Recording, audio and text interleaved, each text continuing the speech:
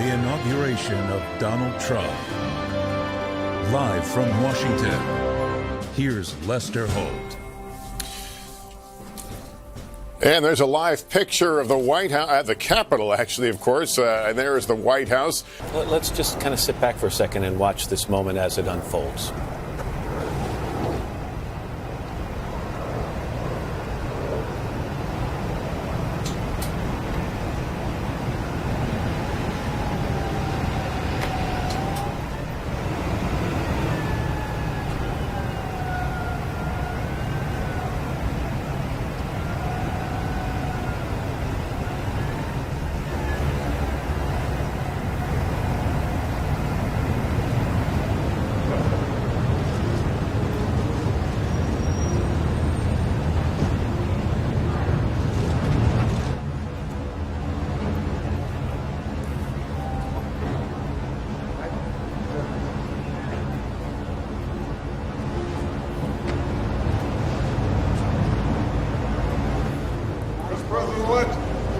How are you? Good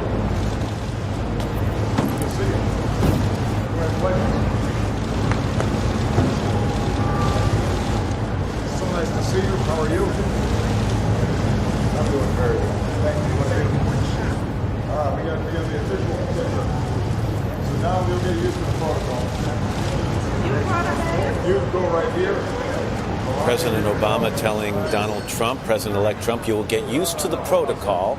And for those of you who have done some shopping around the country at a store called Tiffany's, you recognize that little blue box, don't you? There are a lot of spouses that recognize that blue box. By the way, something about the Marines. It isn't just any Marines that get to do this. They are the best of the best that get that. A word on the box, and we remember where Tiffany's is in New York, rather close to Trump Tower, so I think it was not a long walk to make that purchase. In 2009, Michelle Obama gave a present to Laura Bush, who was the outgoing First Lady, which was a journal in which she was encouraged to write her memoirs. So this may be a new tradition. Michael, it's not always just the president-elect and future First Lady and the President and current First Lady at these gatherings. There have been times in the past where it's been expanded to include a Vice President. Some children of the presidents and President-elects have also been present. Right. Speaker of the House sometimes, the chairman of the inaugural committee, and even sometimes a dog. When George H.W. Bush was coming out of the White House to greet Bill Clinton, who had defeated him, Chelsea Clinton walked up the stairs and patted the Bush's dog, and George H.W. Bush, with that enormous bonhomie and civility of his, said, "Chelsea, welcome to your new house." By the way, you brought up something. You know, one of the things that this tremendous White House staff does during this move-in day is they have to de-petify, essentially, the place because they don't know. They want to make sure there isn't any allergies or and that the process of, and the Clintons, you had to get rid of the cat stuff with, dogs and this or that. We don't know what the allergies are of the Trumps, but it is funny. That's among the things they are doing today. And that move is they're given 5 hours to do it, basically, from the time the procession leaves the White House to the time at the end of the inaugural parade. Peter Alexander's piece was pretty thorough a little while ago, but they basically change some of it has already been moved out of the White House. Right. One moving van will leave on this day. That is tradition. But they change everything, Michael, from the toothbrushes to the brand of shampoo that the incoming first family desires to have in those bathrooms. And they do it effortlessly, and the first family comes in and opens the refrigerator and finds all the foods they like from the places that they like, with one exception. In 1969, when the Nixons came in, they asked for ice cream, and turns out all they could find was butter brickle ice cream, which was apparently the favorite of the Johnson girls. I was thinking about, there's a McDonald's about a half a block from the White House, and as we all know, the incoming president loves him some fast food. Yeah. And that McDonald's, we've had a White House that hasn't been pro-fast food, I think. outgoing president does enjoy it. I know. But I have a feeling that McDonald's going to get busy. They don't always get it right in the transfer. When Lyndon Johnson left office, he left behind this shower that apparently, if it were not regulated, could take out the west wall of the White House. And he told Richard Nixon, "You're going to love this." And Nixon went in there, got blown into the far wall, and came out and said, "Get rid of this thing." And he also left a recording device, which gave Nixon an idea. Maybe I should be recording things. Not the best idea in the Nixon presidency, it turns out. Well, Michael, I was just thinking, he brought up the things that Nixon and Johnson. Nixon had a bunch of TVs ripped out. Absolutely. Right. Johnson, obsessed with television, and maybe we haven't had a president that wants to watch the media as much with Trump since Johnson, right? Right. Johnson had not only triple television, it seemed bolted onto just about every surface, including bathrooms, which was unusual. And this is the 60s, yeah. This is the 60s, and also 2 enormous wire service tickers for our younger viewers. The wire service ticker was a clattering device. The Twitter of them, right? Precise. Yeah, shorthand, that's exactly what it was. And a spigot with fresco, right at the president's desk. Which Johnson referred to as fresco. Right. Michael, we glanced past it a second ago as we saw President Obama leaving that letter on the desk in the Oval Office that he will leave for soon-to-be President Trump. Talk to me about some of the sentiments that have been expressed by past presidents in those letters. That's another very new tradition, goes back to Ronald Reagan, who left a letter for his vice president, George H.W. Bush, when he was coming in 1989, on a piece of stationery that said at the top, "Don't let the turkeys get you down." And he said in the text of that letter, "There will be some days, George, when you want to use this stationery, well, go for it." And after that, every outgoing president has written a similar letter to his predecessor. There was a kerfuffle, as you'll remember, between outgoing Bill Clinton and incoming George Bush 43 about the condition of the White House. That there were, it turns out to be spurious reports that things had been lifted and that there had been trash in parts of the White House where there ought not to have been, and kind of snarly messages that left in different missing areas. W's? Wasn't that the missing W's on the keyboard? How real was that, Nicole? Yeah. Well, listen, we got to the business of getting to work pretty quickly, and George W. Bush, I think, tried to pay it forward and ensure a very smooth and gracious transition between himself and President Obama. We've talked that shortly after noon, then President Trump will deliver his inaugural address, perhaps undoubtedly the most important speech that he will have ever given in his life. Does he have any chance between this moment and that moment to sit in some quiet room and go over those remarks before he delivers it to the world? Not much. I mean, you look at presidents to see, did they, for instance, just before they walked onto the Capitol steps, did they step into a telephone booth? Again, I won't describe what a telephone booth was to and make a few notations, and they really don't have the time. Can I just mention we have George W. Bush and Laura Bush there arriving at the Capitol, making the trip to Washington despite the fact that his father and mother are in ill health, but saying they're coming to represent the Bush family. And again, the good news is that George H.W. Bush and Barbara Bush are said to be doing better. And not only that, we even got to hear some stories we won't share of how much better he's doing. So it was really good news to hear. That's a tease, Chuck. You're not allowed to do that. What goes on in commercials stays in commercials. Yeah. Another great Reagan story is after he left office and he came back and he described to a public audience what it was like for the first time to return. And he said, we made the slow turn over the nation's capital, saw the Washington Monument, the Jefferson Monument, and David Gergen in the Rose Garden. Yeah, okay. David Gergen, an old joke from back in the day, who served in, 4 or 5 straight presidencies, it seemed like, Democrat or Republican. It is inevitable that in the hours that follow, somebody will post an aerial view of the mall in Washington and overlay this scene with what happened 4 years ago and 8 years ago for Barack Obama and try to compare the size of the audience and equate it to enthusiasm. Isn't that inevitable? It is inevitable. And look, this is a different... He comes in very divided, but let's also remember, had Hillary Clinton won, she also probably would have been the most unpopular and incoming president at the time. This was a divisive election. It's a divided country. So you're going to have a different level of enthusiasm. And I go back, I do think that in the Trump transition, I think they've missed some opportunities to little moments that could have brought the country together in a bigger way. Yeah, I agree with that, and that's especially important for a president elected without the popular vote, with a very narrow, relatively narrow electoral vote majority. I think if he had done a little bit more of that, I think we would probably see numbers higher than they are today. I think about what your boss did, Nicole, George W. Bush. He spent a shorter transition constantly worried about the asterisk, as I call it.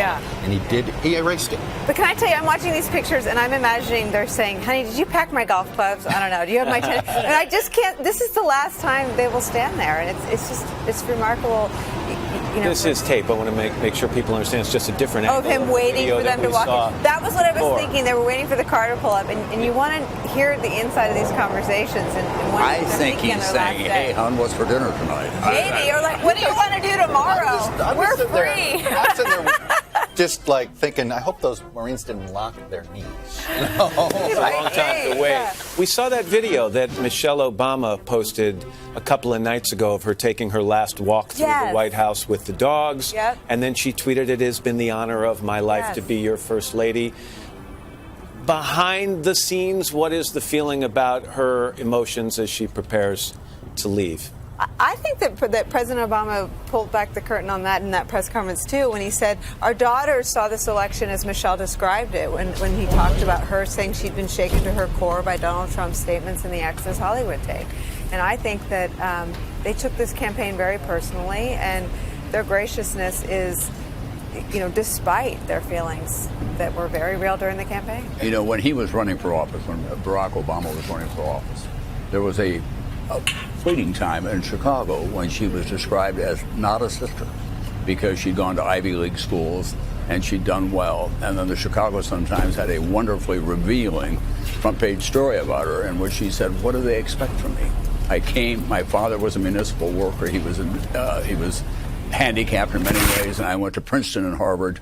Isn't that what we're supposed to do? We're now seeing that's Donald Trump Jr., along with his wife and their children, arriving at the Capitol. And it occurs that we're going to see a very different first family in the White House. Although Barron Trump is 10, he's not going to be moving to Washington immediately.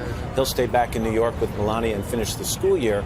But when it comes right down to it, and this is what I was going to get to, Jared Kushner and Ivanka Trump are not two children, obviously one is a son-in-law, growing up in the White House. These two are going to become the power couple in Washington. Look, this is, and not only that, this is, Trump has embraced the idea he wants to be compared to the Kennedys, and in some ways it is a fair comparison because the Kennedys, politics was family business. And for Donald Trump, basically business is family business, and now the new business is politics. And he wants the family. That's who his trusted advisors are. The most trusted will always have either the last name of Kushner or Trump. Donald Trump Jr. is the oldest of the Trump children. Ivanka is second in the order. Eric is third, then followed by Tiffany, who we see going by there, the daughter he has with Marla Maples Trump, and Barron, as I mentioned, 10 years old.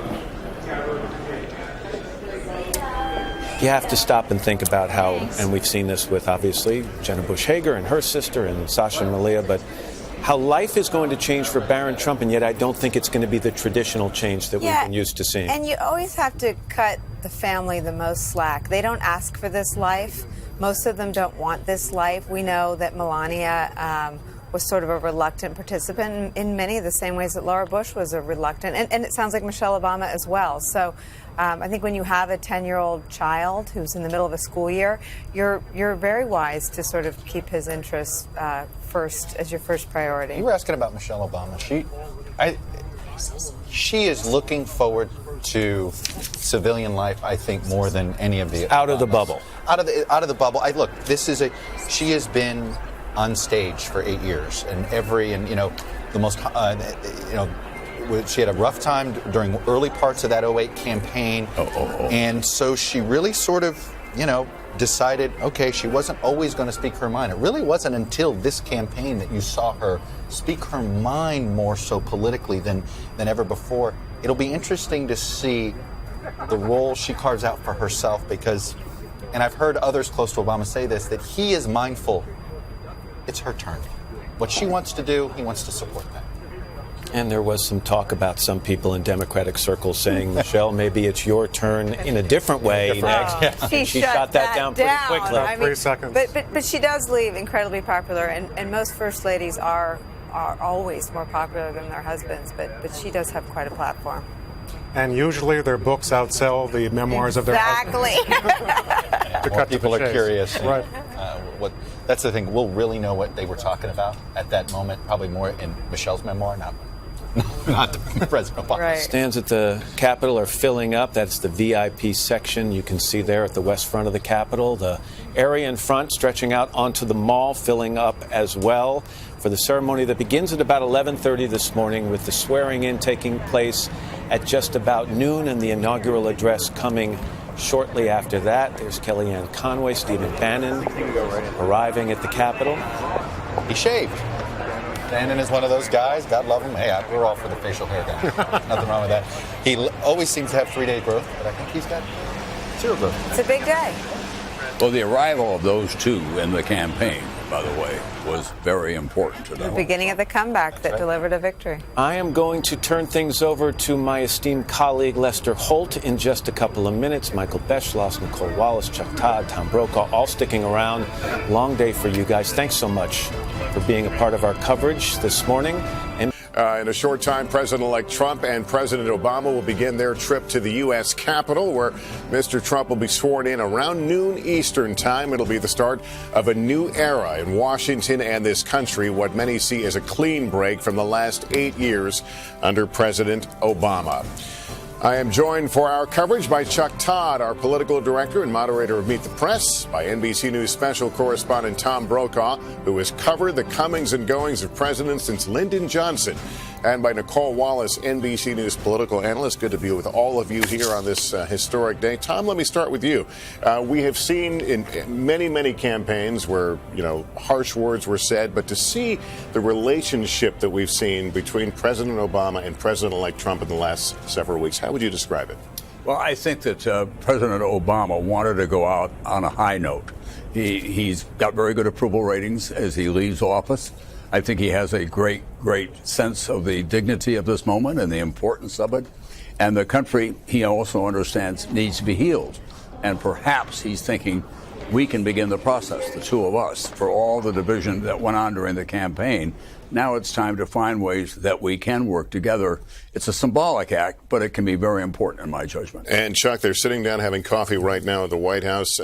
President Obama called Donald Trump at one point unfit, woefully unprepared. We know that Donald Trump questioned, his citizenship. Talk us through this. Look, it is, in some ways, it may be remarkable that they have forged a relationship, but they have, and it's out of necessity. With President Obama's motivation, one, I think, being what Tom brought up. The other part is the serious business of the transition.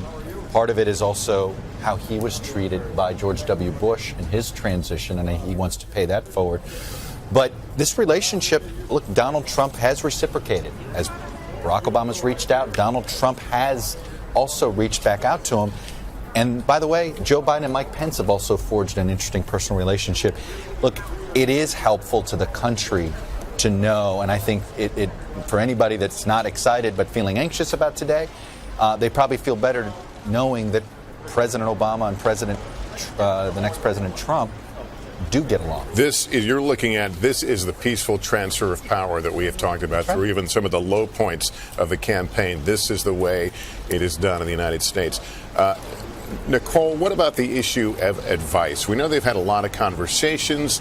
I would suspect what's happening right now is more polite in nature, but how much business has gotten done? How much influence do you think President Obama has had on Mr. Trump? Well, listen, that first meeting between the two of them just 2 days after the election was so extraordinary, and it went long. It went about 30 minutes longer than it was planned. And there Donald Trump, who created the birther movement, sat almost knee to knee with President Obama, who the day before the election was making the arguments that Chuck just described about his lack of fitness for the office of the presidency. But they both stand to gain something important to each of them. Donald Trump is not a particularly ideological man. And And while he's made some ideological appointments, there's an opportunity for President Obama to shape some of the issues he cares about most. And I know they've had some conversations about the future of Obamacare, how Trump might tweak it and put his own spin on it, if you will, rebrand it in some ways, but keep some of the things that are most important to President Obama in it. And on Donald Trump's part, he is going to have a moment in his presidency where he's going to need the other half of the country that didn't vote for him. It bothers him that he didn't win the popular vote, and we know that because he talks about it incessantly. That's right. It bothers him that he's being sworn in with some of the lowest approval ratings, and we know that because he talks about it all the time. And it bothers him when he's criticized on television. We know that, too, because he talks about it all the time. So when he wants to lay a bipartisan feel on something, he has that open line of communication with President Obama, and I could see him asking something of the former president. Presidents don't turn down other presidents.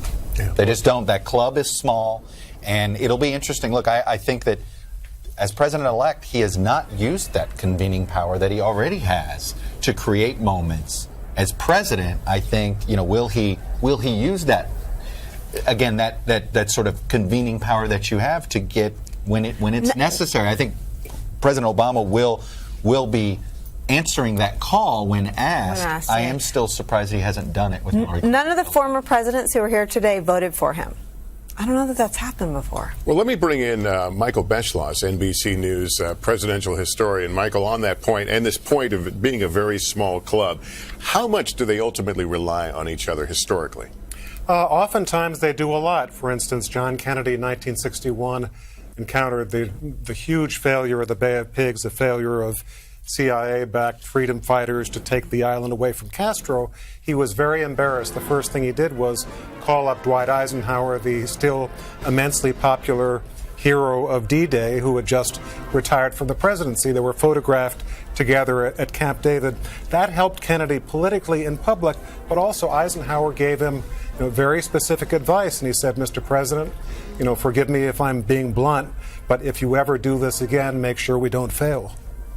And there's a view of the Capitol right now, people gathering around the West Front where the swearing-in will take place in a little under 2 hours from now as the camera pushes in there. It's the choir and many of those will be taking part in place right now. The other end of Pennsylvania Avenue is what we're keeping a closer eye on right now, the White House, where that conversation, that informal greeting, or formal if you would, between the current president and first lady and the future President and First Lady. You see some of those blank spots now in the Capitol Mall being filled in. Some of that, I believe, is the seated VIP area. Maybe that's what we're seeing in the foreground here. And then beyond that, people are filling in up and down the mall to witness this historic event. I was outside just a few minutes ago. It is kind of a damp cold out there. It is drizzling. But I'm happy for all the march as a kid who was in a marching band himself and played an instrument.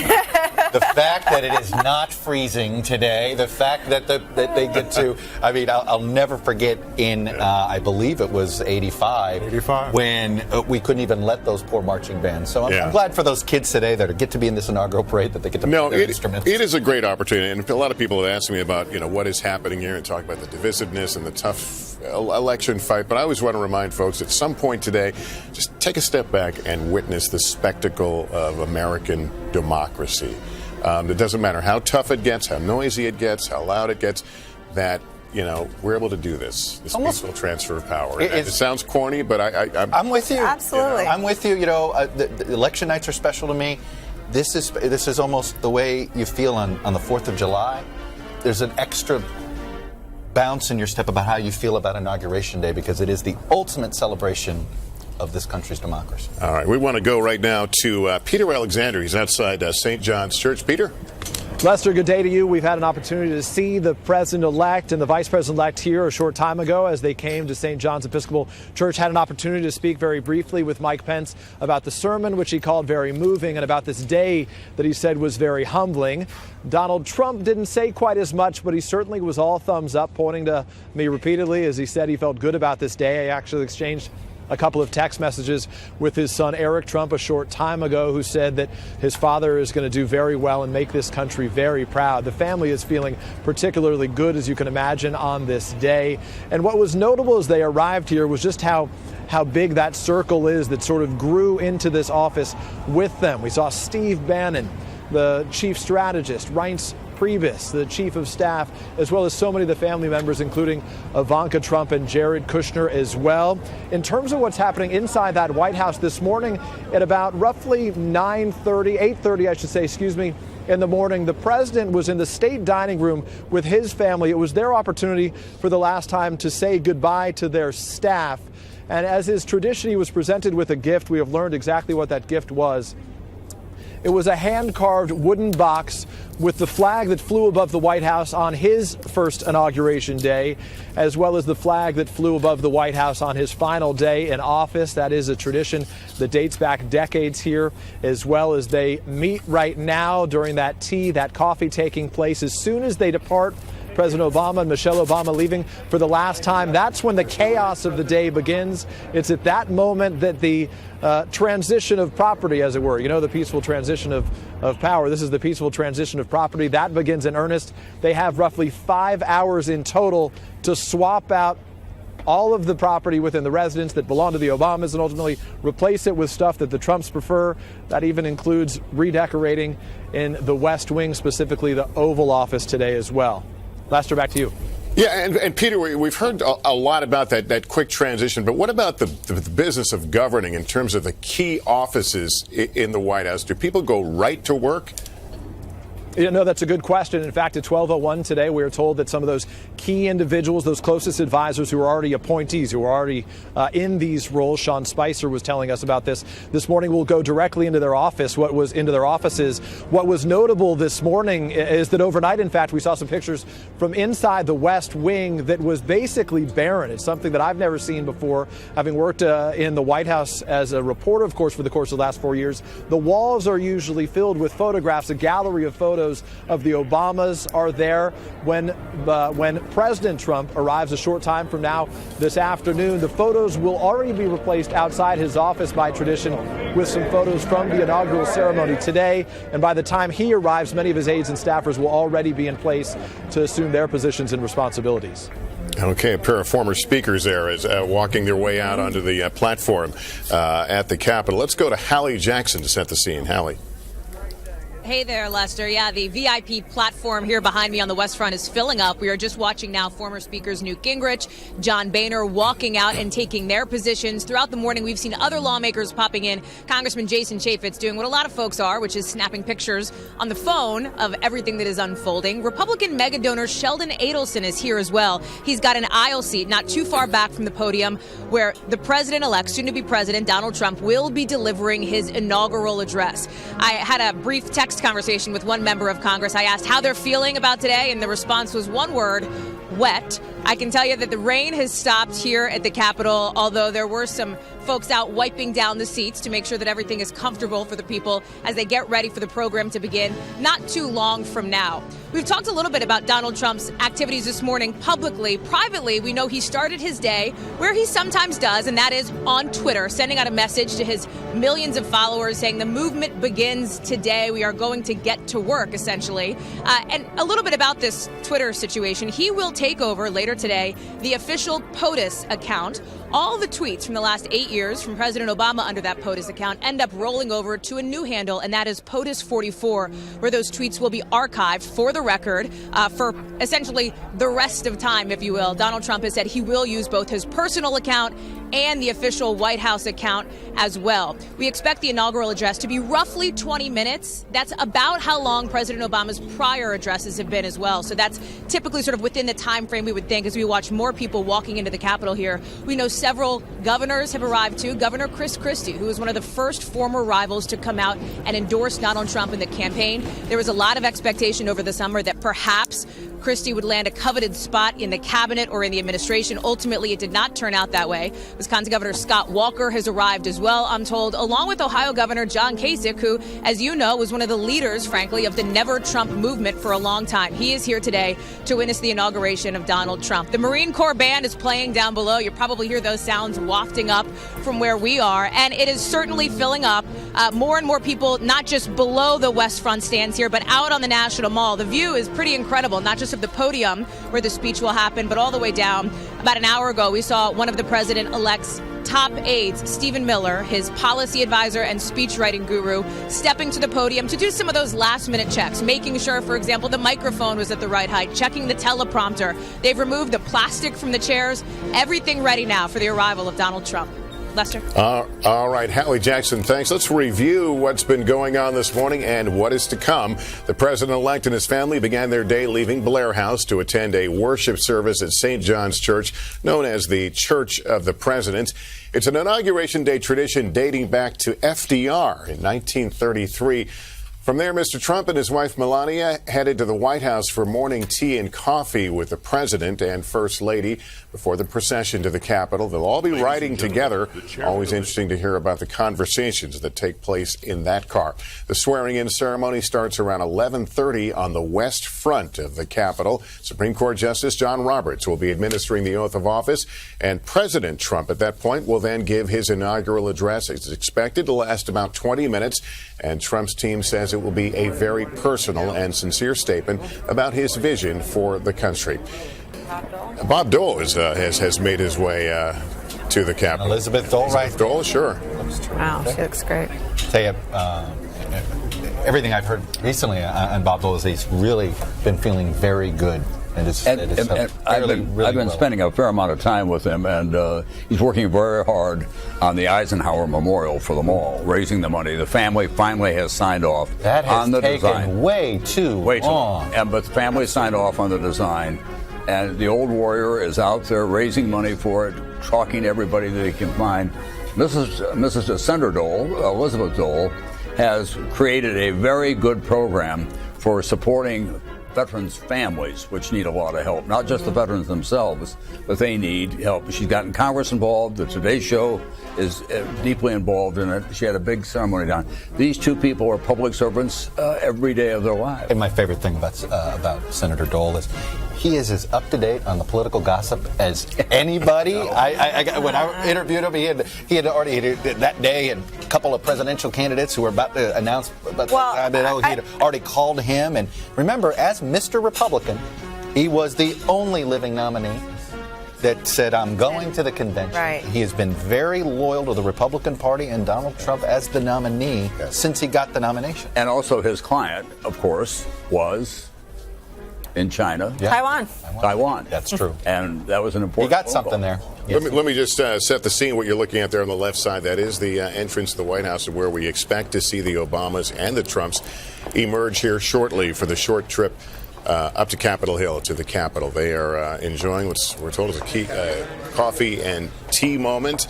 It's a formality that has become a tradition on this day. We're watching the new cabinet on the right side. I saw Rex Tillerson walk through. You saw Tom Price walk through. Scott Pruitt. Yep. So we're seeing the new potential cabinet. Not all. I think we will see at least 2 or 3 confirmations today.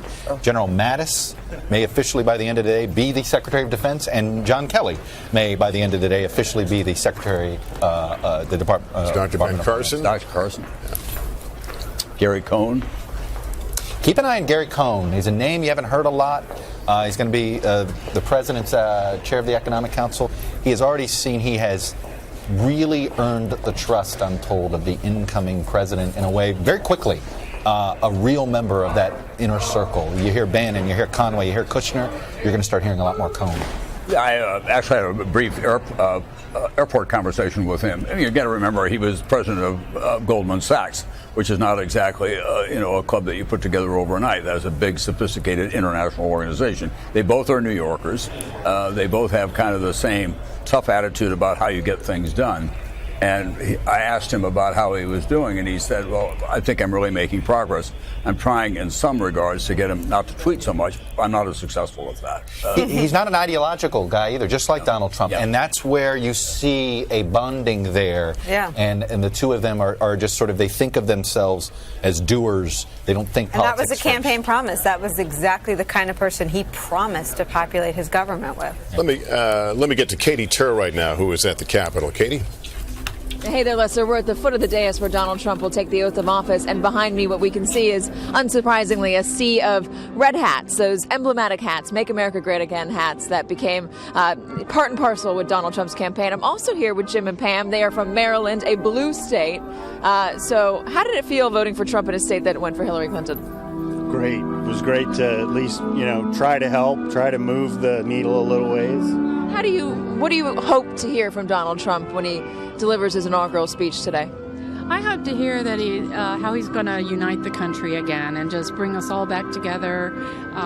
Whatever our differences are, this is a great day, and that he brings our country and makes the economy better and us safer and a great nation. And once again, So you're from a blue state. What do you think are the issues that can unite you and your fellow voters who maybe didn't cast their votes for Donald Trump? Tax reform. Lower the taxes, Donald. Anything else? Yeah, just make a better business climate so we can all, maybe prosper a little bit more than we have in the last 8 years. How do you feel about the transition effort so far? Do you think Donald Trump has made an effort to unite the country? Do you want to see him do a little more? I think he has. I think it was evident when he had the stream of people that were coming in Trump Towers. You could see he was reaching all across the aisles, and I think he has made a very good effort to try to bring our country together. Did you want to see a Democrat in the cabinet? Usually past presidents have put a rival in the cabinet. I would not have minded if he felt there was a qualified person and their political views were of that party. That would have been perfectly fine. Pam, Jim from Maryland, obviously a blue state. Guys, thank you so much. All right, Katie Tur, thanks. And I just completed a week-long tour of different parts of the country, talking to people about the changes that are coming in America. And to a person, they all talked about this notion of bringing the country back together and healing these wounds. But when you press people, you find the divisions are still pretty sharp. And you start to wonder, and Nicole asked this to you, I mean, how much are we asking too much of any president to bring the country together? Yeah, listen, I was on a parallel journey. I think you went north, I went south. Yeah, that's right. And I heard the same thing. They are thrilled to have been right. They're thrilled to have prevailed against what felt like, an establishment political class, Democratic and Republican, and a media that was sort of going along. So they're thrilled by the upheaval. But I think they'd like to see him do some of the more traditional things. Every single one that I asked would like to see him stop tweeting, and particularly at individuals. He's now the leader of the free world, and they want him to stop tweeting at union bosses. If he wants to make a policy case on Twitter, that's fine, but they want to see him act a little more presidential. I also saw the division was not just along ideological and political lines. There was also division over character. Some people who had supported him, acknowledged that some of the offensive things he had said and done along the way, but said that's not why they were voting. But other people, they couldn't get past that, even as they might agree on some policy issues. I've heard from parents on this a lot. Yeah. Okay, I'll be honest, in my own neighborhood, I've heard from parents, I've heard from teachers on this issue, and I have to say that is something that, look, I think Vice President Pence can have a lot of influence on him. It is important that the President of the United States is a role model that all parents want to feel comfortable pointing to, and that is something that I think he needs to make an effort on. I think Vice President Pence will try to push him in that direction. But I think we're looking at the members of the Supreme Court as they walk in. Go ahead, Nicole. But I was going to say, for parents who did vote for him, I went out and talked to mothers before the election and after about how they got there with him. They said they weren't asking him to raise their children. That was their job. So it divided parents on both sides of the Trump question. But there's an optimism here that I wish people would get, which is, I think about the last 10 years, guys. And with the election of Barack Obama, there was a group of Americans that thought, oh my God, my voice can be heard. And in this election, you ran into these folks, Nicole and Lester, who thought, oh, my word, I didn't think I could be listened to anymore. And they thought, oh no, I have been heard. Let's look at it from 30,000 feet over the last decade, and all Americans have felt as if their voice can get heard at the ballot box. That's the upside of all of this. It is now on the shoulders of of our leaders, both the next president, Trump, as well as it was with President Obama, to sort of grab that and grow it. Grow it. You know, that's where there is commonality between Obama and Trump. They both came in as outsiders, as populists. So is there a way to forge that? A successful politician, if Donald Trump can learn to be a successful politician, he'll do that, Hugh. You know, the most intractable institution is the Senate. We had a brief picture of Mitch McConnell, who has waited his entire professional life for a unified Republican government. Here's Senator Schumer walking in now. And Schumer would be crucial to this as well. If things work, that will bring the country together. If Chuck Schumer and Mitch McConnell can make the most intractable institution work with this most unusual president, that would be very optimistic. You know, the irony could be, Mr. Beschloss, that the way that Everett Dirksen and LBJ had a bipartisan relationship, and in many ways LBJ found himself closer to Dirksen than with some of the Senate Democrats. Trump may have a better relationship with Schumer than McConnell. May well do, and that was a feature of those times where, for those who don't remember that as a household word, the name of Everett Dirksen, he was the Senate Republican leader of the minority. Johnson was very close to him. They disagreed about almost everything, but they would horse trade around the clock. They might be working together on infrastructure. That is where, that's a big one. But it does get, look, there's going to be a tension here. The Democratic Party, the base wants to resist. The base wants to fight. Elizabeth Warren here, Senator Warren. Speaking of fighters. Speaking of. Right, I mean, and I think she feels that pressure, and you can see it in these confirmations. This is what's going to be Chuck Schumer's great challenge. Well, simultaneously, the Democratic Party has to decide what it wants to be. I mean, that's going to be a very important part of all of this as they go forward. I saw a young Democrat today who lost in this election cycle, and I said, what are you going to do? And he said, we're kind of at sea at this point.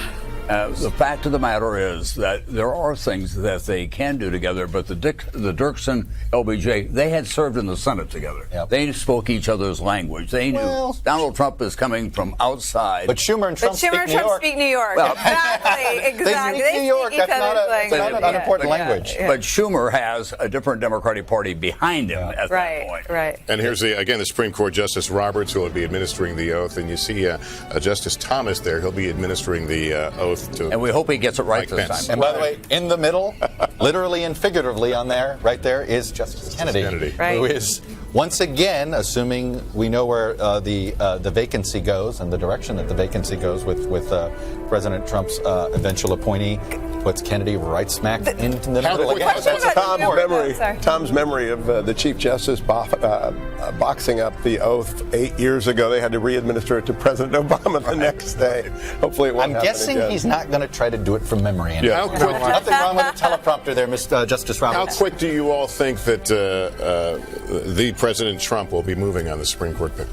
Oh, he promised very quickly. I think this is something, and by the way, I wouldn't dawdle if I were him politically. This is something with confirmations and all this stuff. Get it done early, because it's going to be a painful process too politically, and you don't want to have that linger. There's the future person. All right, here is the Trump family now.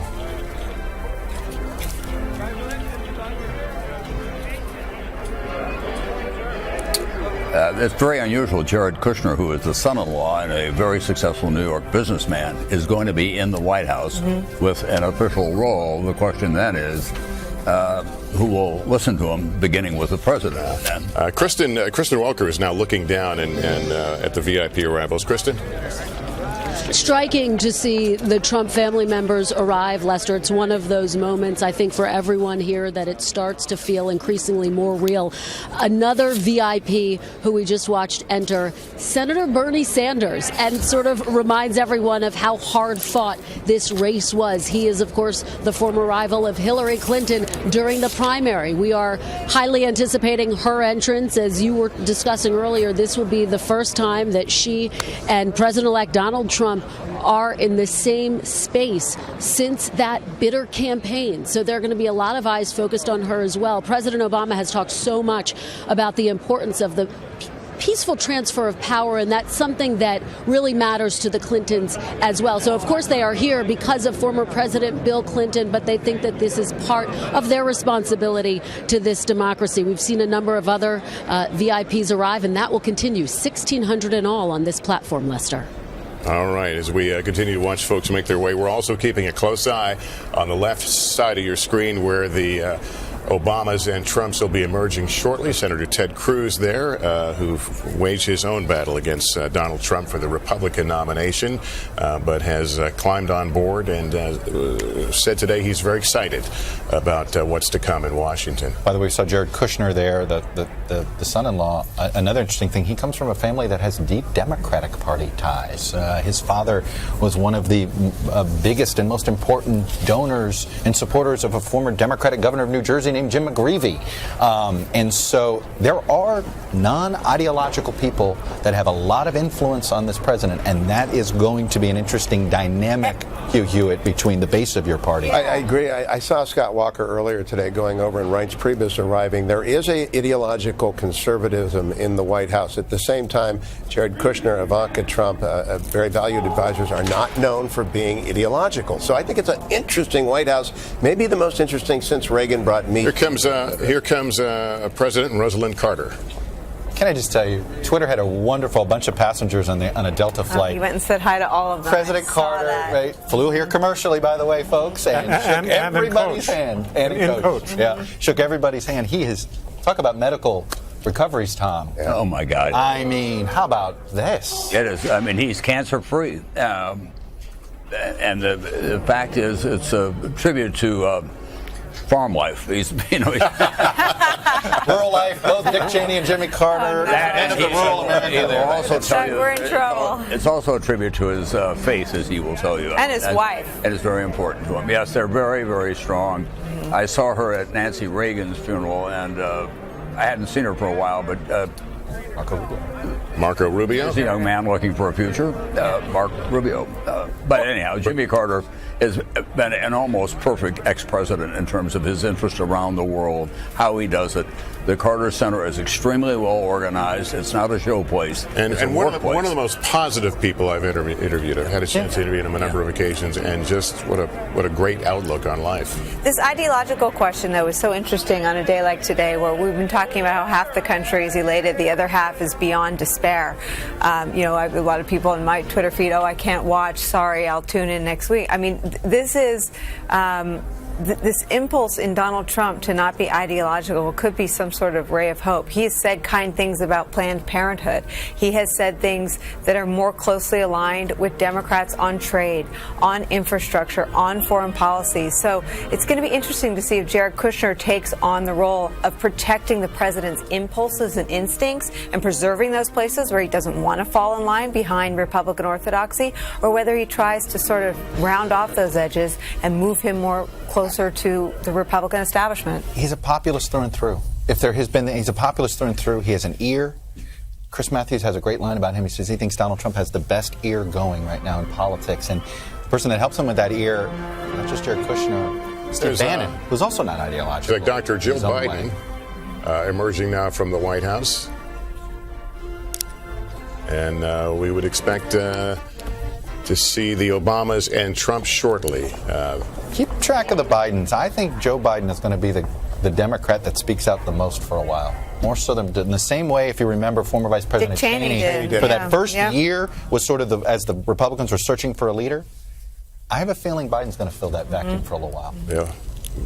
Well, I have a personal hope. I hope that he'll stay as well in Moonshot, which the launch for cancer. He's deeply committed because of Beau and other cases that he knows about, and he's worked very hard at understanding. Boy, there's a contrast for you right there, Bernie Sanders. By the way, that was Karen Pence we saw walk out with Dr. Biden. And here now, the First Lady and the soon-to-be First Lady.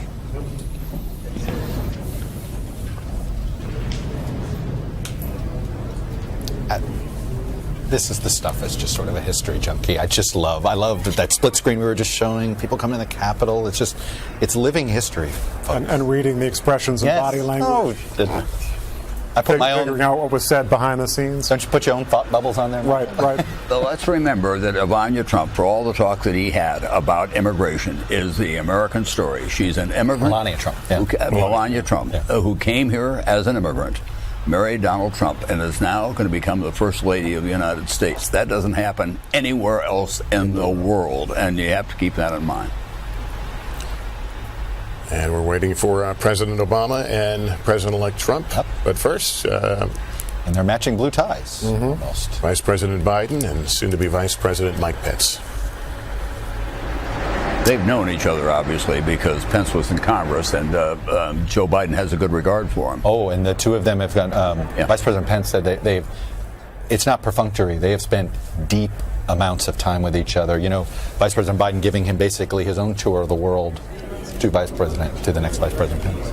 I heard another one of Donald Trump's principal economic advisors said yesterday he had a very good meeting with Valerie Jarrett, who called him in and gave him kind of a brief on what you can expect and what the difficulties are. You know, one thing I think might be said is that, you know, we've heard a lot in this campaign about technology and what that does to people's jobs all around the country. And just to give you a sense of the pace of technology, 100 years ago this year, Woodrow Wilson was inaugurated for a second term, and he came out of that front door and he got into a horse-drawn carriage and rode it all the way up to the Capitol. Just 100 years ago. And here the door swings open, and there is President Obama and President-elect Donald Trump. Now, he arrived in a armored SUV. He is about to step into what's affectionately known as the Beast, the presidential limousine. Another reminder of the transfer of power. He arrived in Washington on an Air Force plane, not his private 757. So it is all becoming very, very real in small steps. And about an hour from now, one large step with the swearing in. Those ties mean that they're the leaders of red and blue America. Looks like it, yeah. President Clinton and Secretary Hillary Clinton. But their wives are wearing the reverse, so there you have it. Outreach. So, Michael, have we heard any stories along the way of what occurs in this short car ride? Usually people getting along pretty well, and that was particularly the case in the first one of these, which was 1837, when Andrew Jackson was riding with the new president, who happened to be his vice president, Martin Van Buren. They were on great terms, but it has not always been that way. Franklin Roosevelt defeated President Herbert Hoover. 1933, they rode up to the Capitol. Roosevelt kept on trying to engage Hoover in conversation, and Hoover so detested Roosevelt and was so depressed he barely spoke. And so finally Roosevelt was reduced to saying, "Look at that building being built over there, what wonderful steel." As we look at this picture of Hillary Clinton, your mind just can't help go there to what she's thinking. She and so many people thought that this would be her day. And at the same time, what an important symbol this is of what I keep coming back to, this peaceful transfer of power. And let's not beat around the bush. I don't know if she's over it. I know it took her a long time. I know that, and I don't think she is in some respects. And especially when you pick up your New York Times today and you see that story about the idea that the Russian investigation continues, and every time one of those stories hits, you hear through that grapevine that it stings her a little bit more. She got more votes than any losing candidate in history, almost 3 million more in the popular vote. And you're right, it's got to sting. Her choice will be very interesting, how she lives the next 4 years and what she decides to involve herself in the politics of the day. And no clues yet, I don't believe, from anyone as to how she intends to do that. And the motorcade is on the move now, leaving the White House grounds, making the short drive to the Capitol, where a very short time from now, Donald Trump will become the next president of the United States. There's former President Bush. You know, the Bushes and the Clintons have become friends, and one thing that might make it a little easier today on the Clintons is that friendship between George W. Bush and Laura Bush and the Clintons. And, I said this before, none of the former presidents on that stage will have voted for Donald Trump. So when you said that before, Nicole, I have to say it was sort of like, it was a wonderful observation, but it really hit me like a sledgehammer. It is such an, it did. This is why I think there has been a difficult time to unify the political world around this moment. And probably very healthy, because I think the people that voted for Donald Trump and put him over the edge wanted a shakeup of establishment politics, not just Republican or Democrat. A big, big piece of why they voted for him, quite honestly. Going by the Treasury Department now. on their way to, we'll be looking at the west side of the Capitol, which was the Ronald Reagan innovation for this day. You want to be sworn in with the Capitol looking west as a son of the West. This is a round trip for Donald Trump. The next time he'll be going the opposite direction, and he will be President Donald Trump. I must say that as a reporter, of course I was never on that, but I would go as part of the pool to the Capitol for the State of the Union address. It was very exciting. I mean, it was one of those things you look around and say, wow, I picked the right profession after all. All the excitement of going up to the Capitol, the anticipation, and you're in the presidential limousine. I've ridden with presidents before, and the back, and you're knee to knee with the Secret Service there as well, because right. They slip in and they've got a jump seat. Mm-hmm. So, and it's not as private as you think it is. And by the way, in a moment, he will be passing his new hotel, which was I believe his first stop when he arrived in Washington yesterday. We're talking about the limo. It's called the Beast because it's so heavy, and when presidents fly overseas, they have to take the Beast with them. There's a cargo plane that literally flies the motorcade to any foreign country, but yeah, they are. I had a chance to step inside the one that preceded this one. Yeah. When that door closes, there's a steep thump, and you feel like you're in a sealed chamber. Yeah. So, Michael, they don't go down. Tamron Hall is right by the Trump Hotel. Tamron? Hey there, we are right by the Trump Hotel. Within a few minutes here, we should see what you were referring to as the Beast carrying the president-elect and President Obama. The next route back from the Capitol, Donald Trump will be the 45th president of the United States, with his hotel perhaps being the first time that the president steps out to greet some of the people who are just to my left, who've strategically placed themselves in front of Trump Hotel, formerly the main post office for Washington, D.C. I'm now hearing cheers here. So as the motorcade passes with the president-elect, his family, the soon-to-be First Lady as well. We see Dr. Jill Biden there, and there is Melania Trump with First Lady Michelle Obama, and you see there Mike Pence. I'm trying to step out of the way so you can see more here, and there you have it.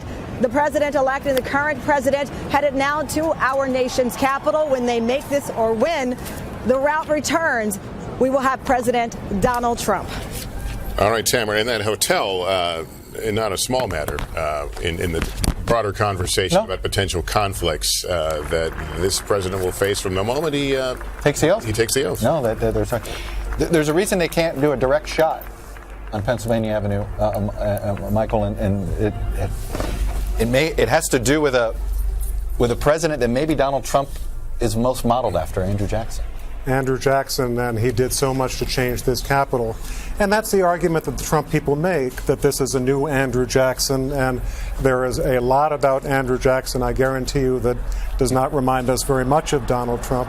But one thing does, and that is that Jackson was the one who said, essentially, elect me and I will end this period in which the White House has been held by the elites, the aristocrats. I will bring in the common people, to the point that on Inauguration Day, they opened the White House to everyone.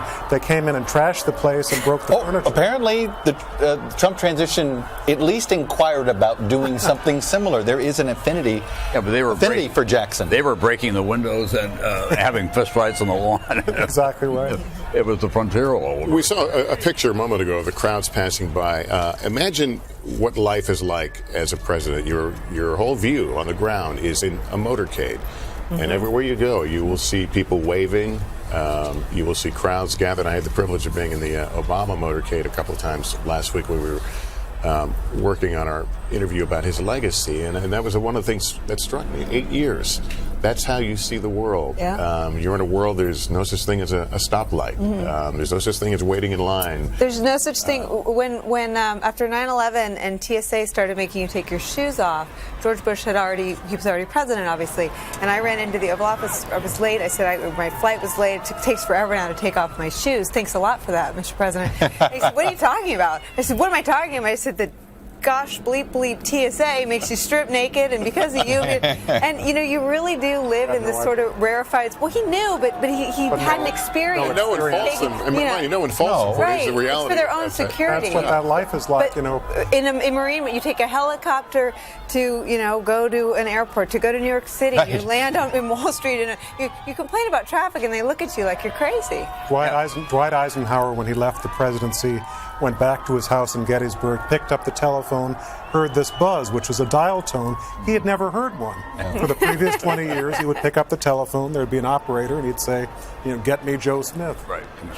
The other thing is that Donald Trump has had more than a little experience riding in a limousine. I mean, this is not correct, and a private airplane. And a private airplane. Well, no, and look, that is a concern that actually some folks around Trump have. That he does. Here's a guy that was elected supposedly having this common touch, but he actually doesn't interact that much. Hasn't. Will interact even less so as president, just because of the nature of the way the job. Governor Chris Christie, who was seen for quite a while as being a potential rising star and having some major role in this administration.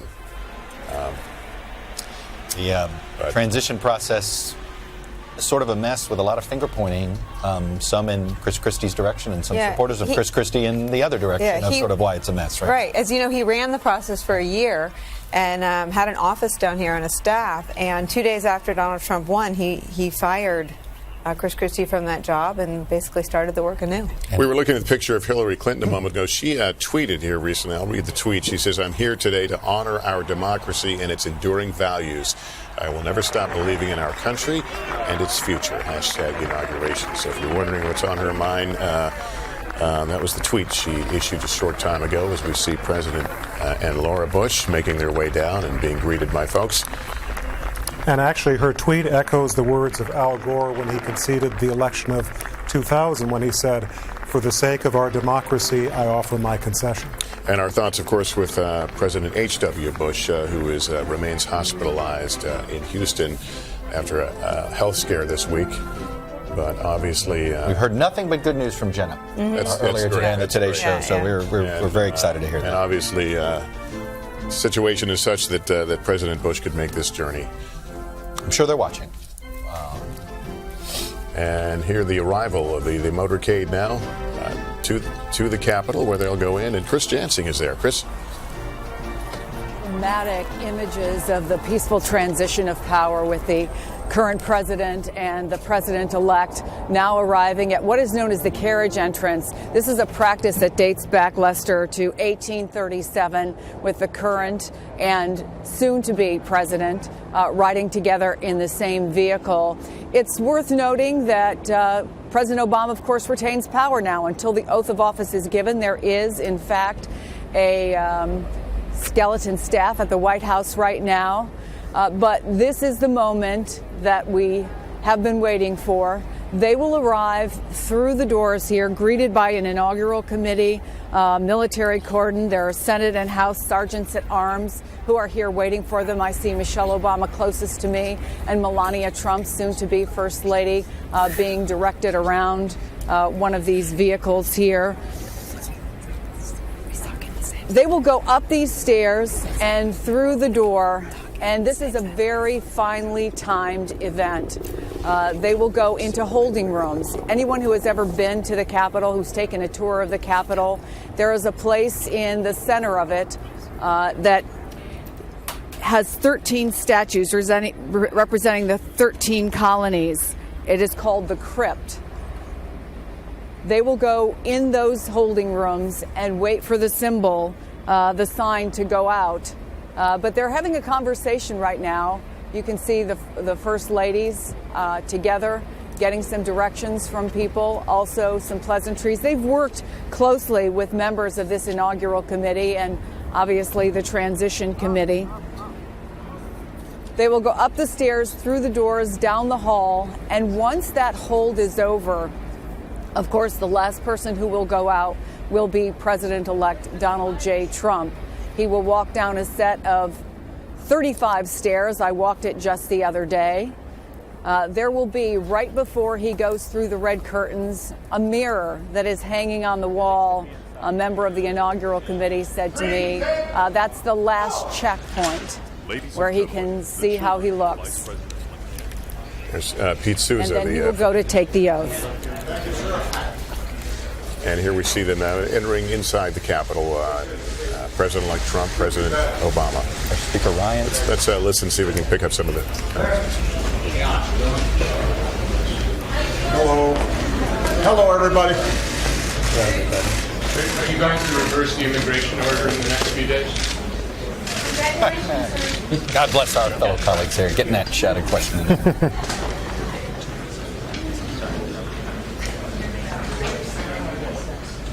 Okay, Laura, we're moving. But to the question, we are going to be looking for some reversals here in the next several days. Don't expect it today. I find it somewhat unusual that they have talked that Monday should be viewed as the first real day of the presidency. The Pences. That they're not going to do this, quote, hit the ground running aspect today. There'll be a couple of orders, but it's really Monday that they're building towards. One of the key aides, however, told me that he would not be surprised if they were challenged on the weekend in some form, economically or otherwise. We can talk about the one challenge that everybody's concerned about, and that's that in North Korea, they are anticipating a test launch of some form. Here are the Trump children. There's Ivanka and Tiffany and Donald Jr. and Eric Trump. Somber faces as they prepare to step out and watch their father become the next president of the United States. And Barron there. Was Barron? Yeah, Barron. You know, Chuck was talking a moment ago about the possibility of a challenge from North Korea. We talked about the symbolic importance of a smooth transition, but one thing that's developed in recent years is that the old president and the new president and their people have national security exercises so that if, God forbid, something like this happens 1 minute after the oath taking, the new president and his staff will be a little bit more up to speed. And these are post 9/11 reforms. You know, I was talking with Andy Card, who was the chief of staff for George W. Bush, and he was talking about they put in some new in order to make this transition smoother. And he said that the Obama administration sort of enhanced it even more. They did an exercise last week. It was basically both teams. They did a essentially practice emergency exercise, as you call, and that is a sobering moment for all of the advisors. That's the first time they feel the weight of what they're about to As we look at the kids come in here, it's worth noting Ivanka Trump was asked point blank about whether she would serve as the pseudo first lady, and she shut that down very quickly. And emphatically so, almost saying that's insulting. Yeah, it had been talked about a lot. I think it's the first time she got to answer that. So she will have no official role in this White House. And there is the view. Hallie Jackson has got a great view looking onto that west front where all this is taking place. Hallie, what are you seeing? Hi, Lester. We are just across from the view that you are showing now on a meteorizer filled with hundreds of journalists here to witness this. Just a little bit of color from the ground here. As people are watching on the monitors, every time they see a shot of, for example, the president-elect or his family, a big cheer goes up. There have been announcements now as each of the former living presidents has walked in, President Carter and then President Bush and President Clinton as well. I'll tell you that the senators who have gathered here on the platform are doing what a lot of folks in the crowd are doing, and that is picking up their phone and taking pictures and selfies. Lester? Okay, and here I believe it's the first time the public is seeing the Trump children. I believe they're about to walk out into the public view. There they are. And you can hear that applause. Let's listen. See, even the chief of staff is doing photos there. That's previous.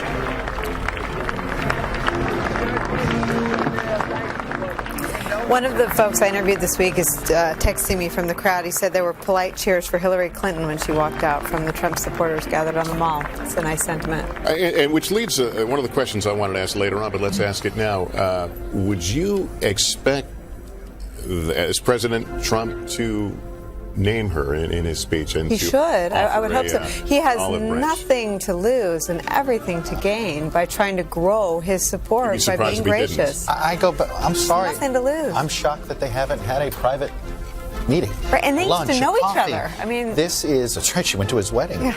This is, I think, the biggest mistake he made during the transition. Yeah. Look, she may not have wanted to do it, but there's no way she could have turned down that invitation from the president-elect. His decision, the fact that they haven't done it yet, I just think was keep in mind, as a mistake. Keep in mind, he never fully closed the door on prosecuting her. He said, it's not something we're to deal with now. But remember, he had thrown that out before the election. And well, it is. I'm glad to hear that about the crowd.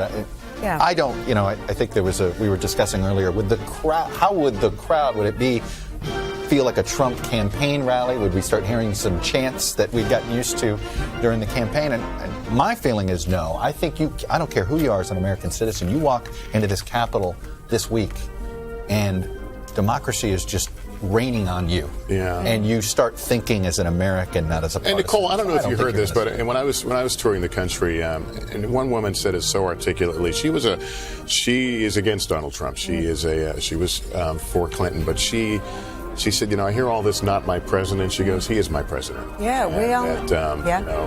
She says, I've got to root for my president to succeed. And where you hear that is in the military. And Donald Trump did really well among military families and among veterans, but he didn't win them all. But they have to live that. They don't get to just say it. The rest of us get to say it. They have to live with this man as their commander-in-chief. And so it really is. I know people that say it, mean it, and they are really still hurting. They feel despondent about the outcome, but it's not a particularly productive sentiment. Yeah, and there is some of the crowd. A lot of folks. I know the Park Service and others they don't like to get into the crowd counting business. I think there was talk of anywhere from 700,000 to 900,000 to come and witness this. There are protests in various parts of town. There were threats to. We'll get a crowd estimate from somebody. Somebody will get. I think from Donald Trump. I think Are you guys kidding me? That's who I was referring to, Nicole. We'll get an official estimate, perhaps from the podium. We may get some new poll numbers, you guys. A report on how we're doing in the coverage of the event. I mean, he's still Donald Trump. Katie Tur is down in the crowd right now as we look. I think that's Eric Trump. Katie, what is the mood down there like that? People have been staked out for a while. Yeah, they've been here for quite a while, and they're covered in ponchos. They're wearing hats. They're cold, but they're clearly very excited. I was wondering as well what the reaction would be when Hillary Clinton and Bill Clinton walked down. And while there wasn't a large cheer in the same way there was for George W. Bush, there was not anybody who was jeering in any way at Hillary Clinton. They said to me that they believe that this was probably a pretty hard moment for her. They acknowledged that. But these people are Trump voters. They're the ones that put him into the office. They're the ones that they feel defied the odds, and they feel very vindicated right now. And now they're going to start chanting USA, which is obviously what we heard quite a bit of on the campaign. What can you see with the naked eye from where you are? People mainly seeing this on a jumbotron, or can they see anything? So we have a really good view. I'll show you. We're like at the foot of the dais, so we have a bird's eye, not bird's eye. We have a direct view of Donald Trump, easy to see. But there's also a big screen over here, so they can see people that are walking down the stairs. They can see faces a little bit more clearly, faces of Donald Trump's cabinet. There was a number of cheers as Donald Trump's cabinet took the stage. They asked people to move out of the way so they could see the big screens. But they have a great view of Donald Trump and how he will be taking the oath of office. In terms of the crowd and how far it extends, guys, you have a better idea of that because you're going to see it on various shots. But it does look pretty filled to me here. These folks have been waiting now for hours. They are excited. Of course, this is a day that they hoped they would see come, and it's a day that they feel they deserved. Back to you. All right, that's an incredible picture right there of the mall, and folks gathering out to watch. I can't wait till our folks will speed up. We do those speed things we've been watching all morning. The crowd filling in. We've been watching all morning. It's 7 a.m., as you might expect, stragglers, and every half hour it's been kind of neat to watch it fill in. Yeah, and I think Jacob Soboroff is near the far end of the mall. Jacob, what are you seeing?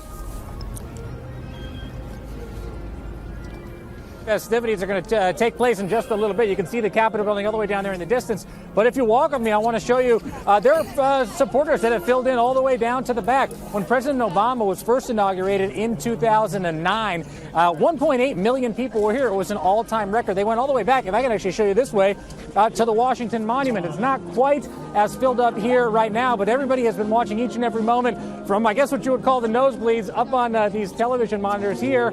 We can see what you guys can see up close and personal from about 1.1 miles away. Security is very tight. Part of the reason that it took such a long time for people to fill in here, but the crowds are finally coming, and they're certainly enthusiastic. Jacob Soboroff, thank you very much. And just to recap, if you're just tuning in, President Obama and First Lady Michelle Obama and the Trumps have now arrived at the Capitol. They are in a holding room. Virtually all the VIPs have taken their place on the platform on the West Front, and we will be getting underway quite shortly. I think 11:30 Eastern is when the ceremony itself begins. And there's some of the notables, of course, President Bush, Secretary Clinton, and President Clinton, so many members of Congress. It is, of course, been noted that a number of members of Congress have chosen to boycott this gathering today. I think the last number I heard was around 60 or so. Following the lead of John Lewis. Yeah, mainly in reaction to the flap that John Lewis had. And his comments he made to you originally about that's right. the legitimacy of the event. And an untold number of people around the country, before we get to Kumbaya here, are not watching and are still very angry. There's going to be a large protest in this town tomorrow. Yeah. Okay, and not an insignificant one on that same mall. Apparently they're beginning the women's march all over the country. Yeah. Women are marching all So over. let's not forget there are people who look at her 3.5 million or 3 million vote margin and the whole Russian hacking episode, and they have not given up. And here is First Lady Michelle Obama being escorted now, along with Dr. Jill Biden.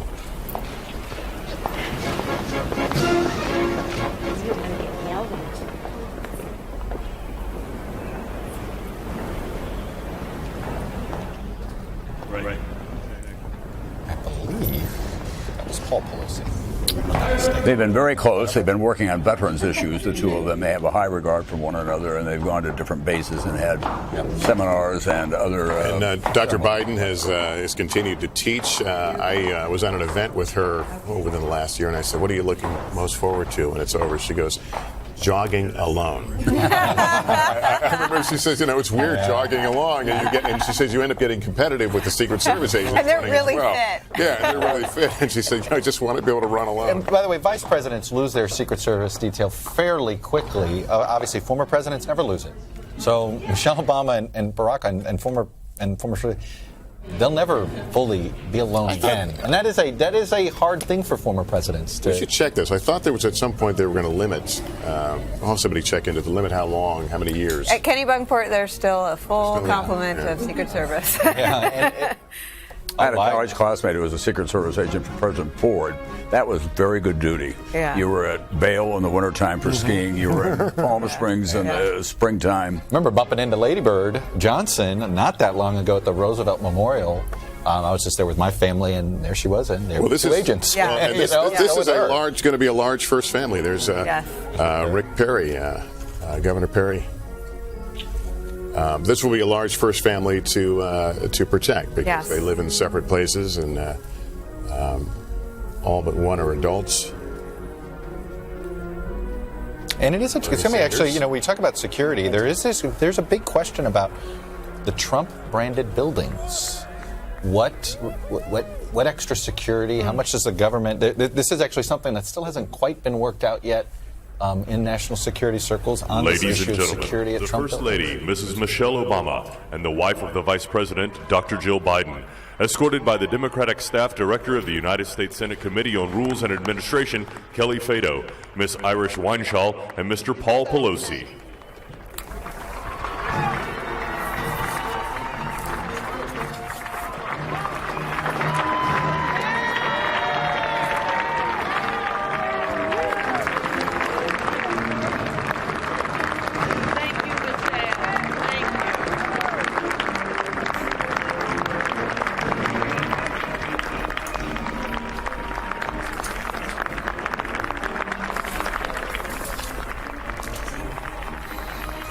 As they take their seats, Michael Beschloss has been looking at the security around the Trump Hotel, which is apparently very strong with barricades and hundreds of police officers and Marines.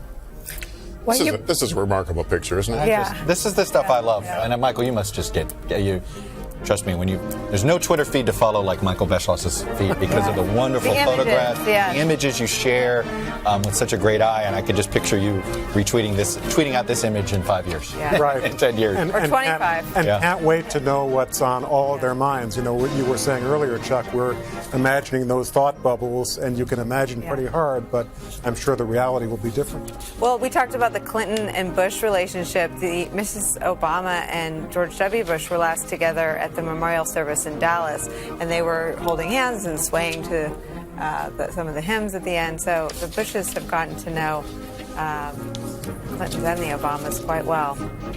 I have to say something about Mrs. Obama and her contributions to fashion because I'm sitting next to 4 men in blue suits. Non-fashionable. Yeah. No, I didn't. You look great, but you were all wearing the same suit. But Mrs. Obama has been An occupational hazard, Nicole. She's been known the world over and watched the world over for picking out designers, young and upcoming designers. And Melania Trump is a beautiful woman and obviously a fashion icon, a former model. But it'll be interesting to see if that is her practice. Women care about stuff like this, you guys. Okay. Y'all looking at me dumbfounded. Come on, I want Nicole. Thank you. I'm not. Get a thumbs up from the Can't women in you the studio. name the designer she's wearing. I'll know you really have a good idea. Name them. I don't know Michelle who Michelle Obama Obama, designer. but she wears a lot of. She wears J. Crew. She wears high end. That's why people love her. Sure, people have Someone already will tweeted tweet out it. where to buy what she's wearing right now. And Melania wearing Ralph Lauren. The first looks family will stunning. soon be able to shed their coats. They're heading to California for a little warmth after this.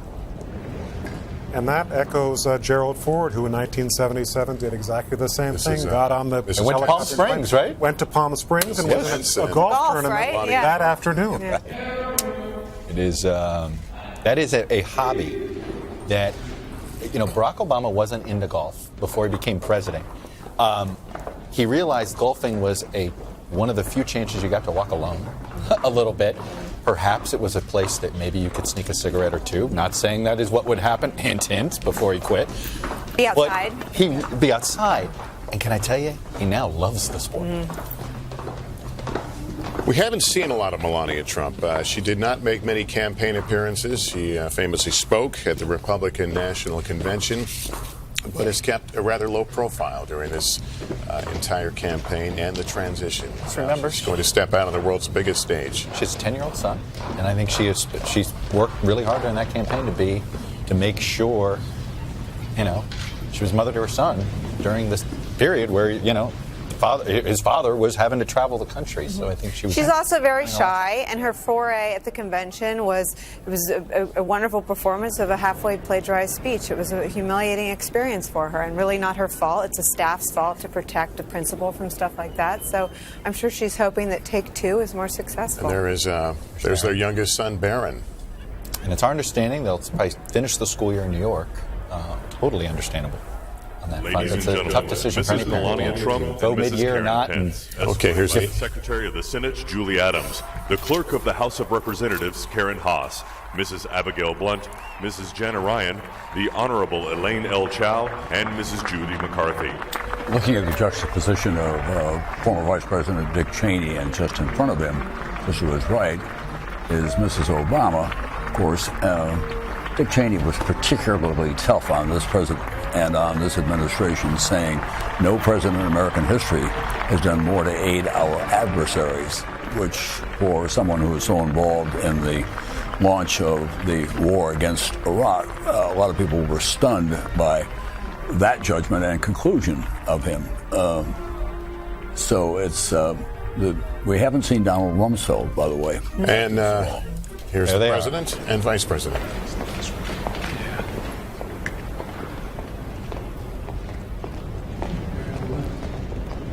Speaker and the Democratic leader of the Senate. And for most of American history, you could never see this kind of thing behind the scenes, both because there was no television, also for last decades, television was oftentimes not of this quality. By the way, Nancy Pelosi there is wearing a pin, a button, and many Democrats today are wearing that same button. I'm told it says hashtag protect our care. It is their way of just a quiet advocation of keeping essentially Obamacare. Let's listen for a moment as They're about to be introduced. Donald Trump always wears a red tie. Are you noticing that all the Democrats have blue ties on today? And on the day that she conceded, Hillary Clinton wore purple and her husband wore a purple tie. That's this.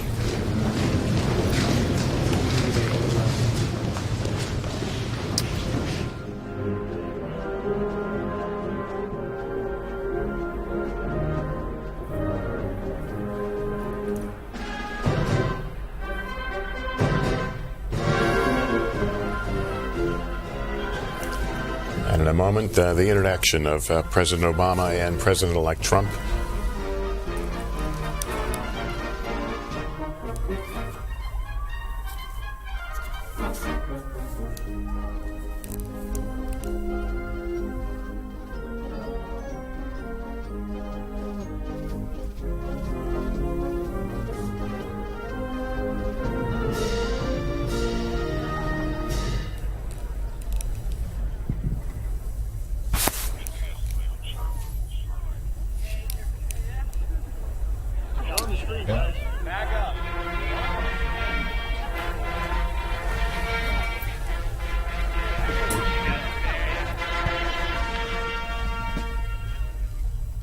Ladies and gentlemen, the President of the United States, the Honorable Barack H. Obama, and the Vice President Joseph R. Biden, escorted by Senate Democratic Secretary Gary Myrick, Senate Democratic Leader and Rules Committee Ranking Member Charles E. Schumer, and House Democratic Leader Nancy Pelosi.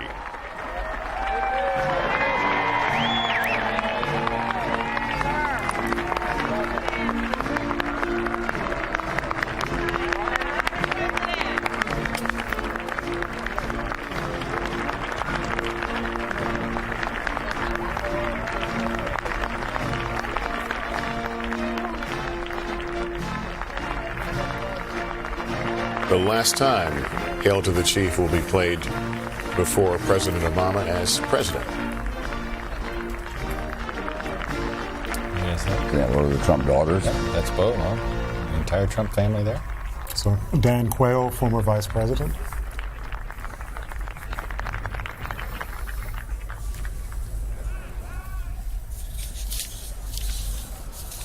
We actually are going to hear from Barack Obama one last time today. He will be speaking as an ex-president over at Andrews. That's correct. It's sometime later this afternoon. An exchange between President Bush and President Obama. They look like they're ribbing each other. Can you walk by President Bush and not get ribbed? No. Yeah, that's what I thought. Thinking the last time we saw them together was at the memorial for the police Dallas. officers in Dallas. Yes.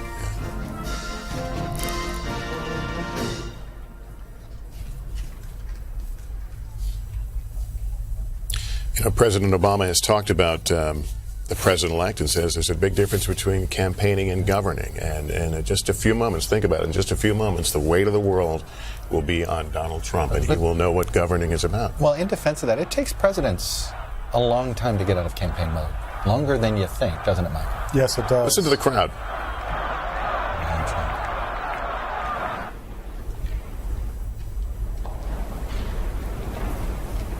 Well, I don't think that they were silenced, but I think the mic was silenced. It was picking them up. All right, here we go.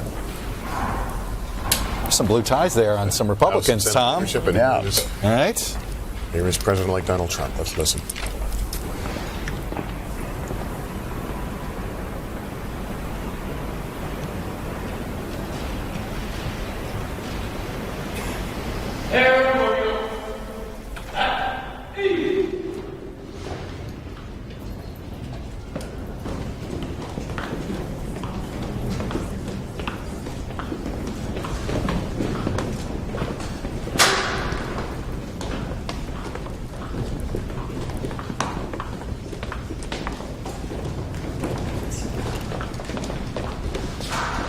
Michael, in the long history of American presidential politics, has anyone ever defied greater odds more successfully than this man who's about to become the president of the United States? Can't imagine one, particularly because, there was a law that we would have always said probably was an iron law in politics until the last couple of months, which was you don't get elected president if you don't have serious military experience or serious experience in public office. Donald Trump actually speaking to the camera there for a moment. Didn't quite hear what he said, but looked into the lens. This is a man not easily humbled, and you have to wonder, is this truly a humbling moment for him as he is about to take the oath? It certainly looks like he's feeling the weight. He looks like the Donald Trump we saw that sat next to Barack Obama that first time. The Vice President-elect Michael Richard Pence.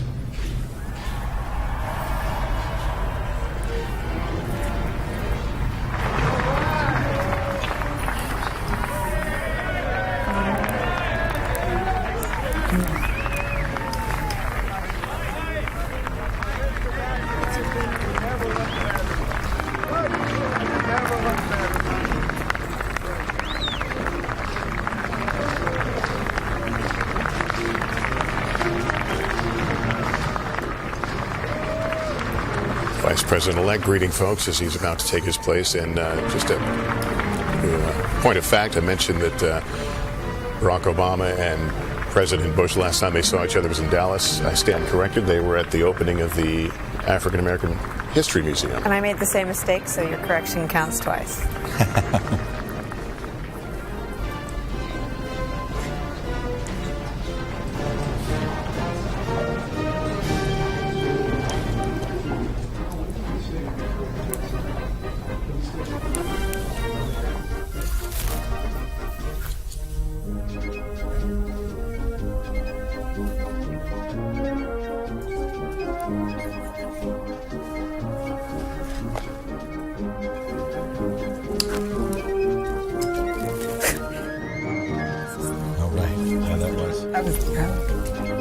Okay. I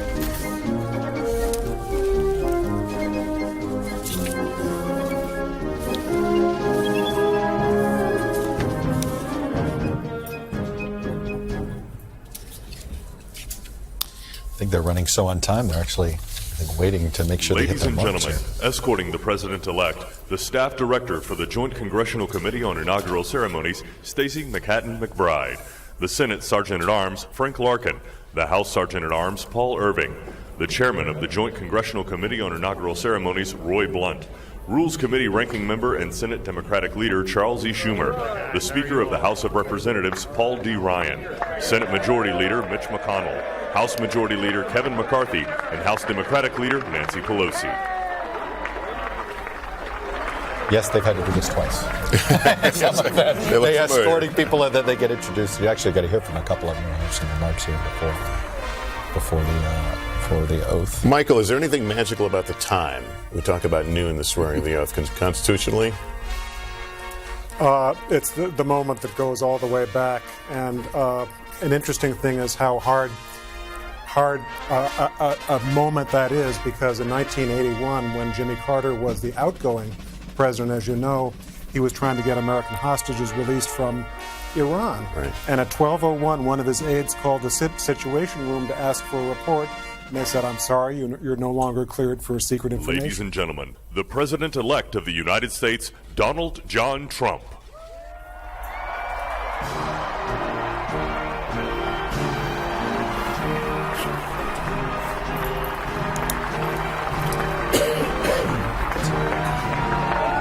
Officially say it's a trademark thing. Thumbs up. It's his version of a wave. Signature. That's what we call it.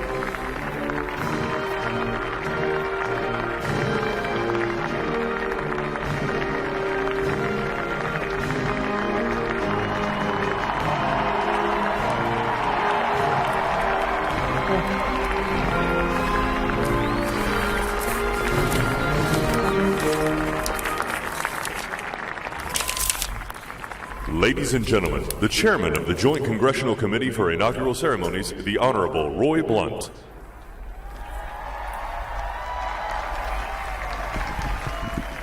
Thank you all. If you have a seat, you can sit down. Mr. President, Mr. Vice President, Mr. President-elect, Mr. Vice President-elect, ladies and gentlemen, welcome to the inauguration of the 45th President of the United States of America.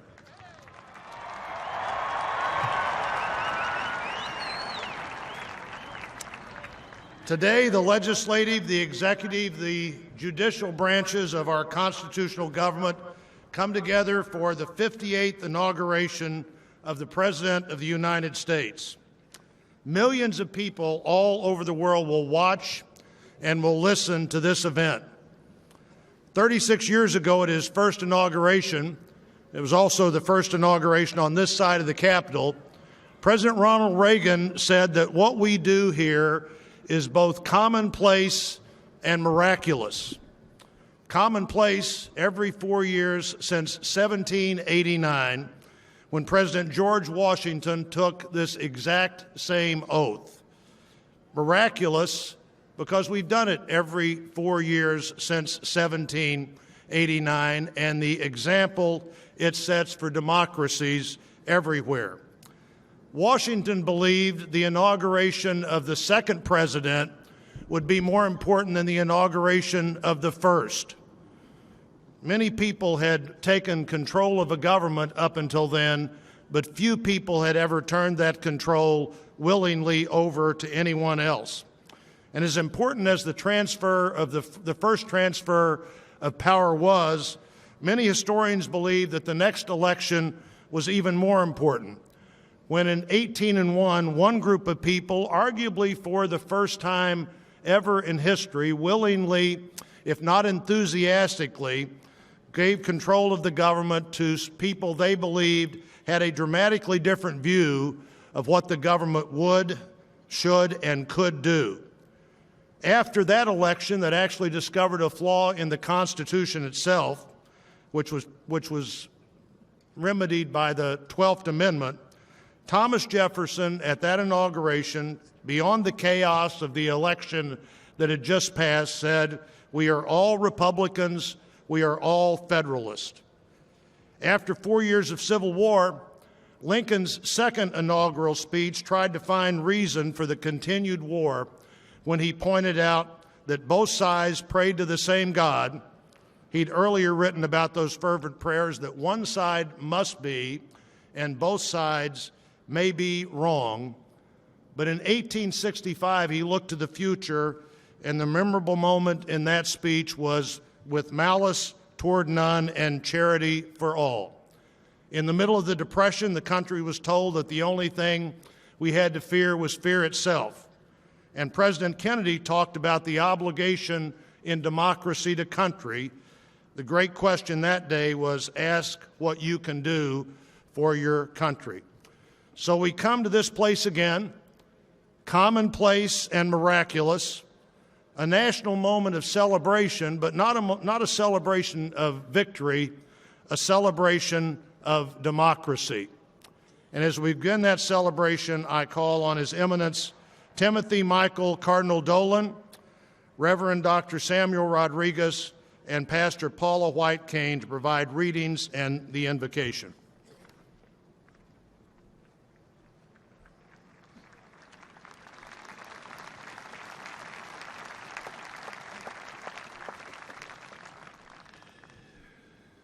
The prayer of King Solomon from the Book of Wisdom. Let us pray. God of our ancestors and Lord of mercy, you have made all things, and in your providence have charged us to rule the creatures produced by you, to govern the world in holiness and righteousness, and to render judgment with integrity of heart. Give us wisdom, for we are your servants, weak and short-lived, lacking in comprehension of judgment and of laws. Indeed, though one might be perfect among mortals, if wisdom which comes from you be lacking, we count for nothing. Now with you is wisdom, who knows your will and was there when you made the world, who understands what is pleasing in your eyes, what is conformable with your commands. Send her forth from your holy heavens, from your glorious throne dispatch her, that she may be with us and work with us, that we may grasp what is pleasing to you. For she knows and understands all things, and will guide us prudently in our affairs, and safeguard us by her glory. Amen.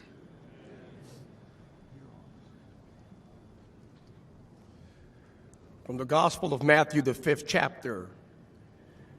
God blesses those who are poor and realize their need for him, for the kingdom of heaven is theirs. God blesses those who mourn, for they will be comforted. God blesses those who are humble, for they will inherit the earth. God blesses those who hunger and thirst for justice, for they will be satisfied. God blesses those who are merciful, for they will be shown mercy. He blesses those who are pure in heart, for they will see God. God blesses those who work for peace, for they will be called children of God. God blesses those who are persecuted for doing right, for the kingdom of heaven is theirs. And God blesses you when people mock you and persecute you and lie about you and say all sorts of evil things against you because you are my followers. For you are the light of the world, like a city on a hilltop that cannot be hidden. No one lights a lamp and then puts it under a basket. Instead, a lamp is placed on its stand where it gives light to everyone in the house. In the same way, let your good deeds shine out for all to see, that everyone will praise your heavenly Father. Respectfully, in Jesus' name.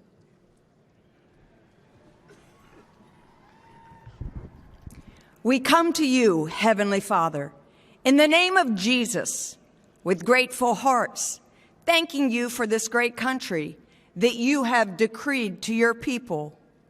We acknowledge we are a blessed nation with a rich history of faith and fortitude, with a future that is filled with promise and purpose.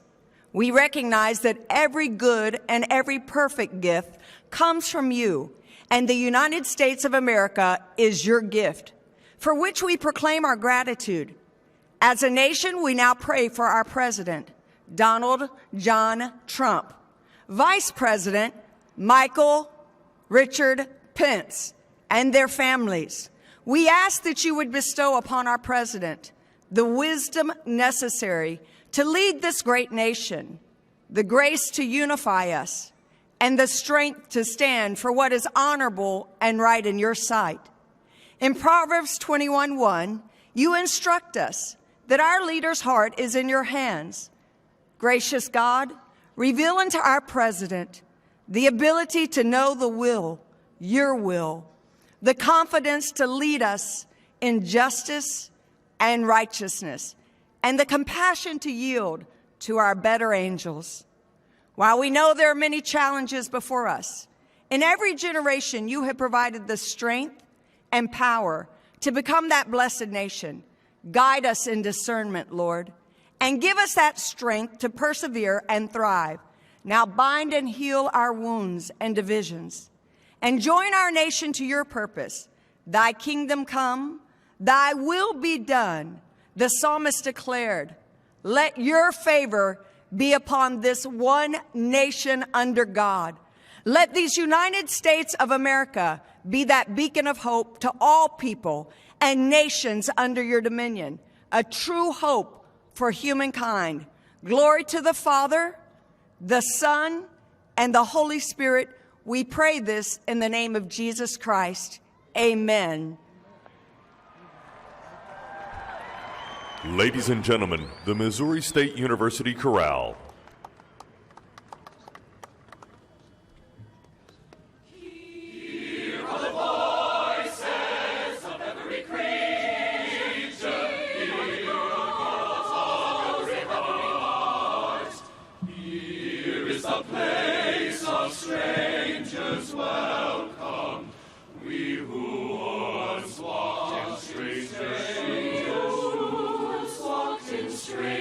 shoes. Once we were strangers, we were lovers. Once we were strangers, we were lovers.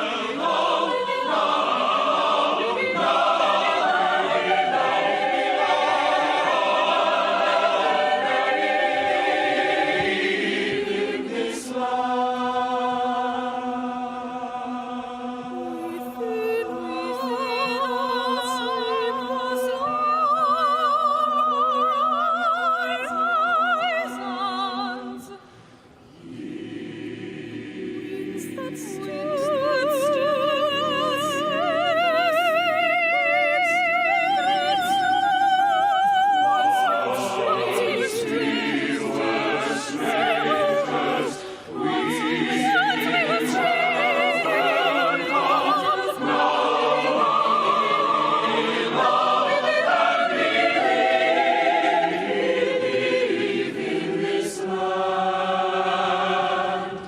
keep faith, keep watch, take heart, take courage, take heart, take courage.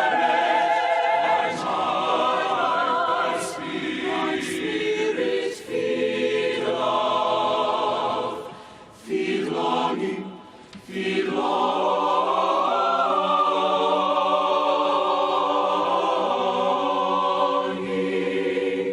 Here are the cities where we have gathered. Here are the goals this Lord.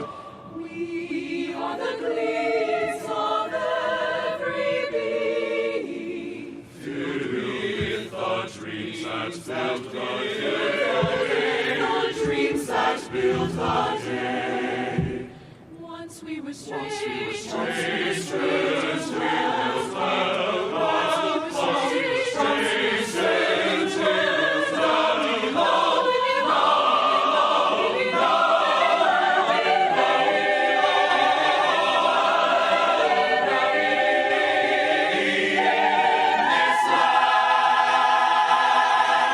keep faith, guard mind, take heart, guard spirit, take heart, guard spirit, take courage, keep watch, feel longing.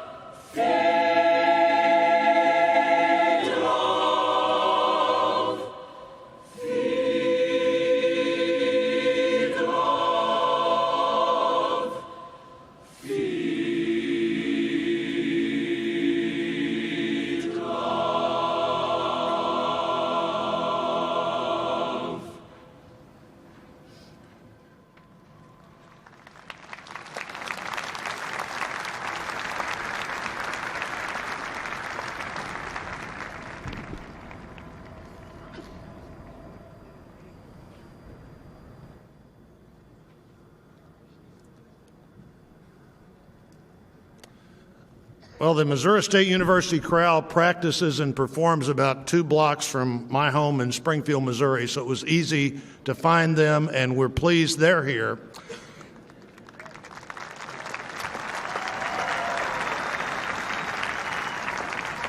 It's also a great opportunity for me to introduce my colleague, the Senator from New York, Chuck Schumer.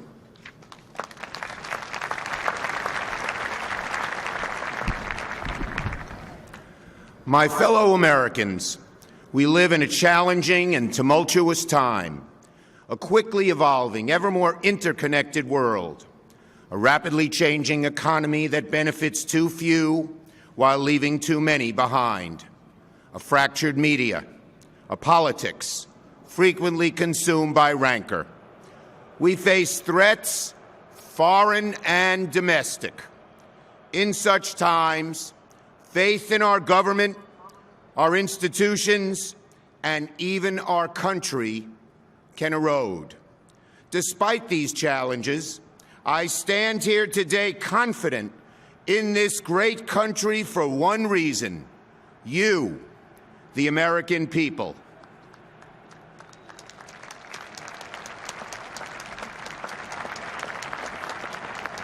We Americans have always been a forward-looking, problem-solving, optimistic, patriotic, and decent people. Whatever our race, religion, sexual orientation, gender identity, whether we are immigrant or native-born, whether we live with disabilities or do not, in wealth or in poverty, we are all exceptional in our commonly held yet fierce devotion to our country and in our willingness to sacrifice our time, energy, and even our lives to making it a more perfect union. Today we celebrate one of democracy's core attributes, the peaceful transfer of power. And every day we stand up for core democratic principles enshrined in the Constitution: the rule of law, equal protection for all under law, the freedom of speech, press, religion, that the things that make America, America. And we can gain strength from reading our history and listening to the voices of average Americans. They always save us in times of strife. One such American was Major Sullivan Ballou. On July 14, 1861, when the North and South were lining up for their first battle, a time when our country was bitterly divided and faith in the future of our country was at a nadir, Major Ballou of the 2nd Rhode Island Volunteers penned a letter to his wife, Sarah. It is one of the greatest letters in American history. It shows the strength and courage of the average American. Allow me to read some of his words, which echo through the ages. My very dear Sarah, he wrote, the indications are very strong that we shall move in a few days, perhaps tomorrow. If it is necessary that I should fall on the battlefield for my country, I am ready. I have no misgivings about or lack of confidence in the cause in which I am engaged, and my courage does not halt or falter. I know how strongly American civilization now leans upon the triumph of the government, and how great a debt we owe to those who went before us through the blood and suffering of the Revolution. And I am willing, perfectly willing, to lay down all my joys in this life to help maintain this government and to pay that debt. Sarah, my love for you is deathless. It seems to bind me to you with the mighty cables that nothing but omnipotence can break. And yet, my love of country comes over me like a strong wind and bears me irresistibly on with all these chains to the battlefield. Sullivan Ballou gave his life on the battlefield a week later at the first battle of Bull Run. It is because Sullivan Ballou and countless others believed in something bigger than themselves and were willing to sacrifice for it that we stand today in the full blessings of liberty in the greatest country on earth. And that spirit lives on in each of us, Americans whose families have been here for generations and those who have just arrived. And I know our best days are yet to come. I urge all Americans to read Ballou's full letter. His words give me solace, strength. I hope they will give you the same.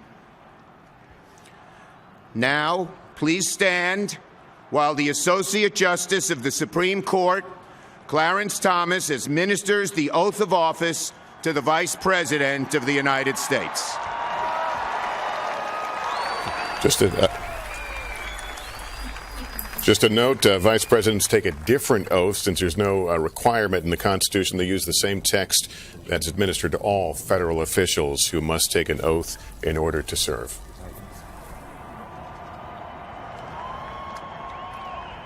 Mr. Vice President-elect, Would you raise your right hand and repeat after me? I, Michael Richard Pence, do solemnly swear I, Michael Richard Pence, do solemnly swear that I will support and defend the Constitution of the United States that I will support and defend the Constitution of the United States against all enemies, foreign and domestic, against all enemies, foreign and domestic, that I will bear true faith and allegiance to the same, that I will bear true faith and allegiance to the same, that I take this obligation freely, that I take this obligation freely, without any mental reservation or purpose of evasion, without any mental reservation or purpose of evasion, and that I will well and faithfully discharge and that I will well and faithfully discharge the duties of the office on which I'm about to enter. the duties of the office on which I am about to enter. So help me God. So help me God. Congratulations. God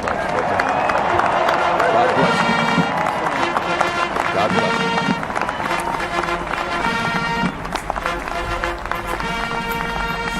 Mike Pence is now Vice President. Mike Pence.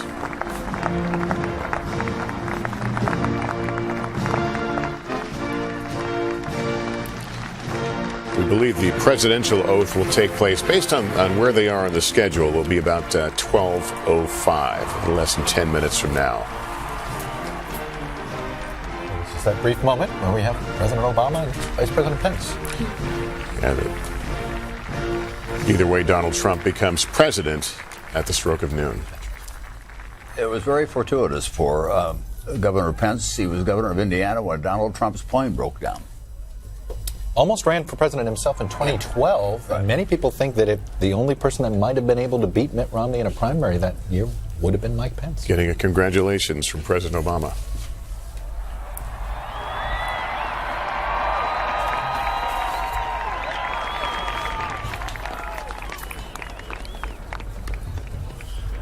Ladies and gentlemen, the Mormon Tabernacle Choir, accompanied by the President's own United States Marine Band.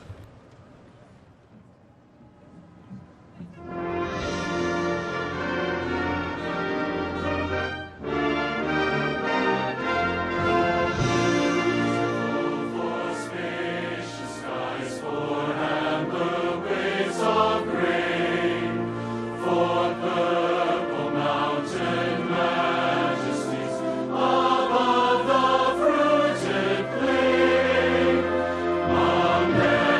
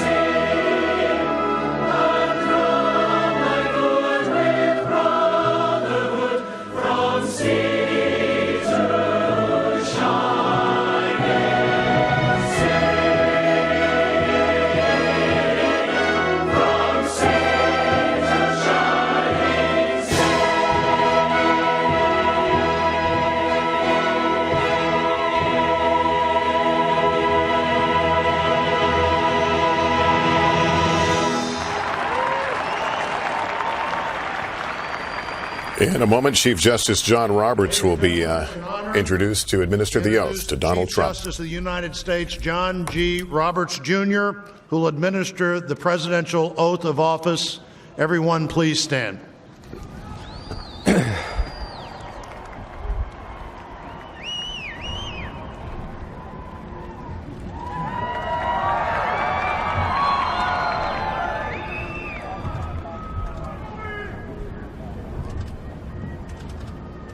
Please raise your right hand and repeat after me.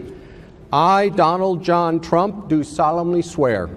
I, Donald John Trump, do solemnly swear. That I will faithfully execute. That I will faithfully execute. The office of President of the United States. The office of President of the United States. And will, to the best of my ability. And will, to the best of my ability. Preserve, protect, and defend. Preserve, protect, and defend the Constitution of the United States. The Constitution of the United States. So help me God. So help me God. Congratulations, Mr. President.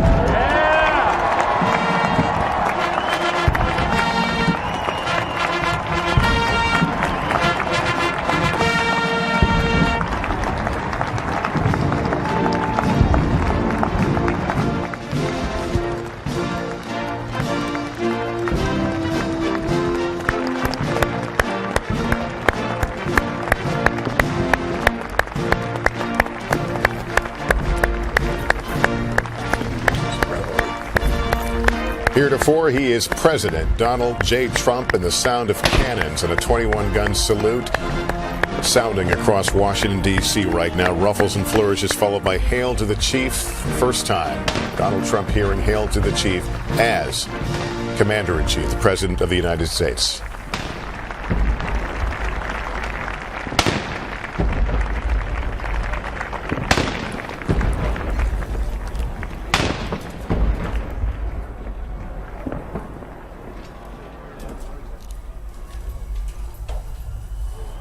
What a great honor to be able to introduce for the first time ever anywhere the 45th President of the United States of America, Donald J. Trump. Did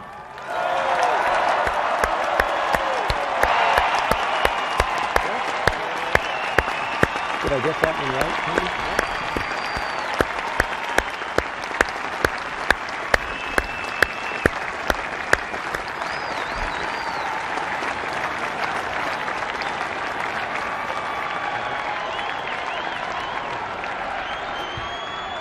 Chief Justice Roberts, President Carter, President Clinton, President Bush, President Obama, fellow Americans, and people of the world, thank you.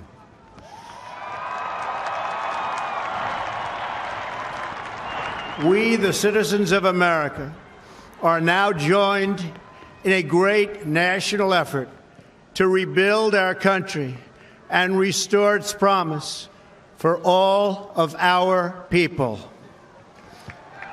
Together, we will determine the course of America and the world for many, many years to come. We will face challenges. We will confront hardships, but we will get the job done. Every 4 years, we gather on these steps to carry out the orderly and peaceful transfer of power. And we are grateful to President Obama and First Lady Michelle Obama for their gracious aid throughout this transition. They have been magnificent. Thank you.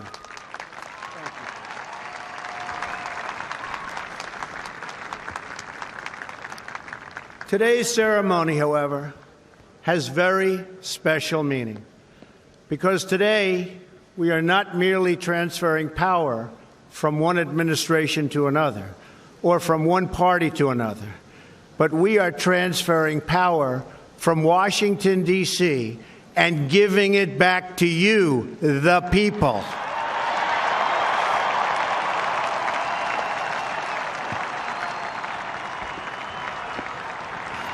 For too long, a small group in our nation's capital has reaped the rewards of government while the people have borne the cost. Washington flourished, but the people did not share in its wealth. Politicians prospered, but the jobs left and the factories closed. The establishment protected itself, but not the citizens of our country. Their victories have not been your victories. Their triumphs have not been your triumphs. And while they celebrated in our nation's capital, there was little to celebrate for struggling families all across our land.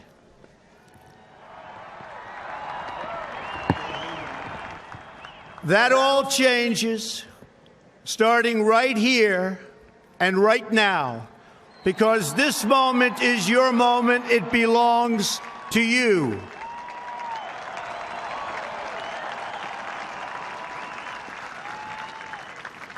It belongs to everyone gathered here today and everyone watching all across America. This is your day. This is your celebration. And this, the United States of America, is your country.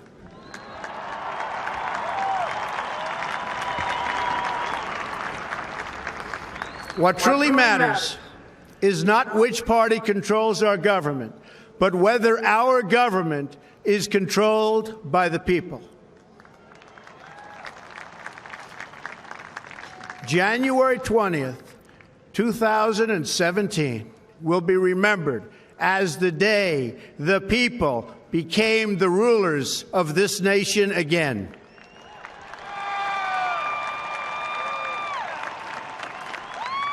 The forgotten men and women of our country will be forgotten no longer.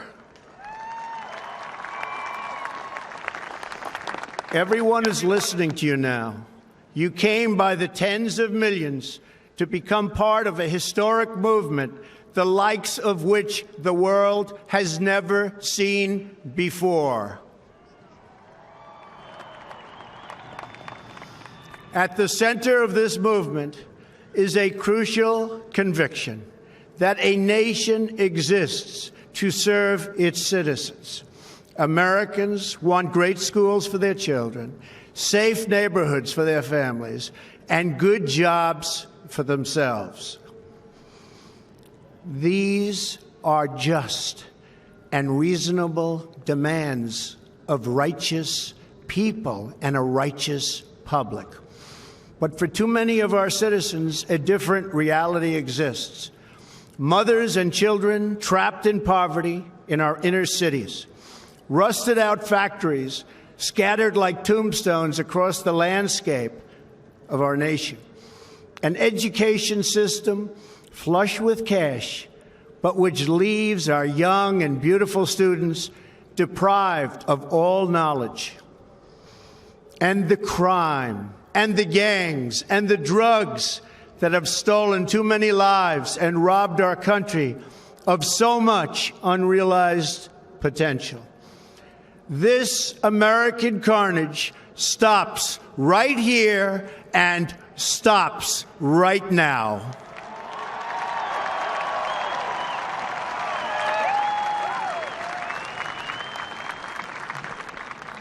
We are one nation, and their pain is our pain. Their dreams are our dreams, and their success will be our success. We share one heart, one home, and one glorious destiny. The oath of office I take today is an oath of allegiance to all Americans.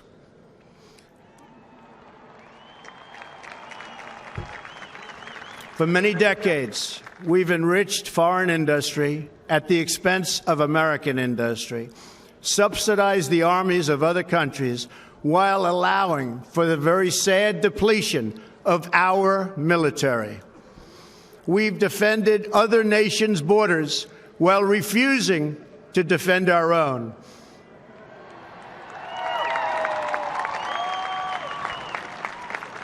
And spent trillions and trillions of dollars overseas while America's infrastructure has fallen into disrepair and decay. We've made other countries rich, while the wealth, strength, and confidence of our country has dissipated over the horizon. One by one, the factories shuttered and left our shores, with not even a thought about the millions and millions of American workers that were left behind. The wealth of our middle class has been ripped from their homes and then redistributed all across the world. But that is the past, and now we are looking only to the future.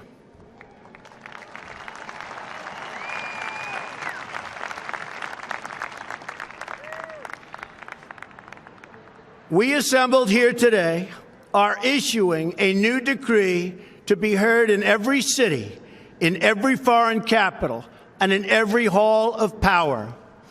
From this day forward, a new vision will govern our land.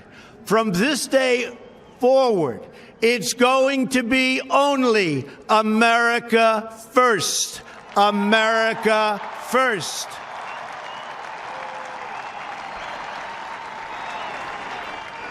Every decision on trade, on taxes, on immigration, on foreign affairs will be made to benefit American workers and American families. We must protect our borders from the ravages of other countries making our products, stealing our companies, and destroying our jobs.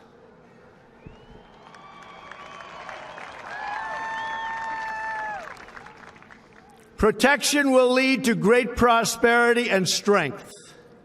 I will fight for you with every breath in my body, and I will never, ever let you down.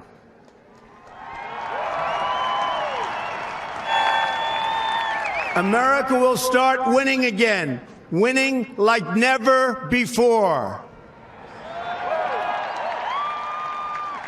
We will bring back our jobs. We will bring back our borders. We will bring back our wealth. And we will bring back our dreams.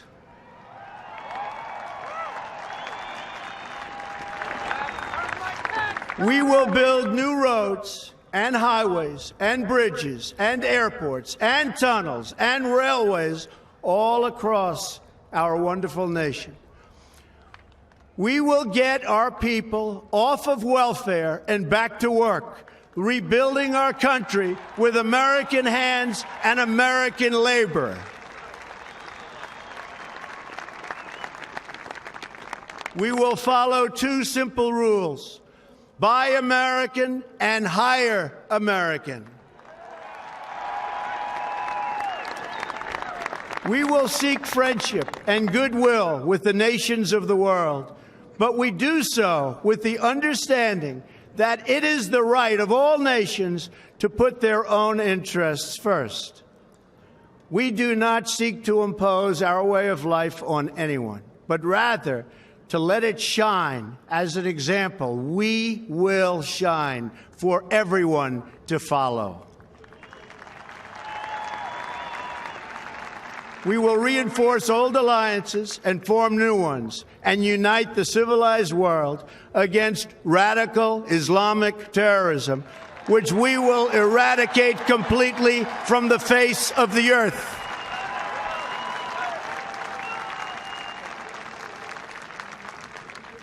At the bedrock of our politics will be a total allegiance to the United States of America.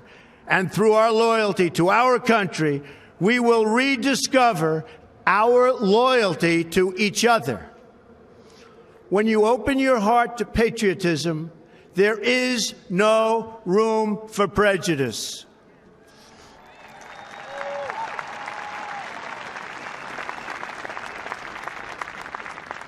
The Bible tells us how good and pleasant it is when God's people live together in unity. We must speak our minds openly, debate our disagreements honestly, but always pursue solidarity. When America is united, America is totally unstoppable.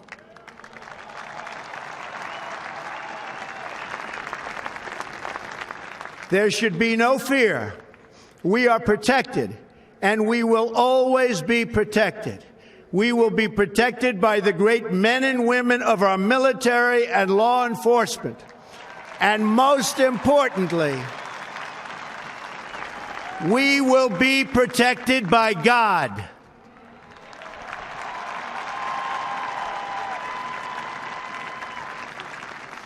Finally, we must think big and dream even bigger. In America, we understand that a nation is only living as long as it is striving. We will no longer accept politicians who are all talk and no action, constantly complaining but never doing anything about it.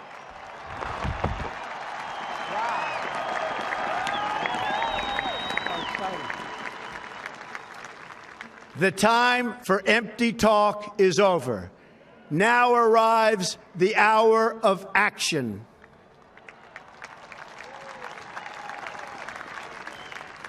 Do not allow anyone to tell you that it cannot be done. No challenge can match the heart and fight and spirit of America. We will not fail. Our country will thrive and prosper again. We stand at the birth of a new millennium, ready to unlock the mysteries of space, to free the earth from the miseries of disease, and to harness the energies, industries, and technologies of tomorrow. A new national pride will stir our souls, lift our sights, and heal our divisions. It's time to remember that old wisdom our soldiers will never forget, that whether we are black or brown or white, we all bleed the same red blood of patriots.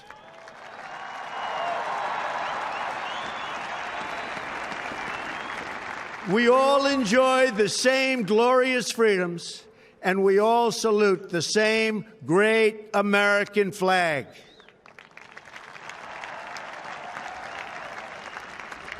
And whether a child is born in the urban sprawl of Detroit or the windswept plains of Nebraska, they look up at the same night sky, they fill their heart with the same dreams, and they are infused with the breath of life by the same almighty Creator.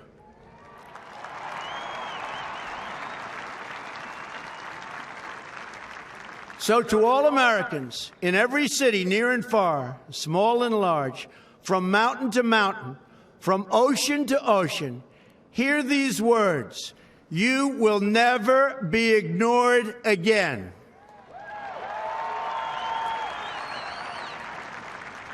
Your voice, your hopes, and your dreams will define our American destiny. And your courage and goodness and love will forever guide us along the way. Together, we will make America strong again. We will make America wealthy again. We will make America proud again. We will make America safe again. And yes, together, we will make America great again.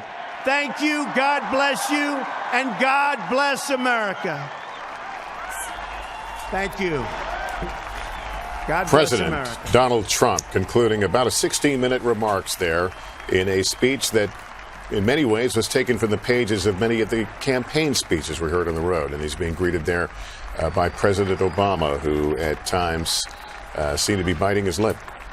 I have to say it was surprisingly divisive for an inaugural address. And I say it this way. We said it was a challenge when you're elected as an outsider, you're elected as a populist, and you're channeling what was real anger out there with his supporters. It's tough to be both the unifier and that populist carrier. He went with populism. And I think that It's going to play well with his folks, but that wasn't the type of inaugural address that was intended to bring this country together. Playing well with the crowd right now as he reaches out and greets the people who were gathered there. If there was a theme, there's a new sheriff in town. America first. I mean, there was a point there, Lester, where it felt as if he almost was insulting every living president that was sitting next to him. Well, he was also insulting in very personal ways. He was also insulting all the Republican congressmen and senators who were on that stage. He has a majority, but he went after politicians point blank. This is Rabbi Marvin Heyer. Bless President Donald J. Trump and America, our great nation. Guide us to remember the words of the psalmist, who may dwell on your holy mountain, one who does what is right and speaks the truth, who knows that when you eat the labor of your hands, you are praiseworthy, that he who sows in tears shall reap in joy, because the freedoms we enjoy are not granted in perpetuity, but must be reclaimed by each generation. As our ancestors have planted for us, so we must plant for others. While it is not for us to complete the task, neither are we free to desist from them. Dispense justice for the needy and the orphan, for they have no one but their fellow citizens. And because a nation's wealth is measured by her values and not by her vaults, bless all of our allies around the world who share our beliefs. By the rivers of Babylon, we wept as we remembered Zion. If I forget thee, O Jerusalem, may my right hand forget its skill. The doer of all these shall never falter. May the days come soon when justice will dwell in the wilderness and righteousness will abide in the fertile fields, and the work of righteousness will be peace, quietness, and confidence forever. Amen.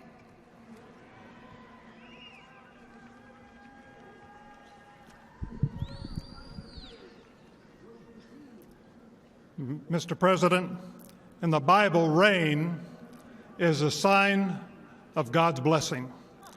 And it started to rain, Mr. President, when you came to the platform. And it's my prayer that God will bless you, your family, your administration, and may He bless America. The passage of Scripture comes from 1 Timothy chapter 2. I urge then, first of all, that petitions, prayers, intercession, and thanksgiving be made for all people, for kings, for all those in authority, that we may live peaceful and quiet lives in all godliness and holiness. This is good, and it pleases God, our Savior, who wants all people to be saved and come to a knowledge of the truth. For there is one God and one mediator between God and mankind, the man Christ Jesus, who gave himself as a ransom for all people.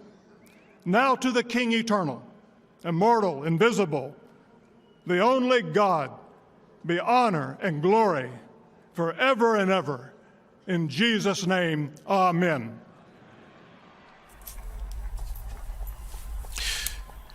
The next benediction from Bishop Wayne Jackson of the Great Faith Ministries you, International. Father, for letting us share this great moment together.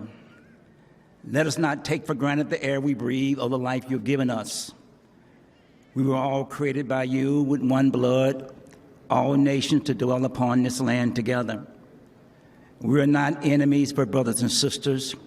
We're not adversaries, but we're allies. We're not foes, but we're friends.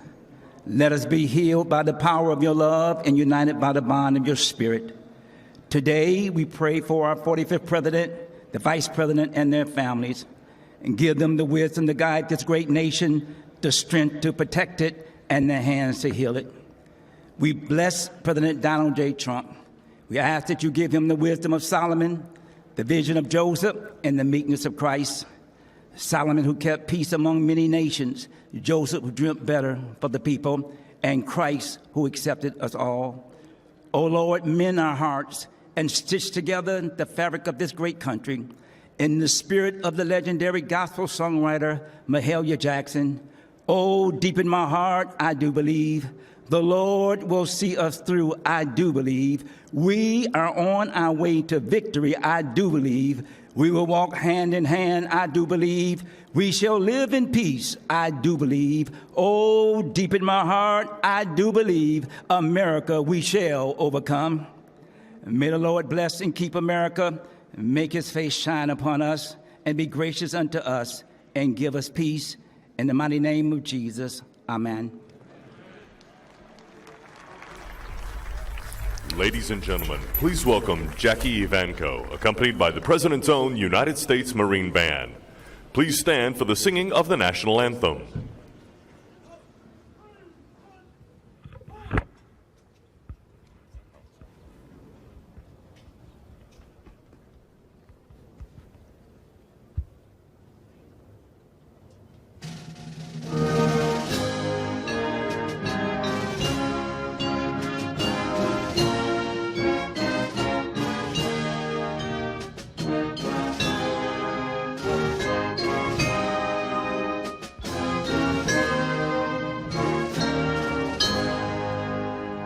Oh, say, can you see by the dawn's early light what so proudly we hailed at the twilight's last gleaming, whose broad stripes and bright stars through the perilous fight, o'er the ramparts we watched, was so gallantly streaming, and the rockets red glare, the bombs bursting in air, gave proof through the night that our flag was still there.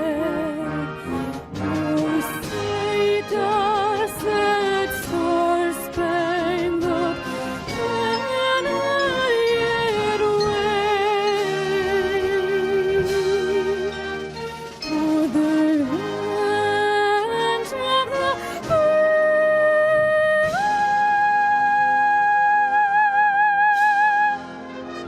and the home of the brave.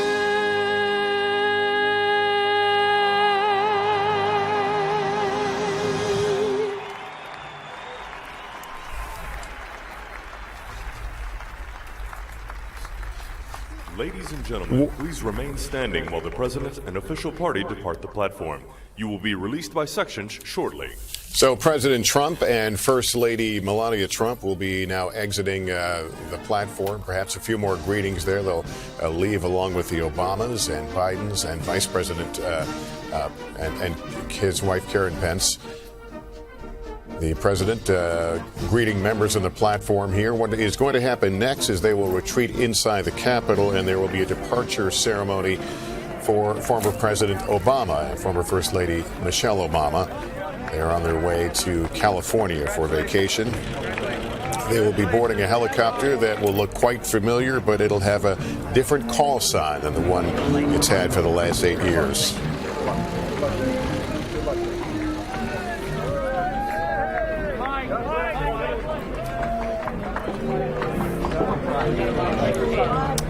Former president greeting the Doles, as Bob Dole and Senator President Trump did the same thing. Both of them giving the Doles a lot of time.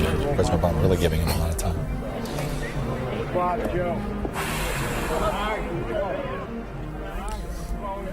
And there is President Trump walking through the Capitol the first time as president. Everything today will be the first time as president.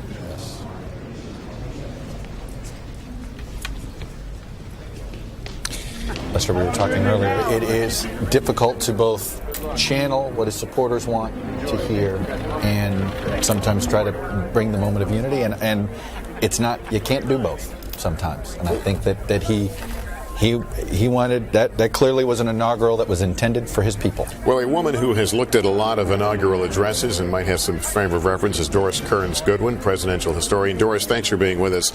As I had noted, a lot of the themes we heard in that inaugural address were straight from the campaign, clearly true to what got him here and speaking to the base. What did you note about his speech? Well, I think on the one hand, it probably was the best campaign speech he ever made in the sense that it wasn't I, as he usually talked about. He just mentioned we are part of a movement, and I will fight with you for every breath of me was one of the few times he brought the I in. But I agree with you. I think a campaign speech to your supporters, they will love what he spoke. It was simple, it was declarative, but yet he made enemies as populism always does. He had to make an enemy to get his supporters roused up. One enemy was the whole Capitol Hill and the politician establishment, and the other was the world at large. Somehow he was saying America is getting itself lost by helping other countries become rich while our middle class is being squeezed. No mention of a redistribution of income within the United States. And then I think America First is a troubling memory. Obviously, the isolationists before World War II, and to use that as a slogan conjures up those scary notions of our not having alliances, even though he mentioned alliances near the end.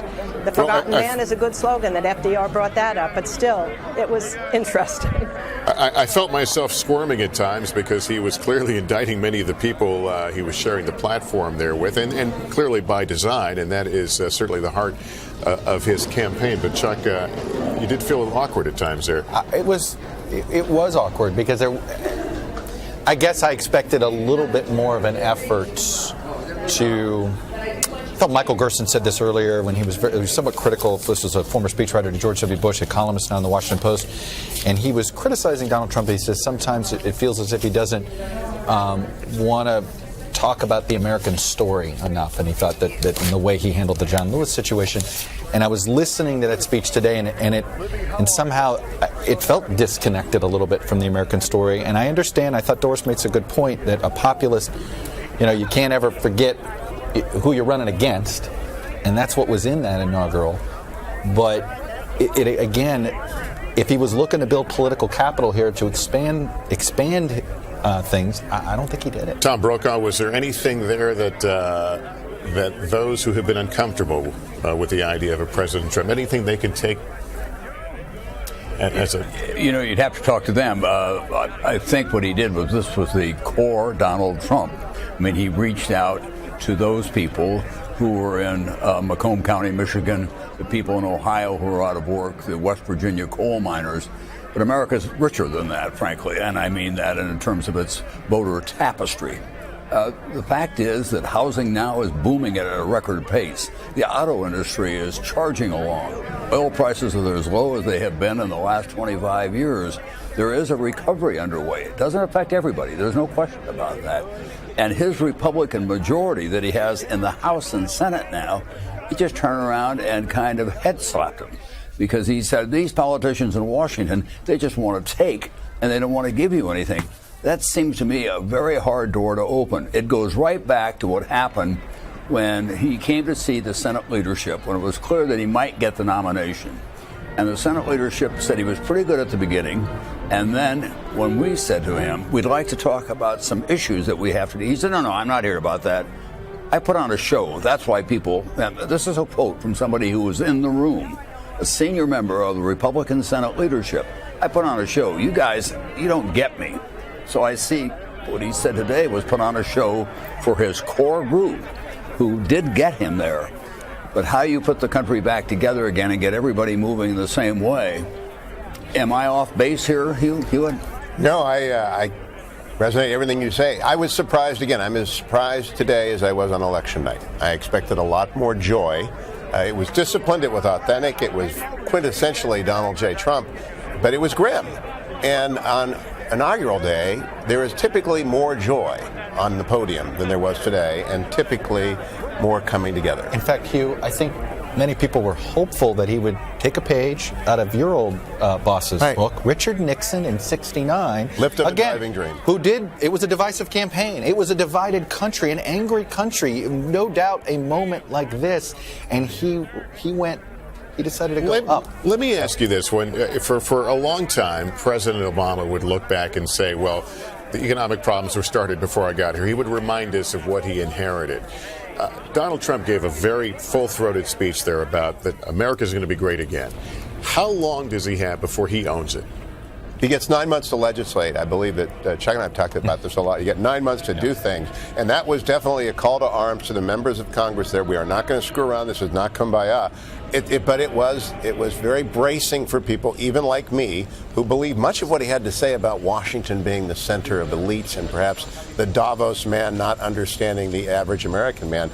But you can sometimes put a little honey on there and make it more palatable. And just to note, you're watching certainly the role reversal there in all its glory. There is President Trump now walks the other way with former President Obama, and they will soon be sending the Obamas off. So we're going to watch that play out here. He just painted a picture that I think many Americans don't recognize. There are some Americans who think that's the picture, and some will say he's painting a warped picture or a different reality. And this goes to the whole thing, this idea that there have been two Americas.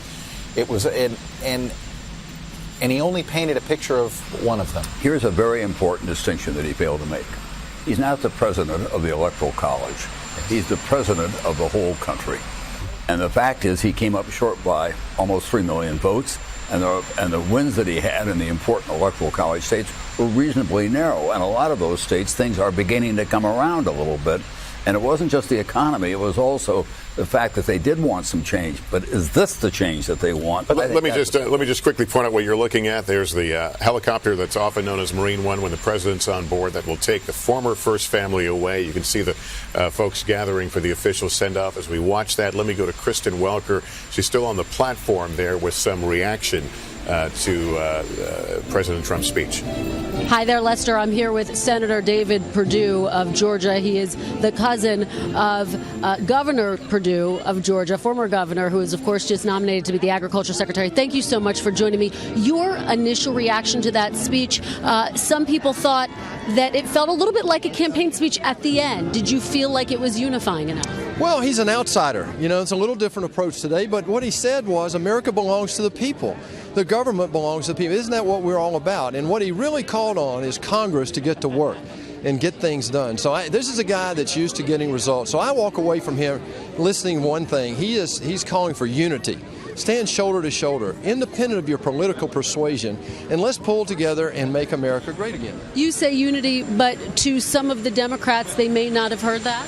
Well, they may not have. But and I'm getting a hard rap. Thank you so much, Senator. Lester, back to you. Kristen, thank you. There is President Trump and former President Obama here for the departure of the Obamas. Typically, we have seen former presidents fly out of Washington to their next homes. In this case, they're off to vacation in Palm Springs, and it will be a round trip. They will return to Washington, D.C. to begin their life post-White House. That's since Reagan and Jimmy Carter. Well, we have actually two presidents living in Washington, D.C. At the same time the Carters stayed to make sure Amy Carter got through the school year, sort of the similar reason why the Obamas are staying. And there are the Bidens to wish their goodbyes as well. This is a symbolic moment. We've seen the official moment, but this is certainly a symbolic moment of the continuation of the transfer of power. Let's listen a bit. The Bidens get on the train. They have the best commute in Washington for a power couple. They get on Amtrak and ride it to the second stop, I guess, Baltimore and then Wilmington. Joe has been doing that throughout his Senate career and also his vice presidential time. Hugs and kisses all around, and we certainly know that the Obamas and the Bidens have become lifelong friends. There is a very, very close bond there, and we saw that with the Medal of Freedom with distinction that was awarded by the president, the former president to former vice president. I'll get this right. This is like when you get the new year, you keep writing the letter. Still writing the same check. Yeah. I'm going through that process now, so forgive me.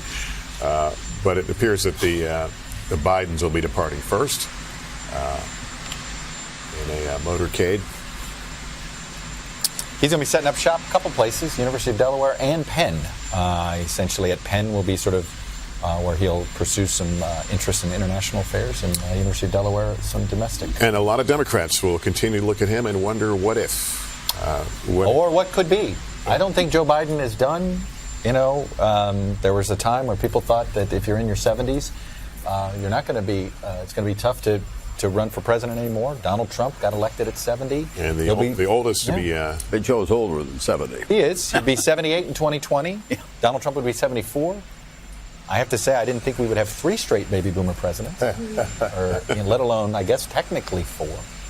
Although I don't count Obama fully baby boomer. As someone who's the same age as Joe, I'm going to tell you there's a difference between 70 and 78. Tom, I think there's going to be a lot of run, Tom, runs for you there. So you never know there, buddy. Also, the Democratic Party is going to have to raise a new generation. The fact is that what they've got to do is find the next generation of leadership in the Democratic Party, even with new ideas. And it's the same way Bill Clinton came up. And Joe Biden, in fact, was part of that reinvention of the Democratic Party. That's the case before the Democratic Party. They have some energy. Kamala Harris, the senator from California, Chris Murphy, the senator from Connecticut. They have some very good, talented young people, but they don't have the talent of that couple. President and Mrs. Obama are uniquely gifted, and so there's always going to be a gap between what follows them. And President Obama just kind of seems to be taking it all in as he prepares, he and the former First Lady prepare to depart the Capitol by helicopter.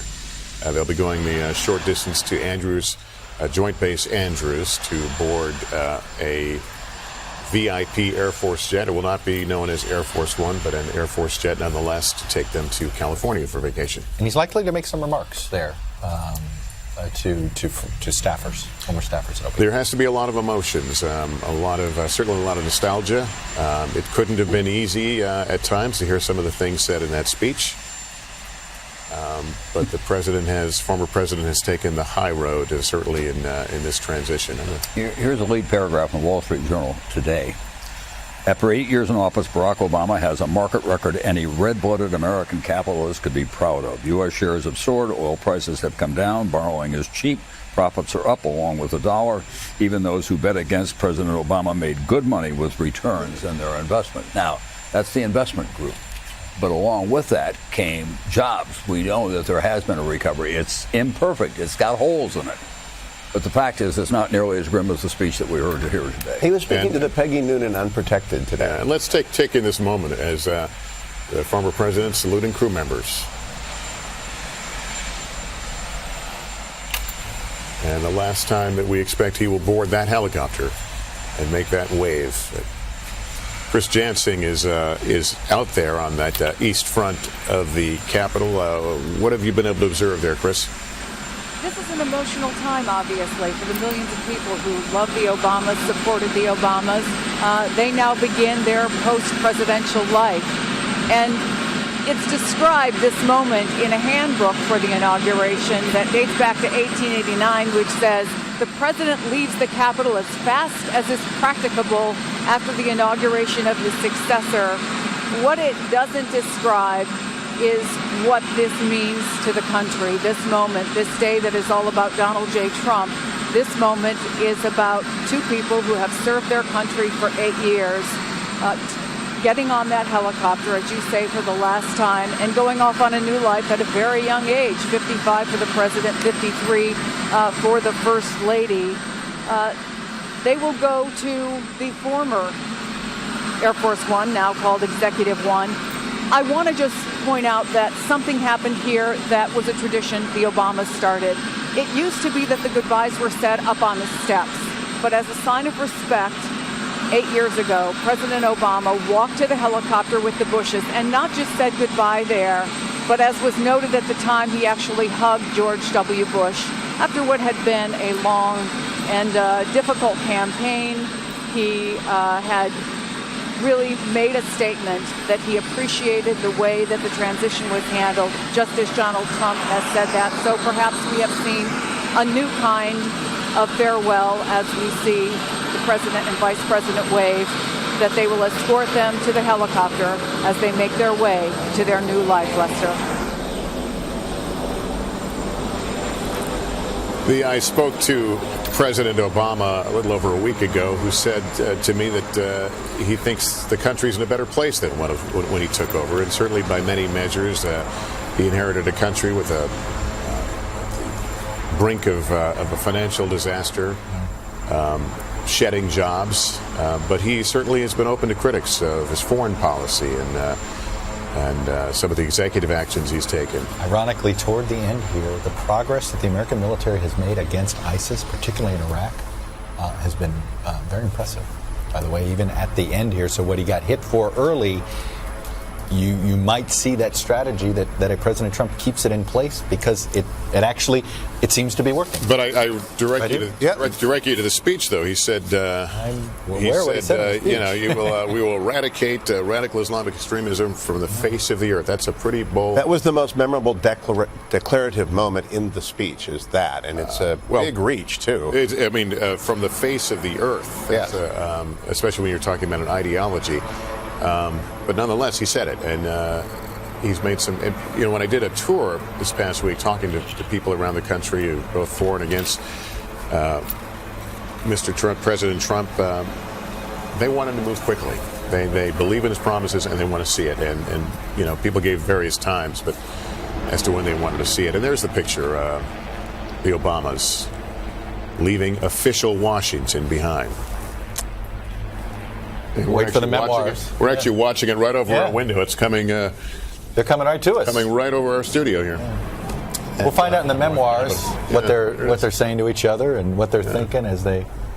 And they actually have a nice little shot. They take the president around so he gets to see. No, what they're saying. Them all. Look, there's Lester Holt right now. You think? No.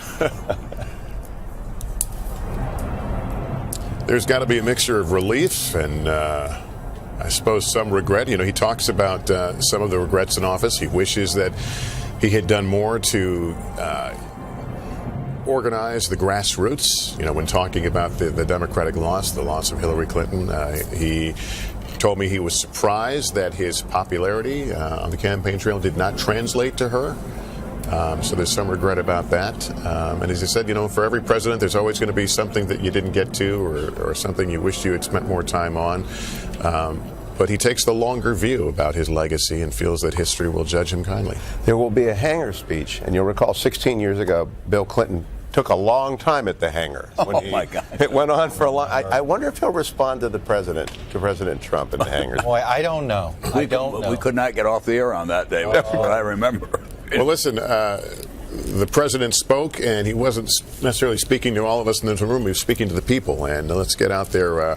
Jacob Soboroff is out on the Washington Mall with some reaction from the folks who came from some cases a long way to hear and see this moment. Jacob? Hey, how are you, Lester? So I'm here with Pam and Jackie. They're from Pittsburgh. They are two of the, I guess, hundreds of thousands of people who are now leaving the National Mall. They are Donald Trump supporters through and through. We just stood here and watched former President Obama take off, and they came here specifically to hear President Donald Trump make those remarks. I got to ask you, Pam, what'd you think? I thought it was great. I think he's just going to be an amazing president, and I hope the future looks a lot brighter for the country. And Jackie, you came here from Pittsburgh, a very important place for Donald Trump to winning this presidency. What did you think? What was your most memorable part of the speech for you? Did you feel like it was a unifying speech? Oh, yeah. And then he did use the word God, too, which is not something that usually is done by the presidents. Were you surprised to hear that from Donald Trump? I was, but, All right, well, Pam, Jackie, thank you both very much. And Lester, just two, like I said, of the many Donald Trump supporters out here heading towards that parade, which starts around 3 o'clock. All right, Jacob Soboroff, as we continue to watch former President and former First Lady Obama make their way out of official Washington aboard that helicopter, carrying them to Joint Base Andrews, where we do expect to hear from Mr. Obama before the family departs on a vacation. The Trump era has begun here in Washington. The swearing in today, the inaugural address. We want to show you what is going to happen next. The parade route, the inaugural parade route from the U.S. Capitol to the White House. Here's what it will look like from the Capitol. Shortly, the procession will make its way down Constitution Avenue to Pennsylvania Avenue. And that's where the president and first lady will then pass by the Navy Memorial. It'll be on their right. They'll pass the Trump International Hotel on their left. They'll pass by Freedom Plaza before they end up at the north side of the White House, arriving at their new home for the first time as president and first lady. So we're waiting for that to start. But while we do, let's go to the east front of the Capitol. Oh, by the way, there's a great live picture right now of the parade route. You can see the police up in front and lots of folks, lots of American flags along the sides there, people who are perched and many of the media on some of the rooftops looking down. It is a spectacle. Behold, it's part of the tradition of ushering in a new presidency or a new term. So let's go to Chris Jansing right now in the east front of the Capitol, where the president will be emerging. What happens next there? Yeah, another part of this tradition, which is the traditional review of the troops. They have been waiting here patiently, Lester, for more than an hour now. This program running a little bit behind. Representatives from all five branches, the Army, the Navy, the Air Force, the Marines, the Coast Guard. And you look at them, as I have been, standing at attention for the last hour plus, and it really does inspire a sense of pride and appreciation for all that they do. And you have to believe that when the newly minted President Trump comes out here and sees them parading past him, there has to be an awesome sense of responsibility that he is the one who makes decisions to send them in harm's way as they have volunteered to defend and protect our country and our Constitution. Also worth noting that we saw him signing those many papers right before he went into the luncheon after the inaugural address. One of them was a waiver that would allow General James Mattis to run the Pentagon as the Secretary of Defense should the Senate approve him. I will say one more thing. This will start the parade. I spoke yesterday to the CEO of the inaugural committee, Sarah Armstrong. She said one of the directives from then President-elect Trump was that he didn't want this parade to go on and on. Some of them have been 4 hours long. She says it will last about 90 minutes. And two reasons why. One, he was worried about people standing in the cold or the inclement weather. And I can tell you the rain has been coming on and off. We've been seeing the drivers of the limousines trying to polish them every time the rain lets up and then it starts to rain again. And he was also worried about it getting dark. And so sunset here is at 5:16. And as I check my watch, if it's a 90-minute parade, they're getting close to what the new president considers the cutoff time. Lester? All right, Chris Jansing and Kate Snow is along the parade route. People there have been waiting, not at attention, but certainly they've been waiting in the cold as well. What's it like there, Kate? Yeah, a lot of people got here around 6 o'clock this morning to get through the Secret Service. So, yeah, they've been waiting a long time for this. And Lester, let me show you right behind me. That's the beginning of the parade. You can see several marching bands lined up in formation there. You see the Army well represented. And that's because this parade will be kind of organized into 5 divisions by branch of military, beginning with the Army. Then you'll see the Marines, the Navy, the Air Force, and the Coast Guard. And we're told that after each division, we'll also see the Boy Scouts of America. The Girl Scouts are here as well. You know, the tradition of this really dates back all the way to George Washington. Remember, he went from Mount Vernon all the way up to New York City for his inauguration. And I guess what happened was, you know, along the way, armies started to follow him and sort of parade alongside. And so that became sort of the beginning of this tradition. It wasn't really formal until Madison. And now here we are waiting for this one to begin, very anxiously here, surrounded by a lot of people. All right, Kate Snow, thank you. Stephanie Gosk is one of the checkpoints we showed you a moment ago, the Navy Memorial. And Stephanie, when we saw the higher shot, we saw kind of a line of police. Will people have a pretty good view when they go by? They will. They'll have a reasonably good view. What you can see from this particular shot, Lester, is that the Navy Memorial is actually elevated a little bit, so the people that are gathering there will be able to see. This is the largest protest along the parade route. The organizers told us that they were hoping to get 20,000. Well, I can tell you that there's certainly nowhere near 20,000 out here right now, but they do have thousands, and they have been increasing in numbers all day long. The rain, not not a deterrent for them, and it is getting louder and louder. And we do see a larger presence of police here outside these barricades than perhaps on the other side of the street where there are stands for supporters. Now, everyone anticipates President Trump possibly getting out of the motorcade at some point and walking along the parade route. It would seem to me that that would be very unlikely in this particular spot. Lester? All right, Stephanie Goss, thank you very much. Al Roker is part of our coverage today. We give him one assignment every inauguration, and we hope he comes through. It has to do we position Al by the White House, and we ask one thing: simply get a soundbite with the president or vice president. It worked in 2013 with Vice President Biden. Look at that. He came over to him, shook his hand. You got to deliver. You got to deliver. Yeah, well, Lester, I don't know. We've got a light drizzle right now, so I don't know if the president or the vice president will be getting out of the car. But it's very light, so we're being very hopeful. We're being very hopeful. We will endeavor to get some sort of reaction from President Trump and Vice President Pence and see what happens. Who knows? But I'm always optimistic. I'm always optimistic, and I have candy with me. So that may also be something that you never know. A nice snack between the lunch and the reviewing stand. You don't know how far that can go. The president likes his McDonald's. Maybe you ought to sneak over and get a little McDonald's over there. Right, not far. I actually have a Taco Bell in my pocket. So where are you in relation to the White House now? We are almost diagonally. Aaron, if we can just kind of spin over this way. Here's the White House over here, and then the reviewing stand just a little further down. So Gotcha. we're in prime position right here. And again, I've got Snickers bars. So that's also a good thing. Yeah, and you also have a big police officer there behind you. So behave. I do. He's been moving with me. He obviously doesn't trust me. So where I'm going, he's going. I don't know. It's like he's like a human blockade. So I may have problems. Well, Washington's finest doing a great job out there. All right, thank you, Al. We'll look for you. Hopefully we'll welcome you back with a soundbite. All right, we continue to watch that parade. They will be kicking off very shortly, and as we noted, those troops. Let's go to the shot now, if we have it, on the east front. There is the president and the first lady, and the vice president and Mrs. Pence.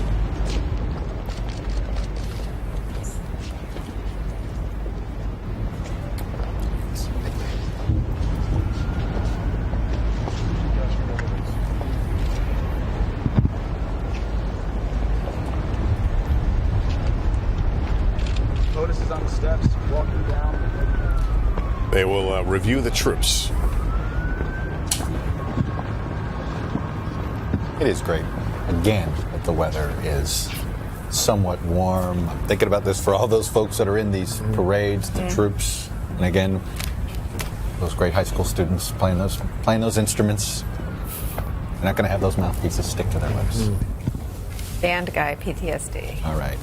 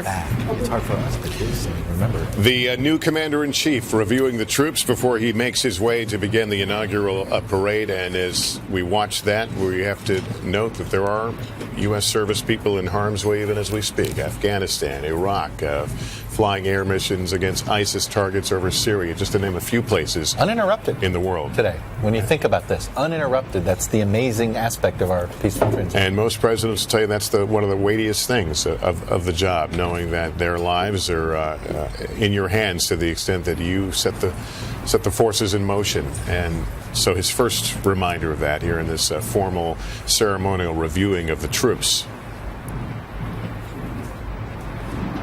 The President and First Lady now will make their way out of the Capitol on Independence, and as we said, our Constitution Avenue, Constitution. Well, no, it'll be Constitution Avenue. And then You're the Washington guys, so and then on to Pennsylvania Avenue. And then, of course, thanks to Andrew Jackson, the awkward jut. Since it's not a straight shot. There's a story behind that. There's a story, right, Mr. Beschloss? Go right ahead. Donald Trump is Jacksonian. He would appreciate it, right? He hated Congress so much. He did not want it to be a straight shot. And he built Treasury. Right, so that would be impossible. He wanted his view blocked. Really? How about that? I knew I'd learn something sitting between you two. Yeah, me too. We're trying. Oh, we'll give you one more. How about the Blair House and Andrew Jackson?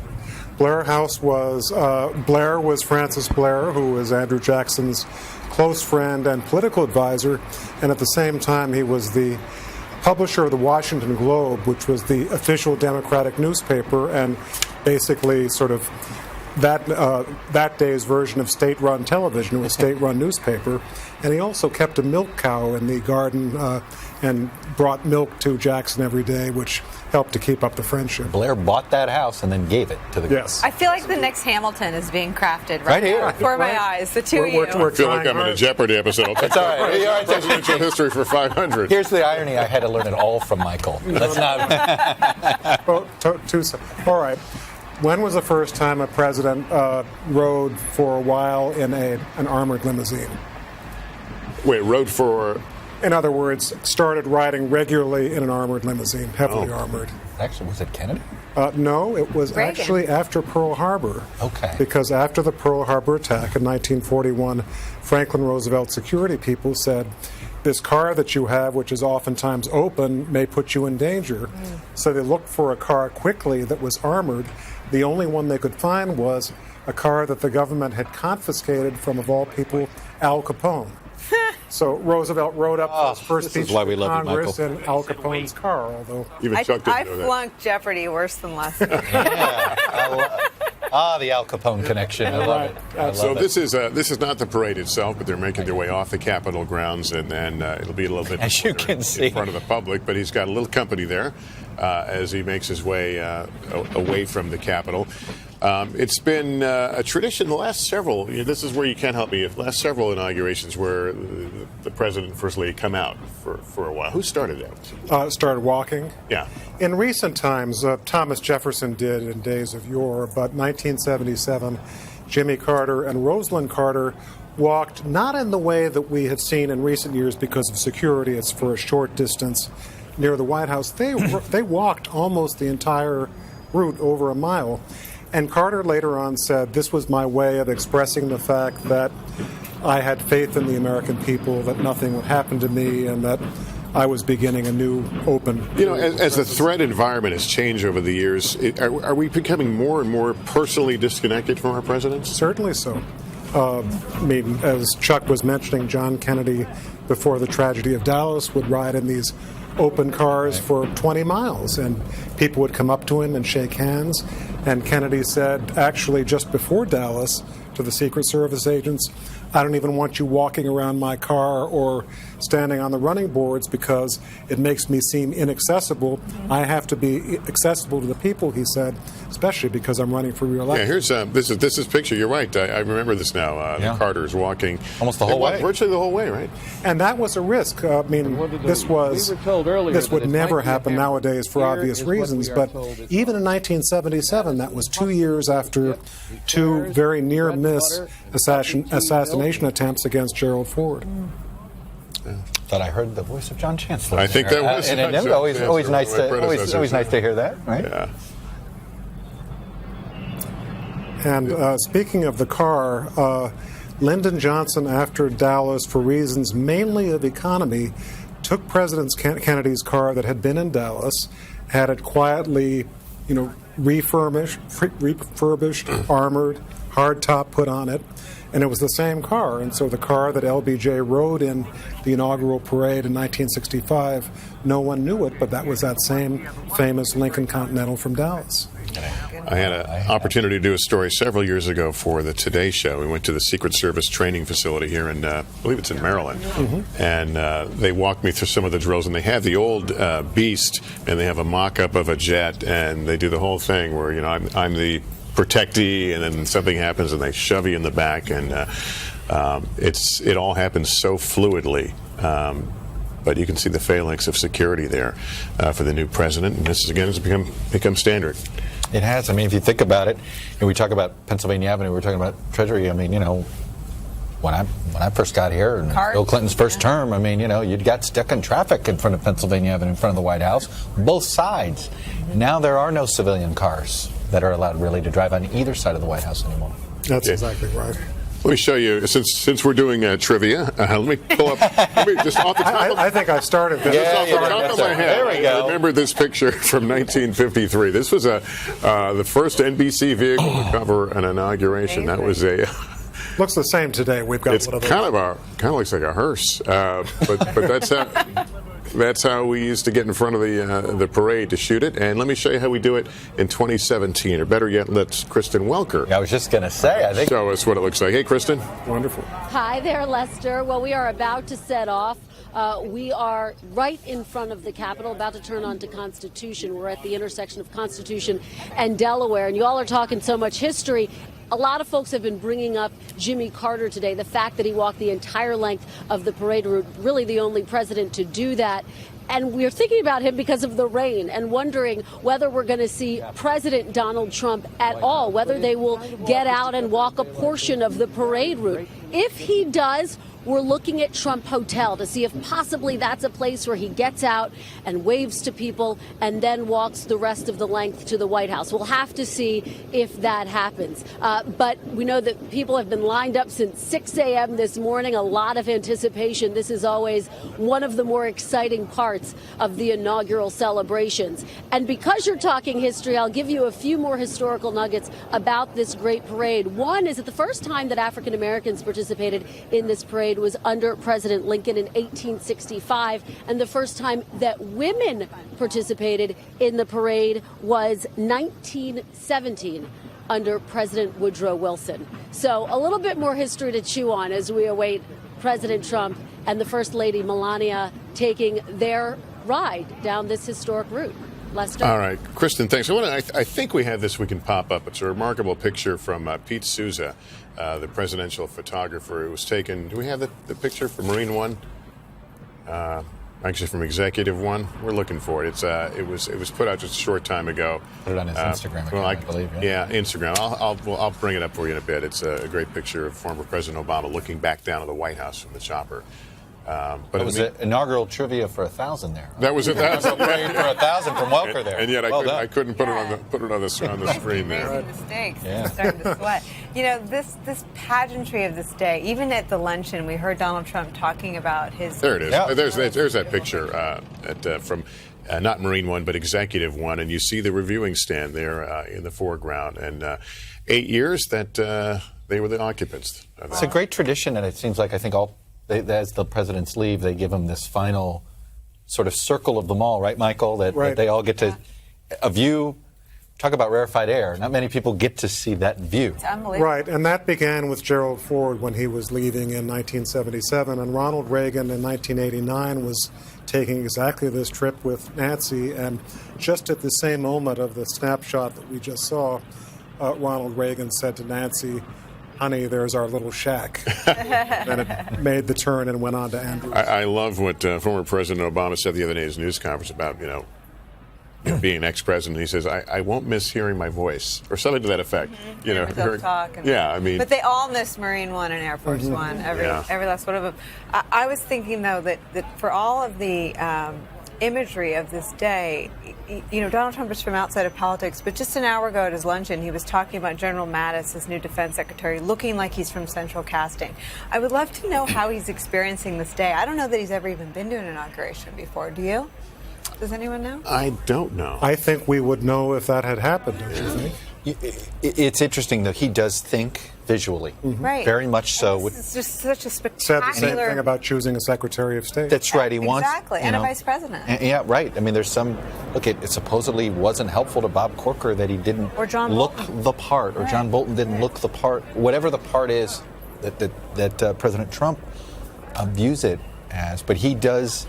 He cares about stagecraft. And look, the fact is he gets it. He gets it. And well, we say that. He knows how to connect. He knows our business very well. Very well. He knows how the camera works. Every time I've sat down with him, he has made some comment about the arrangement. He goes, okay, we got a camera there, we got a camera there, okay. He is. I've done interviews with him. After we're done, he wants to take a look at it. Just at the shot. I mean, he's mindful. He wants...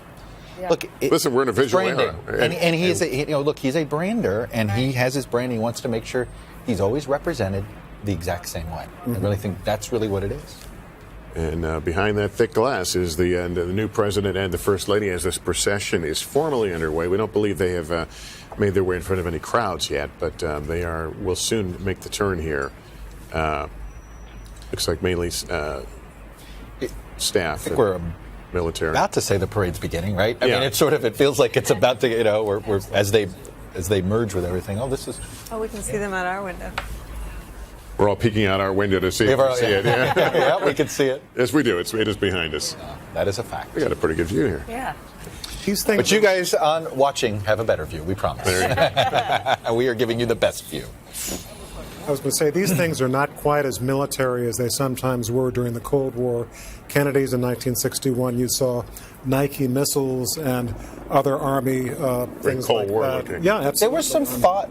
We had heard there was scuttlebutt. Nobody knows for sure that the Trump transition was wondering, should there be more military involved in the parade itself? And it seemed that the Defense Department wasn't so keen on it. So Nicole, we heard President Trump deliver the speech in which he was highly critical of the Washington machine and the traditions. Now he's in Washington, and for the first time in his life, he's going to have to report to someone. He's going to have to be accountable to this thing called Congress, to the American people. What's that going to be like? We've seen him during the transition try to use the force of his personality with companies, with Boeing and Carrier and that sort of thing. Is that going to play as he tries to? I think it's going to be uneven because I think he will have impulses to work with people like Chuck Schumer, a New Yorker who he's known a very long time, on things that they both care about, like infrastructure. But there will be limits, I think, even on his own staff, in terms of how much running room they'll give him to work with Democrats. I mean, there are some very ideological people inside the West Wing, and there are some completely non-ideological people inside the White House. But I think for a little while, most of the sort of struggles and battles that break out and you read about in the press coverage will be intra-party and intra-Trump circles. I mean, I think Republicans right now are broken along sort of the McCain, Rubio, Graham faction and the Trump wing, and then people who are afraid to weigh in on one side or the other on the question of Russia and Putin and how aggressive to be. I think that Donald Trump's White House staff may break down over just how generous to be in terms of how much they spend on infrastructure, if it's to get something done. I think Donald Trump's impulse will be to try to get deals done. He likes to win, though. He likes to win, and he likes to put points on the board. But I think I think he will feel hemmed in by the structure of the White House and by some of the people around him. He is, but I tell you, he really, talk about somebody that is, you could tell, loves the idea that it is a bully pulpit. And every new president comes in thinking, how am I going to use it? And I think some use it better than others. But boy, Donald Trump plans on using it in ways that we haven't seen in quite some time. I mean, Ronald Reagan, yes, used it and would talk over Washington a little bit, over the press, but it was always in very elegant tones. This is different. This is going to be a very confrontational leader. And how he does it, he will I think he's been very shrewd in how he's. Well, you know how mom and dad used to say, I'll be honest. because I said so? He uses a lot of that he makes a declaration and it is therefore so. But it's a different thing running up against the political. And we ought to remember one thing, and Nicole, you know, we talk about the speech. He went with a divisive tone instead of a unifying tone. At the same time, it is remarkable, actually, how ideologically diverse the staff is. There really is. He brought in tension into his own White House of the ideologicals, the Mike Pence wing of the party, Mike Pence, Paul Ryan wing of the party in one place, and then simultaneously having sort of the libertarian streak, the outsider streak, the populist out there, and then even a guy, again, ideologically neutral to slash maybe quiet Democrat, including Jared Kushner or Gary Cohn. So that actually is a healthy thing to do as president, right? Oh, I think it's a very healthy thing to do as long as you've got the president really involved managing the competition. If that doesn't happen, they all basically kill each other by the constant warfare. But one great example of this was during Reagan. You had George Shultz, who was in favor of trying to negotiate with the Soviets as they then were, and Caspar Weinberger, who basically was emphasizing build up defense and be as tough as possible.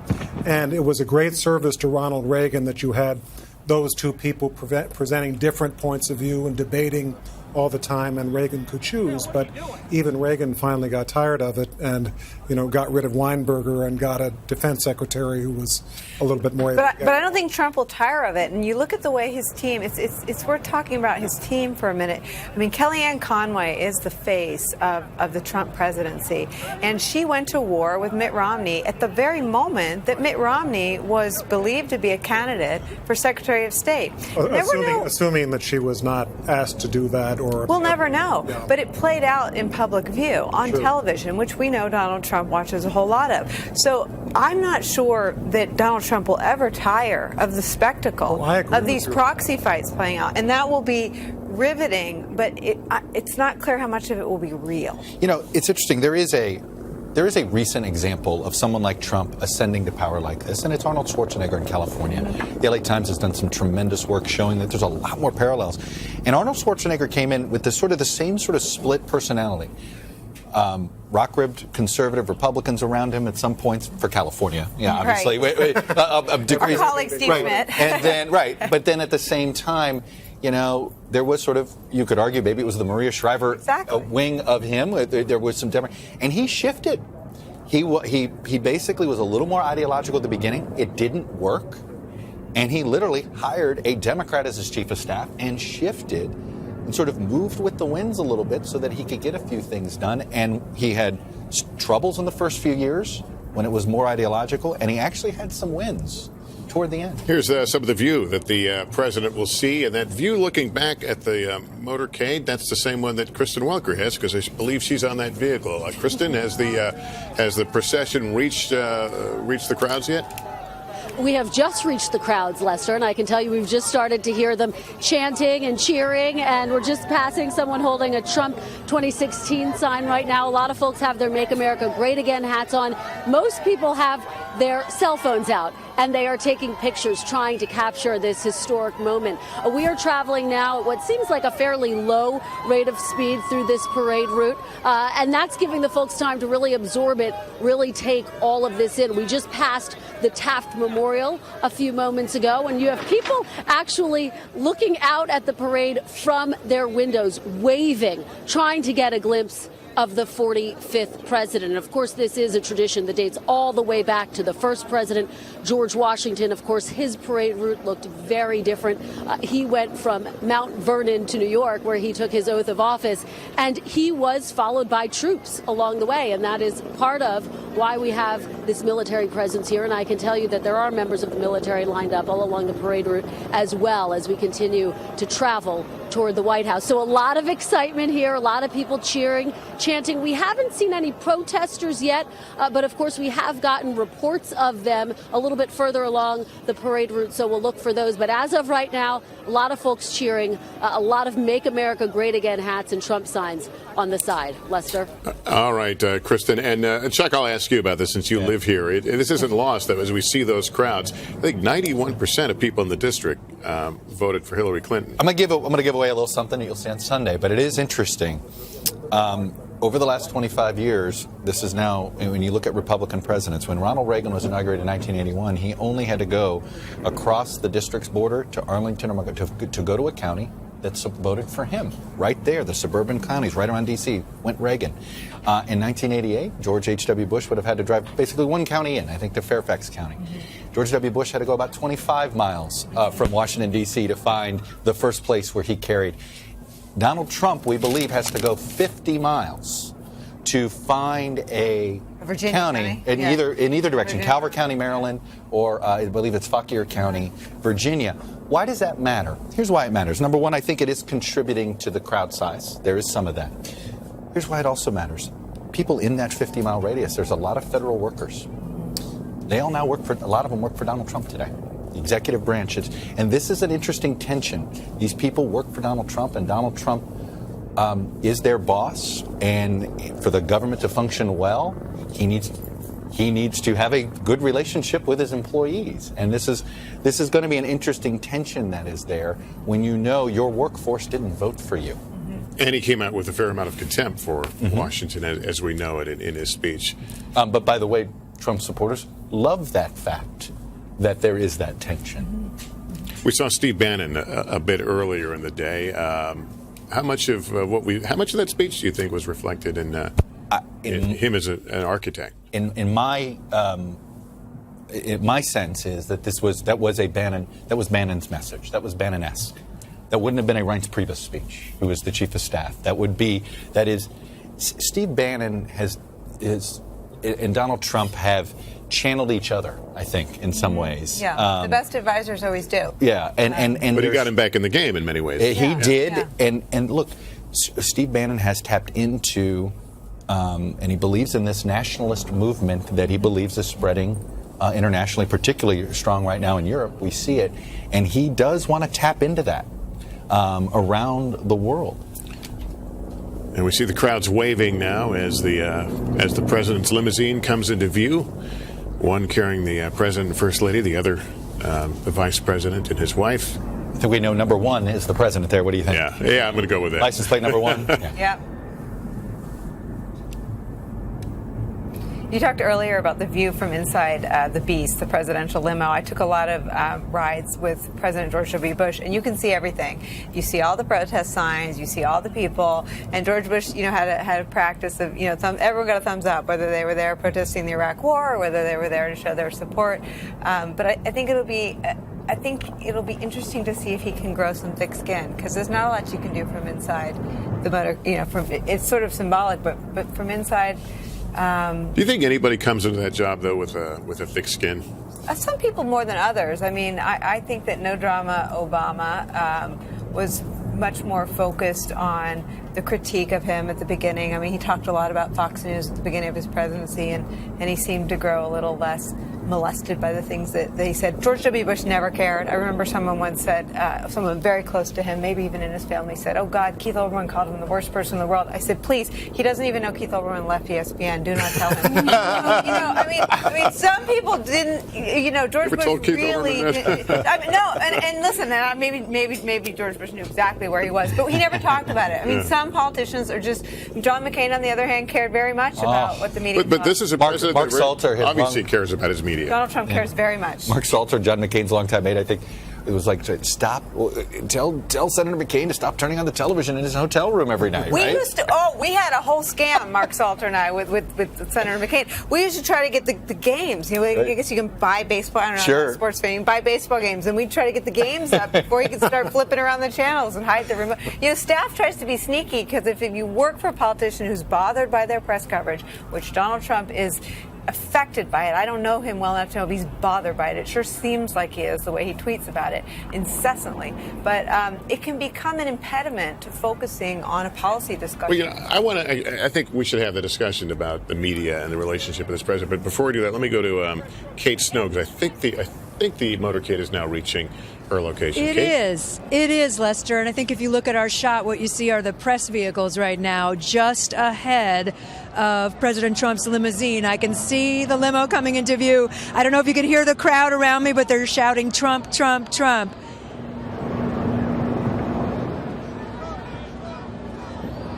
I hope they're safe. A lot of excitement here. People have been waiting for hours, and a lot of folks had to spend a long time going through security. It's been raining off and on. It's in the 40s. It's not particularly warm today. It's sort of that bone-chilling weather. But every person here that I've talked to said they had to be here today. I talked to families who've come in from far and wide. One family, a grandmother, a mother, and 2 daughters, all who packed in the car in Minnesota and drove all across the country just to be here for this. They'd never been to another inauguration, and they felt strongly about seeing President Trump. And there they go. It is a slow-moving procession, but that's great. People get a chance to see the president and extend their greetings as he comes by.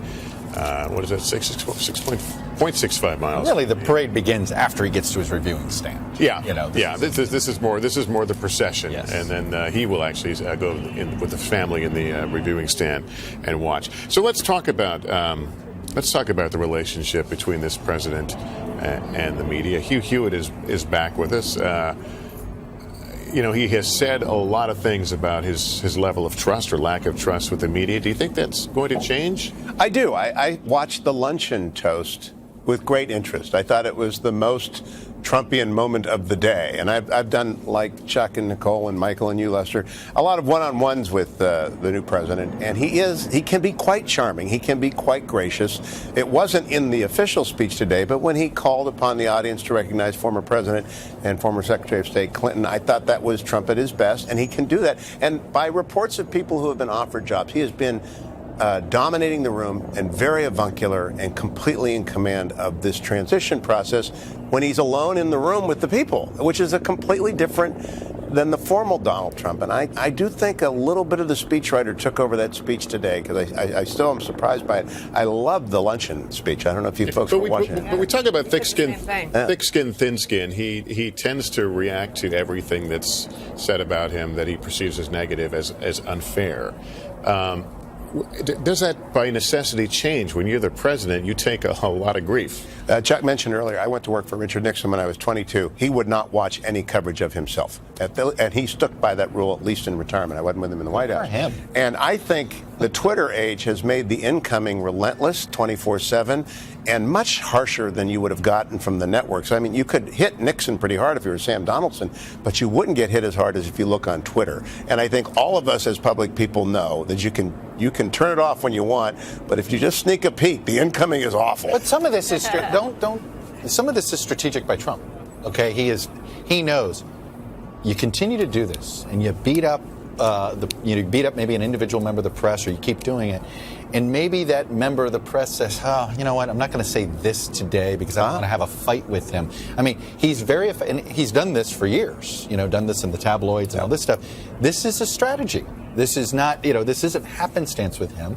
This is one of his tactics, and it has worked for him. Although no White House has been perfectly happy with their press coverage. I haven't met one that is. I want to disagree slightly. I mean, he won, but he didn't win because he launched a hot war against Megyn Kelly and talked about her, bleeding from wherever, or because he bullied Katie Tur at rallies. He won despite those things. None of his supporters, and I met with dozens of them last week, none of them admire that he's combative with the media as a body, that he views them in an adversarial manner, because they think he's sticking up for himself. But I didn't meet anyone that likes or approves of the personal harassment of individuals. And I think when you're at your own rally, you are the home team, and you single out a female reporter. I didn't meet any women that voted for him that said they like that behavior. I'm not saying that they like it, but it's the sort of the look, I've had this conversation with him. I was like, bash us collectively. When you bash individually, you're creating an environment that's unnecessary for that person. Bash us collectively, you're still getting your point across. Exactly. I mean, it's sort of, in a way that rallies his base. But his base, even the individual attacks, I agree his supporters say they don't like the individual attacks, but it still sends the collective message that they did want, which is, I go back to what a Trump supporter said to me in Iowa at the State Fair, right after my first interview with him, and he says, "You know what? He's my middle finger to all of you." Okay? And so Donald Trump is willing to do that, and so him getting mad at me, it's like, on, getting mad at you, Nicole. I mean, and he'll personalize. He's personalized it to you. Oh, yeah. To Lester. It is this. Loser, sad, exclamation point. I will tell you, several years ago, I had an opportunity to moderate a panel discussion with Walter Cronkite. It was such an honor. And I'll never forget, he told this great story about doing the news one night, and a staff member comes in and says, President Johnson's on the line. He wanted to complain about something, and they had to explain, well, Mr. President, Mr. Cronkite's on the air right now. But it reminds you that the relationship is always an adversarial one. But you brought up the exact president, and when it comes to media obsession, right, Michael Beschloss, it took him over. LBJ couldn't stop watching television. You said Nixon never wanted to see it. He got the TVs ripped out, I think, on day one. Guess who's probably getting TVs installed right now into that side office? That's right. Right now, probably multiple TVs. And in terms of getting in fights with alleged enemies, what did Nixon say in his final address? You know, others may hate you, but those who hate you don't win unless you hate them, and then you destroy yourself. What Nixon was saying was, I got into too many of these fights with people that I didn't need to and were not in my interest. Well, and that was what a lot of people were frustrated with him, including some Republicans, but many Democrats, like, why get into an extra fight with John Lewis? There were some Democrats that weren't happy that John Lewis said what he said, but why elevate the fight? Well, and John Lewis didn't attend George W. Bush's inauguration either, but George W. Bush would never have engaged in a war of words. Wouldn't have done it because that's his way, era. and also because he knew that you engage, and it probably multiplies the number of Democrats who are not going to come to your inauguration. I mean, there were John Murtha was a big critic of the Iraq War. George W. Bush would never attack. I mean, was not in him. Wasn't his style. Never attack Cindy Sheehan. Never. The president apparently has reached a point where he is in sight of some of the protesters. Kristen Welker, what would he be seeing right now? Lester, we're seeing our first signs against President Trump. One saying defeat fascism, a Black Lives Matter sign. Another one that says, Trump, you should be ashamed of yourself. You can sort of hear the din behind me. Some people chanting Trump, some people booing. So this is what democracy sounds like along the parade route, which has gotten a lot thicker. The crowds are about 5 deep now. You can hear the noise level has raised quite significantly, and we're really in the thick of it now. And you can hear them booing as we pass. So President Trump encountering his first protesters. But as far as I can see, these are peaceful protesters, and we knew that this was coming. And to my left-hand side, you have a whole crowd chanting USA, trying to drown out some of the other protest voices that we're hearing. And of course, this is what happens. This is a part of our democracy. So we are making our way down Pennsylvania Avenue. We passed the museum not too long ago, so we're not too far away from the White House. But President Trump, again, taking this historic route that the first president took. Of course, the first president took a very different path. He went from to New York. He was sworn in New York. And this is a very different looking parade. But again, President Trump, you can hear the crowd shouting as he passes. And we're passing the National Archives right now, Lester. So you can hear the crowd getting a lot bigger and a lot more energized. Yeah, very interesting. As you spoke and we heard the crowd swell, we saw more Secret Service kind of rush up to the side of the vehicle there. We don't know if this suggests he's going to come out. Maybe not, but certainly the crowd is. Well, let's listen.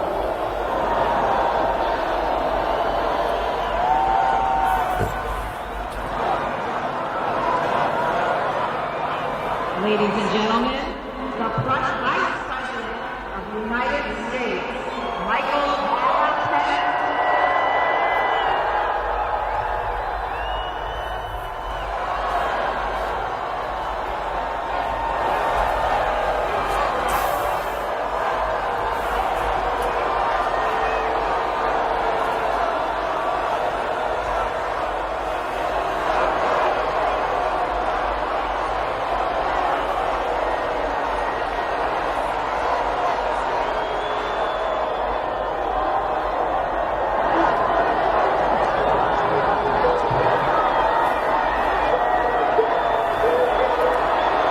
Big barricade between spectators and the presidential motorcade procession. You can see lots of members of the military and police there, then the steel barricades, and then folks, and you can see the various signs there. This is around the Navy Memorial there. There are some signs of protest, but as you hear, a lot of people chanting Trump, Trump.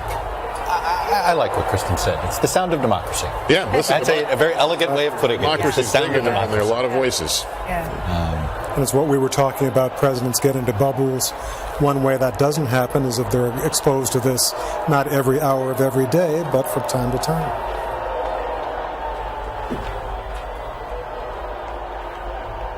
You can see some of the signs and see where people stand. A lot of Russia references in there, if you saw a few hammer and sickles.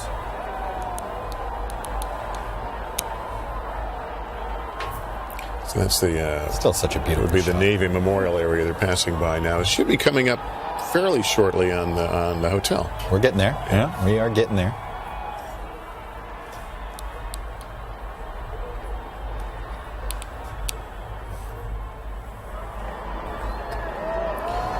At some point, there will probably be some estimate of the crowd size. It's they have varied from anywhere from 1.8 million, I think, for Barack Obama's first, to down in the low hundreds of thousands in recent history. And again, I think, weather, proximity to where your supporters live, there's all sorts of reasons why you may see a swelling of sizes. We mentioned this town and this region were not incredibly supportive, and that would have some effect. Both Virginia and Maryland were blue. And families are afraid. They hear a lot of things about protests. I know in Cleveland there was a lot of coverage about the protests. It ended up being a lovely 4 days in Cleveland. It felt very safe, in and out of the perimeter. But if you're afraid that there are going to be protests and you've got kids, you're probably less likely to. And there's a practical aspect. I flew into Reagan last night, and Memorial Bridge was closed as I came downtown, and you just don't want to deal with this anymore. There's just a part of I'm well aware of it. Those are high class. I take a bridge, and I was, as Nicole, I may have vented a little bit on, but it was amazing, when people. When there's a lot of traffic. You were driving and rage tweeting. No, I wasn't.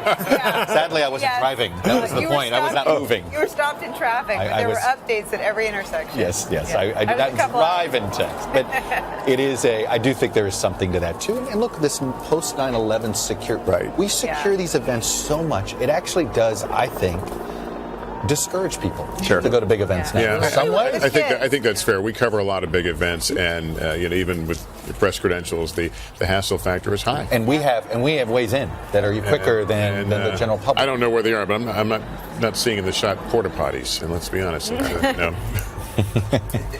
They're there. They're in the off and the. Okay. They're not in the line of sight here. There were more on the mall that were visible than on this parade. But it seemed to me that the Marine Corps Marathon this year was more heavily attended than this, and it was a vast experience of many people coming in, but you could park on the side of the road, you could go everywhere. The city's actually kind of easy to navigate around, unless it's a day like today where you're worried about. Well, listen, his presidency is not going to be measured in how many people did or did not come out. There we go. Someone's getting out. Someone's getting out.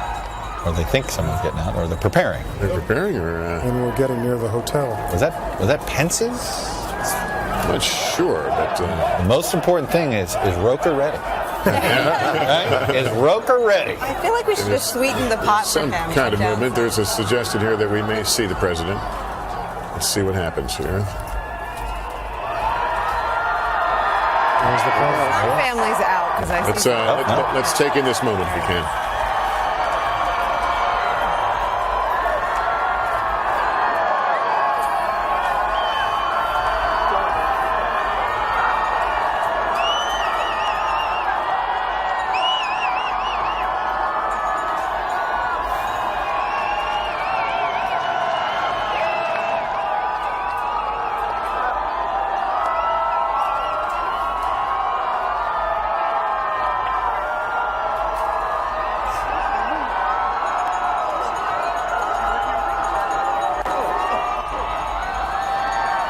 Nice to see their smiles.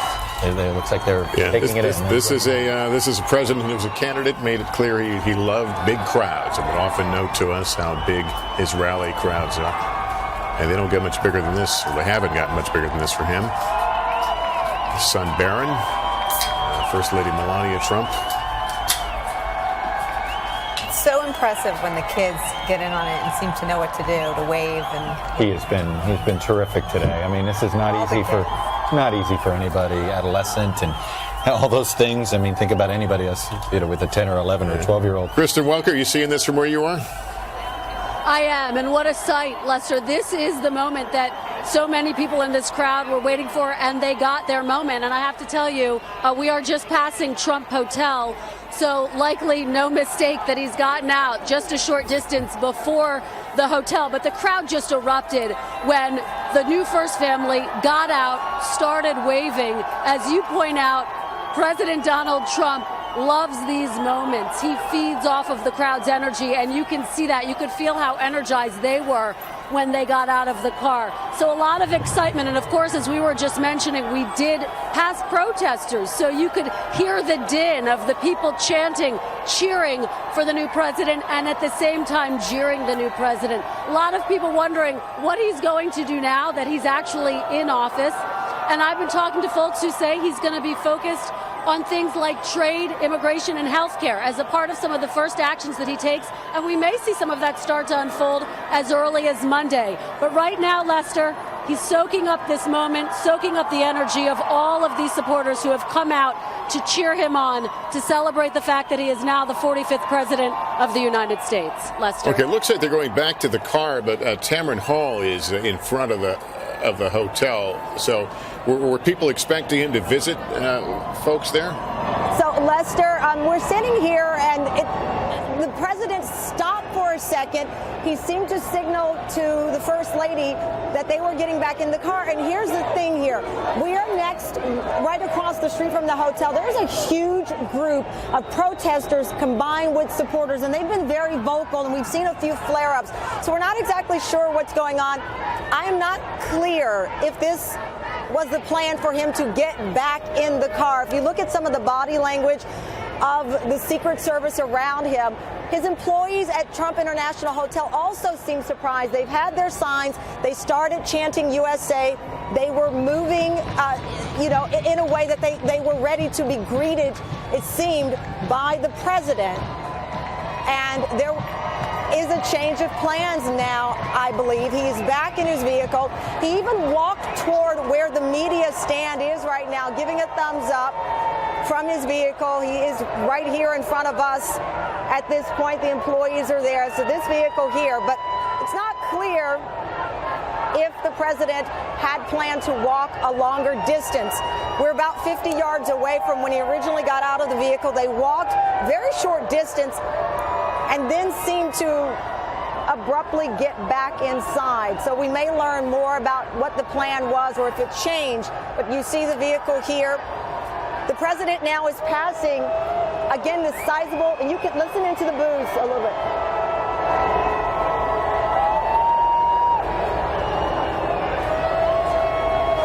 So there's a large group of protesters he's passing right now, number of signs that we've seen, familiar signs, dump Trump, etc. But now he's passed his hotel, and this motorcade is continuing up past this huge group of protesters assembled.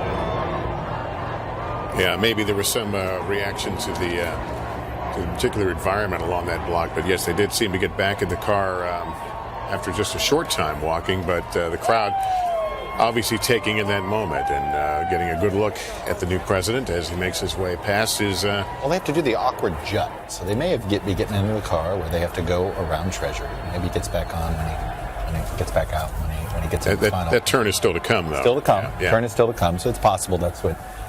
Roker Corner. Roker Corner. That's there right. you go. Okay. You may call it Pennsylvania Avenue. 1600, we call it Roker Corner, right? He's not standing there for nothing. But it is quite a sight. What an amazing day this has been, watching a new president taking the oath of office, his speech, the luncheon, and now this parade. And as we know, this is more the procession than the parade. Once they get to the White House, they will reemerge in the First Family will reemerge in the viewing stand and then watch the actual parade go by. And it is considerably shorter than some we've seen at past inaugurations. Meanwhile, so hopefully before sunset, it'll be over. Meanwhile, There's all sorts of craziness happening at the actual residence now at the White House, isn't there, Michael? With everybody they're feverishly moving furniture and putting up. Well, they bought some time because they're running behind right now. Yeah. So they've got a little while, but do another coat of paint. Jackie Kennedy said the first couple of days that she and John Kennedy were in the White House, they almost suffocated because the smell of paint. And in those days, this was oil-based paint and not very good for a new president. No lead testing then? No lead testing. Quite the opposite. And the staff is probably moving into their offices. In the West Wing, the lights are getting turned on, email accounts activated. Is there any crossing over? I mean, is it possible you walk into your new desk and someone's still packing it up? Or are there any awkward moments? I think they've probably got some good protocols in place so that the Obama staff was out before the ceremony. Yeah. But the staff gets their Blackberries today. Sean Spicer was here. I love that little 9 description. hours ago, and, describing out. So the staff is. When I worked for George W. Bush, I didn't watch the parade. I was in the West Wing working. And the permanent 1201 staff downstairs, the clerk, the West Wing staff, they're permanently there. They are the ones who are actually shouldering the burden of this transition, not the political people who can't find the bathrooms yet. They're wandering around trying to figure it out. They're useless for like a month. For a month. Yeah. Right. And even WhiteHouse.gov now has changed from what it was during the Obama So period. let's make America great again together. Yeah. The movement continues.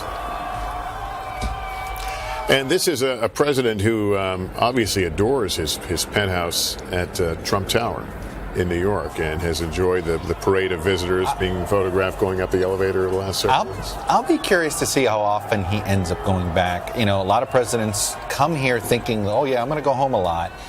President Obama. President Obama thought he would, and he went once, and it was right, I believe it was President's Day weekend. It was went once, realized what an ordeal he was causing all his neighbors, and basically never, I don't think, spent another night there. Maybe one other time. I think not overnight, but I think. Do you expect him to be a Camp David president, Michael, in terms of? No, not at all. I think you've heard Donald Trump's quote on Camp David. It's very nice, but only for about 30 minutes. So my guess is that he's a city guy. This is a city guy who is not going to be very happy. Good news for Mike Pence. Yeah. Yes. He might get Camp David. Craig Melvin is at Freedom Plaza right now. Has the motorcade reached where you are? Generically, because other people tend to come in, but I don't know who was talking to. And Craig Melvin. Talk generically. Don't reference one person or another. Well, Craig is taking it in as well. We'll get back to him a little bit later, but you see some more of the view. You've got some stands there along there. The crowd much thicker as you come down to this end of Pennsylvania. And one reason why a lot of this looks actually quite nice, this view that we're seeing down Pennsylvania Avenue, is that when back to the Kennedys, when they were coming down Pennsylvania Avenue after John Kennedy was sworn in 1961, along a lot of Pennsylvania Avenue you saw sleazy establishments and souvenir stores, and it's quite ugly. And both John and Jacqueline Kennedy said this is really not an avenue that's fit for a new president, and they worked very hard to begin the redevelopment that led to what you're seeing here. Pennsylvania Avenue Redevelopment Corporation, a government entity, actually took over this, run by Dick Hauser for a while, and it is maybe the most beautiful street in America. I think it might be. So sometimes government works. Sometimes it does. For parades. All of downtown D.C., the transformation that has happened in the last 25 years, to be honest.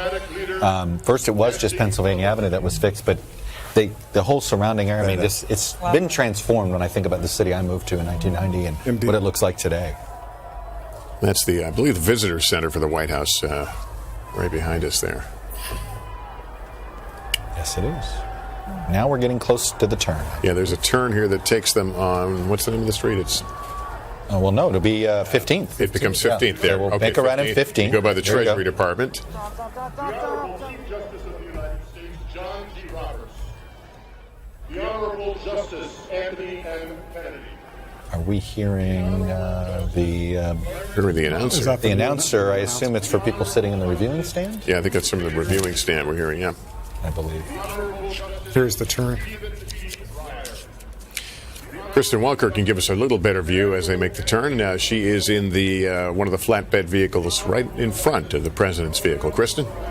Lester, we're just about to pass the Treasury building, and I can tell you that crowds continue to cheer as we get much closer to the White House. We're almost there. One of the things that struck me as we continue to pass protesters is how many of them are holding signs about Russia in particular. It is clear that this issue continues to resonate with people. The fact that intelligence agencies have determined that Russia tried to meddle in this election, the fact that you have President Trump doing what some would say, making very praiseworthy comments of Vladimir Putin. There have been a number of signs referencing all of that. So this is something clearly that he is going to be dealing with in the first days of his presidency. Clearly going to be answering a lot of tough questions about. The protesters very much a part of this parade route, as are his supporters. And as we get closer to the White House, we're seeing more and more of his supporters, the protesters, fading a little bit more into the background. And you can hear the announcer right now.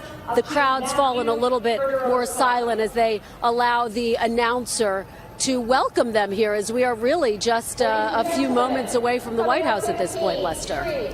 And they will enter the White House and then reemerge, correct?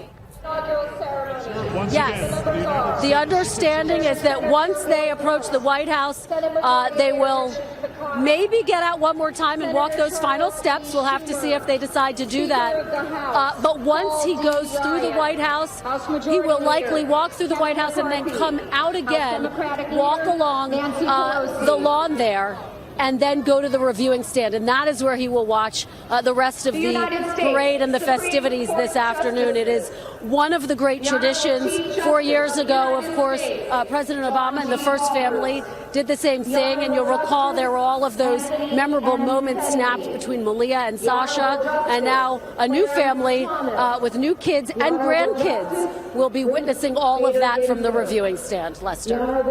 All right, we continue to watch this motorcade, this procession, and it'll be followed, as I've said, by the parade. And as we watch this, let's talk about first order of business. We know the president probably on Monday is going to sign some executive orders. He's talked about there will be a lot of signings in his first days. Affordable Care Act. How quickly will we move? That's going to be, so there's sort of different aspects to things. So health care, that's a legislative front. Okay, there might be a symbolic executive order or two, but healthcare is the sort of the immediate congressional challenge, and that's what's going on there. It's on immigration, I think, and a few even some potential trade things. That's where you're going to see the first sort of actionable, I think, items that they make a big deal out of on day one, which for them they have said is Monday. Right. All right. We want to show you. We showed you earlier some protests that got a bit out of hand, many blocks away from this. But this is a limo that has been set on fire. I think we'd seen this same limo earlier. The windows had been broken out, but police did have to use pepper spray to try to contain the crowd. They were using flashbang grenades. We showed some of that to you live. But this is some tape from a short while ago of fire department responding to a vehicle fire apparently related to some of the protests. It is under control. The early reports we had, up to 95 people, maybe more now, have been arrested. There were some injuries, some police officers that may have been received injuries. We'll continue to keep an eye on that situation. We can tell you the protests that we and our correspondents along the way have observed along this route have been vocal at some point, but certainly peaceful. And it has remained so as the president gets closer now to the First Family's new home, the White House. I got some reports here that the complaints about some of the empty bleachers from some of the Trump folks, they believe it's because the luncheon ran late and everything has caused some invited guests not to get there in time. Yeah, I think they're mindful of it, and there may be a lot of reasons. Yeah, and the whole crowd side, as I said, it's not going to be a measure of the success of this presidency. The turn. And there is the turn. That's Treasury behind you there. Back on to Pennsylvania. All right, does he get out one more time? Because we are on Roker Court. Yes, that's right. This is the standard place in modern times that presidents get out to walk. Right. So. Well, it's a little more secure here. Right. And here we go. And you're close. The car is... And also Al is there. The Snickers. Yeah, slow down a little bit, but... Yeah. And there's Al Roker waiting for his moment. Hello, Al. Hey, guys. No pressure. We're trying to will it. By the way, I'm prepared. We're ready. In case anybody. God. Who could pass you down? You know? I have to say, I think you have a good shot with Pence for sure. I think he's got a little chocolate addiction. Here we go. Ladies and gentlemen, the president's motorcade has made the turn onto Pennsylvania Avenue. I'm reacting.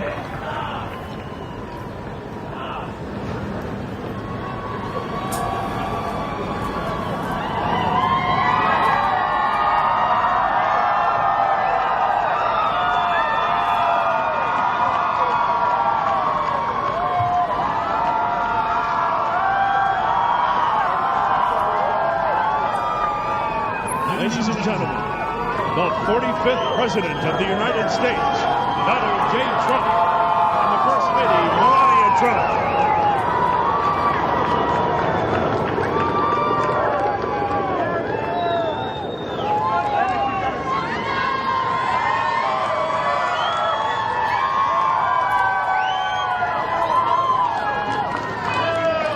There will be rare opportunities in the next 4 years for they as a family to take a stroll without this kind of commotion. I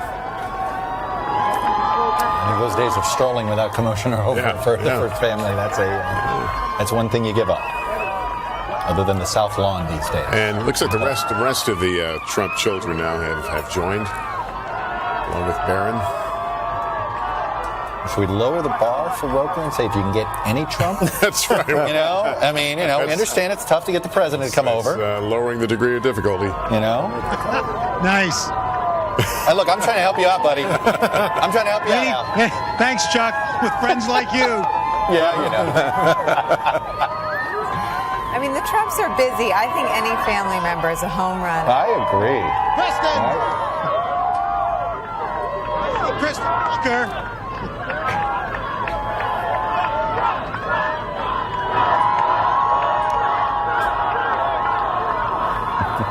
Kids are so impressive. They They don't run for office. This was not their plan for January 20th, and the kids just roll with it. Especially the little ones.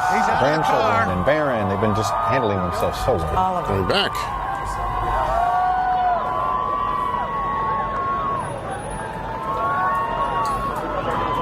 Some big clown. I'm just noticing Don Jr. carrying his little girl. That is extra duty.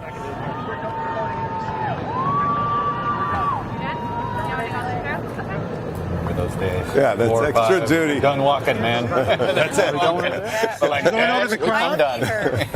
Can't tell if they're going back to the vehicle or if they're going back to the crowd. Hard to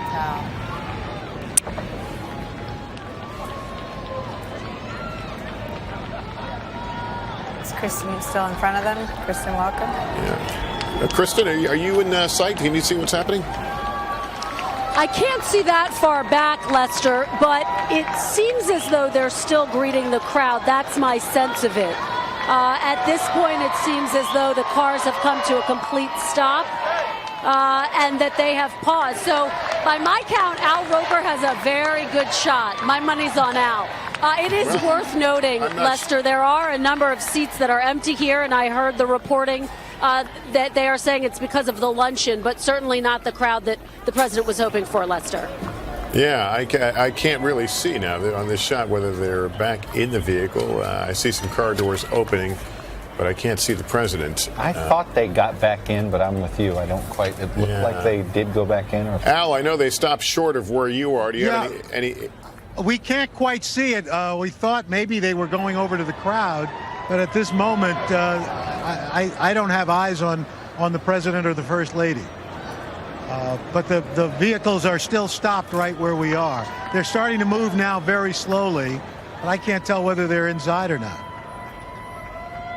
Yeah, we're looking at, I believe it's that vehicle is the one that was carrying the president. You see him when I said the license plate. Reveal it's up number 1. Yeah, that's it. So it appears he's back in. So you do get a pass, Al. The president's reviewing stand and further down Lafayette Park. He's almost here. Keep your eyes peeled.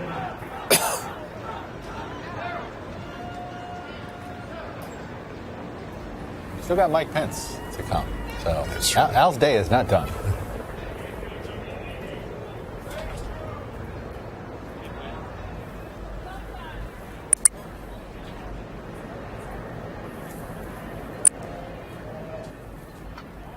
Used to be able to drive down that street, but how many years ago was it they turned it into a... I think they first closed it off there he goes. under There's the Reagan president. after the first He's year not getting at out of the Christmas car. time. There were threats from Libya. Oh, no.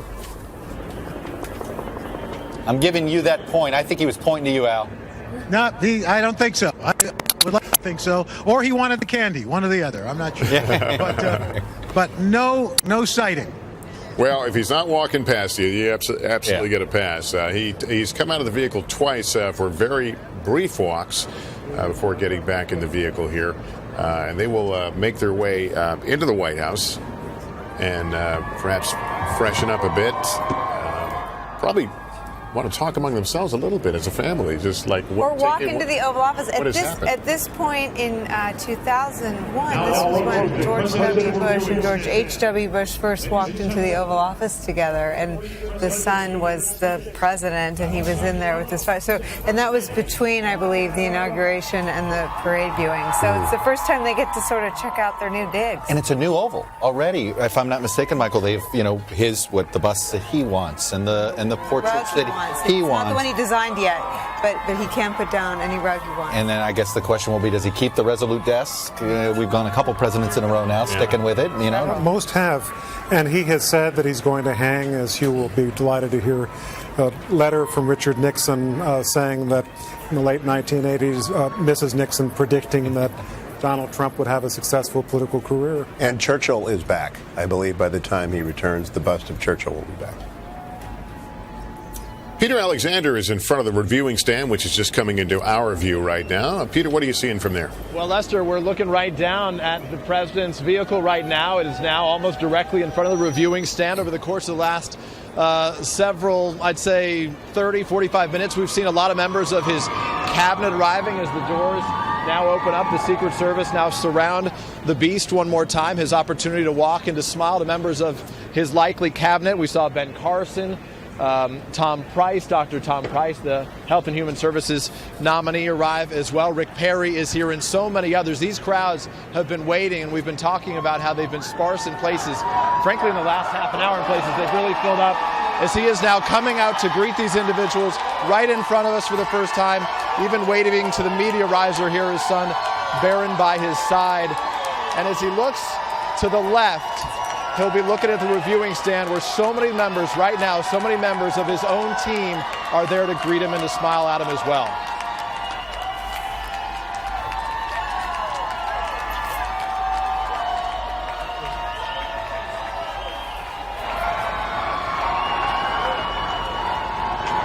Lester, what's striking about this is as they're arriving back here at the White House at about 4:30, traditionally, that peaceful transition of property, that moving process, they say they anticipate they have about 4.5 hours to do it. Today, they'll have more than 6 hours, which is more than enough time, as having spoken to several of the chief ushers in the past. When the president walks inside, there will be snacks waiting for him. He'll have an opportunity to prepare with his family for the balls to take place later this afternoon, and ultimately see the residents for the first time as this process finally completes itself. Last night he stayed a matter of less than a football field away at the Blair House. Ultimately tonight he will sleep in the residence. There have been mix-ups of property as well as you look at the First Lady Melania Trump. It was back in 1993, then the First Lady Hillary Clinton.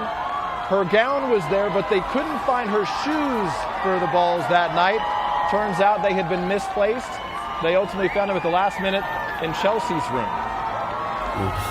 Well, I can picture right now somebody in the White House says, "They're almost here. Hurry." Yeah. Grab your stuff. Oh, they're ready. They are pros. They are ready.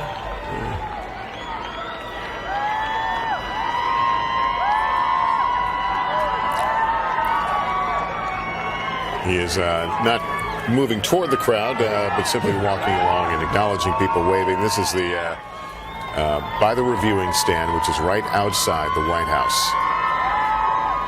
It's a glassed-in area, I think heated, and that's where the first family will join some of their cabinet picks, their military leadership, and others to watch the parade, which will be getting underway shortly. It's quite a structure they put up every 4 years. And it's always interesting to watch them. It starts going up somewhere around November. Yeah. Right after the election. Usually takes almost, sometimes it's March before it feels like everything is completely down. And it's Doesn't take that long. Seemed like it. More than a couple weeks. And they used to be in different sizes and shapes. 80 years ago today, Franklin Roosevelt was inaugurated for the second time, and he said, I want my reviewing stand in the shape of the Hermitage, Andrew Jackson's home in Tennessee, and so it was.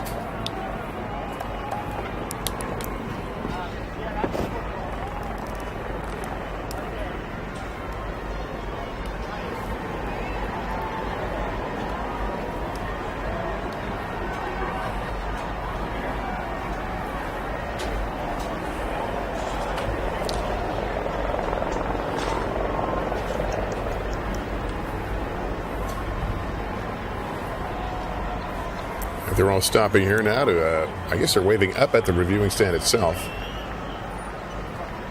There's Dr. Ben Carson.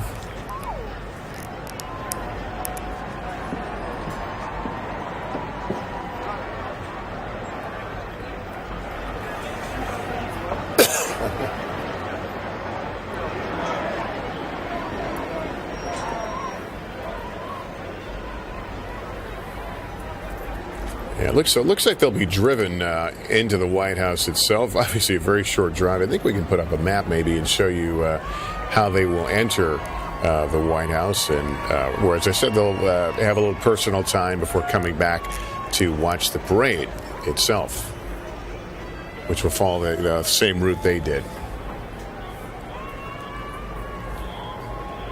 But a lot of folks braving a kind of a bone-chilling damp day here in Washington, D.C. to witness this chapter of history, the next chapter for the United States.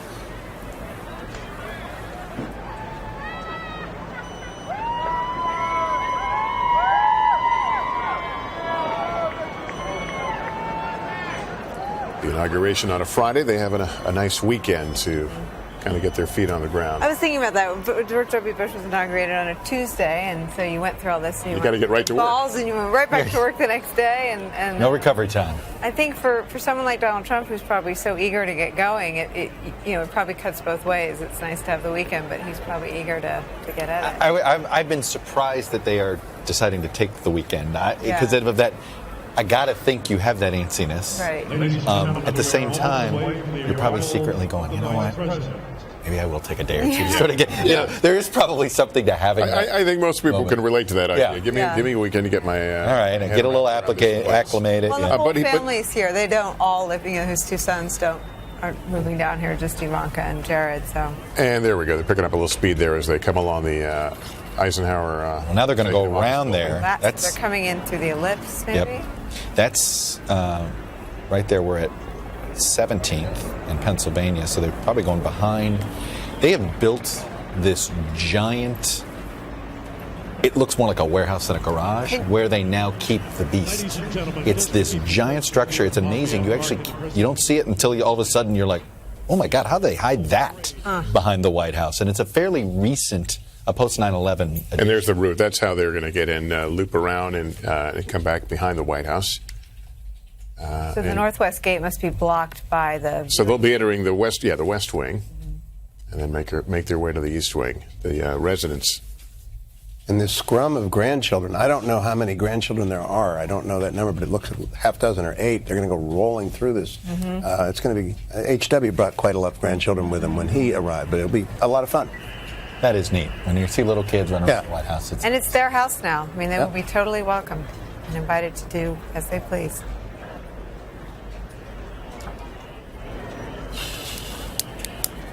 And there's the welcoming committee of service members there. And that wooden path has been built that way for decades, mainly in case it snows, but there has not been very much snow at inaugurals the last couple of decades. As we saw, some of the protesters, many of the protesters are holding up signs as it relates to Russia, and that will continue to hover over like a cloud over this administration. So we brought on Ambassador Michael McFaul. He's an NBC News Russia analyst and the former U.S. ambassador to Russia. Good to have you here. Yeah, thanks for being. Thanks for having me here on this historic day. Absolutely. You know, of course, Congressman John Lewis was the first of notable person to suggest there was a legitimacy question with the election because of Russia. That's a number of members of Congress boycotted today because of it. How complicated are things going to be? The president obviously is concerned about questions about his legitimacy, but how complicated will the day-to-day business be with Russia? Well, you got two big dramas, I think, coming up. I mean, on the one hand, there's an ongoing investigation. It's still ongoing. There's now going to be a new chief administration. There's going to be a new president that's going to oversee it, but it's not going to stop because of President Trump. That's the first complication. The second complication is about policy. There is a big set of disagreements between the president and many people who have testified now and are soon, including today with General Mattis, have very different views about Russia. He wants to get along with Russia. He wants to work with Putin. But all the other people, as I listen to their testimony, have a very different view. So they're going to have to work out the policy as well, in addition to this scandal that is lingering. So anything that's done that would seem to could be viewed as in Russia's favor, that's going to be seen with an eye of suspicion. Of course, it's going to, that there's many people that still believe the conspiracy and believe, therefore, that the president is going to do favors for Mr. Putin. Now, I actually believe in the interagency process. I think once they settle into their jobs, they sit down in the White House Situation Room, as we did. I joined the Obama administration the day after this day. I remember it very well, signing up. We did an interagency review process of Russia. They're going to do the same thing. And I suspect the outcome of that will not be as extreme in terms of what Mr. Trump has said as a candidate and as president-elect. Ambassador McFaul, I'm curious. I'm going to read you a line from the inaugural speech, and I'm curious what you think Vladimir Putin thinks of this line. We will seek friendship and goodwill with the nations of the world, but we do so with the understanding that it is the right of all nations to put their own interests first.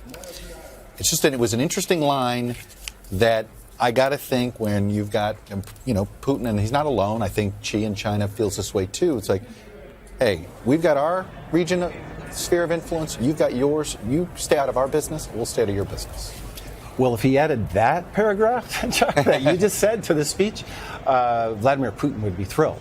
Because that's exactly the deal that Vladimir. Isn't that what he's sort of saying? Well, I don't want to get ahead of my skis there, but there was a hint of that. And if they sat down and said, "Okay, you got your sphere, I got my sphere," that is a kind of deal that Mr. Putin would want. Hugh, what'd you make of that? The same implication that you drew, I drew, which is that it's a message to the world that if we stay out of each other's way, we will be fine. But it doesn't play very well given what was said about the South China Sea and the artificial island. So it doesn't make sense in the Asia context like it does in the European context. He mentioned subsidizing foreign militaries. Is that another signal about where he sees NATO, or how he views NATO? Well, that line is not going to go down well in NATO. It's not going to go down well in Japan or Korea. They have a different view. They see that there's burden sharing, and that line is going to make them nervous. In his defense, he did say they wanted to strengthen some alliances. So there was, if you are looking for comfort that he won't sort of scramble the NATO alliance, you can grab onto that. Yep. If you're nervous about it, you grab onto the other line. But if you watch John McCain's questioning of General Mattis in his confirmation hearing, it would appear that General Mattis, who was confirmed today, I think, right? We've been here within a minute or two, Mattis and John Kelly will be confirmed. Has an understanding very much in line with John McCain's understanding of Vladimir Putin's designs on the region. When do you think the rubber meets the road between General Mattis and Donald Trump? I think pretty soon. I know General Mattis is from Stanford, where I teach. We're losing him for a while, but I'm sure he'll come back. I know his views, and as you heard in testimony, they're different. They're very different from what the president-elect and campaign candidate Trump has been talking about. But now he's president of the United States, and I think it happens in that first NSC meeting when they talk about what are we going to do vis-a-vis Russia. So far, all the president has said is I want a good relationship with Putin. That's not enough for a policy. You need to say, to do what? What do we want out of this relationship? He said more than that, though. When asked about Putin killing journalists, he said, well, we're not that great either. I mean, he's gone out of his way. He's fallen all over himself to be generous to Putin. I agree, and I hope that will change as he sits down in the White House Situation Room with some of those generals he was praising today. Watching Vice President Pence and his family making their way. They've been walking a fair distance. They were walking at least as early as 15th Street, and now making their way toward the White House on foot. And maybe, just maybe, in range of Al Roker. I was just going to say, there's a, Al's I think he's got a shot. I think he's got a shot. I can see him in the distance. You're in the game, I can see him in the distance. He's in the middle of Pennsylvania Avenue right now. They're still walking. And I'm going to text Mark Louder right now, his guy, and say, come on, Mark, get him over to Al. He's walking. Candy offered. Democracy in action. Yes, we've got a lot of chocolate because I know the Vice President likes chocolate. So we're going with that. Yeah, and we can hear the crowd swelling a little bit as he comes by. Get excited. He's walking a fair bit, so he may have worked up an appetite. It's all part of your plan. Got to have a little energy. Yeah. Yeah.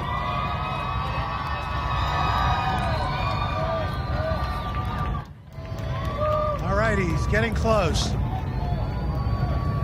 Yep. Holding hands with Mrs. Pence. Walking with their kids.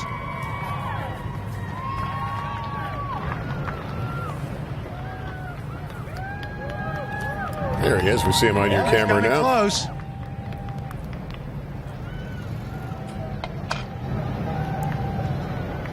There he comes. Let's hope he can appreciate inauguration. Mr. Vice President! Mr. Vice President! Mr. Vice President! Mr. Vice President! Mr. Vice President! Vice President Pence! Mr. Vice President! Tell him about the candy. I got candy! Mr. Vice President, we have a snack! Got him. He got him. He's looking. Nothing. Come on, he's coming. No, he's coming. Nothing. I guess I had the wrong candy. He paused, Al. Nothing. He paused. He said something. No, there was no pause. He didn't even break stride. Oh, we're trying, man. Honest, man. A complete blow-off. Well, once again, they continue to buck tradition. There you go. I'm telling you. Wow. They're not doing it the Washington way anymore. Give me a break. Give me a break. Give me a break for a Kit Kat bar. What's up with that? Well, you made it a moment regardless, Al. That's right. You made it a moment. Thanks for trying. Hey, man, that's more candy for Anytime. us. Yeah, more candy for us, yeah. There was a unique moment today at the luncheon when Paul Ryan toasted Mike Pence, and it really demonstrated what a role he has. It was a very personal, warm, and I think he is such a significant player for the next 4 years. Well, you know, we of course saw Vice President Biden had a big role in this previous administration. Where do you see Mike Pence fitting in? How is he going to be relied on? I saw that Paul Ryan moment with him today. Everything that goes on that is accomplished will be done on that railroad running between Paul Ryan's office and in terms of the legislative agenda. The legislative agenda runs through the Vice President's office. He's just that well connected and much beloved. I think it's deeper than that, though. I think that everywhere where a gentle nudge has been needed for Donald Trump to dig in a little deeper on something substantive, he's the one that can go to him and get him to focus on a key appointment or to focus on I think it's bigger. I think the role is bigger, and I think it surprised even President Trump, from my understanding, that he was picked for some of the superficial reasons that were in the news at the time. That the family felt very comfortable with him. He looked the part. But I think they have developed a very genuine relationship. I think he relies on him completely and trusts him entirely. We saw him in the vice presidential debate really take on a role of defending Donald Trump, but on a very. He wasn't forceful in it, but he kind of tried to present this reasonable demeanor. It was skillful. I mean, I remember saying that night. He was put in some difficult positions. Yeah, listen, that debate, I believe, came after some of the more inflammatory moments and difficult moments. And, Vice President Cheney had that role. The vice presidential debate during the Bush re-elect came after George W. Bush had a very challenging first debate against John Kerry. So the vice presidential debate in some cycles doesn't matter, in some it does very much. And in this fall cycle, it mattered, and Pence delivered. Look, he is the keeper of what has become the modern conservative wing of the party, sort of the new movement conservatives of the 21st century, where Paul Ryan, that next generation, Paul Ryan, Mike Pence, very much sort of, you could argue, grabbing the baton from Jack Kemp. Perhaps Mike Pence a little more social conservative than some of the, a little more evangelical, but he's going to be the keeper of that flame. If you're a social conservative activist, you're going through Mike Pence's office, right, Hugh? Yes. That's where you're going to go through. Now, Steve Bannon is the keeper of the populist flame. I mean, there are different flame keepers sitting around the president, and obviously Pence will be a big one. For Tom Brokaw, Chuck Todd, Nicole Wallace, and Michael Beschloss, I'm Lester Holt, NBC News in Washington. Good day, everyone.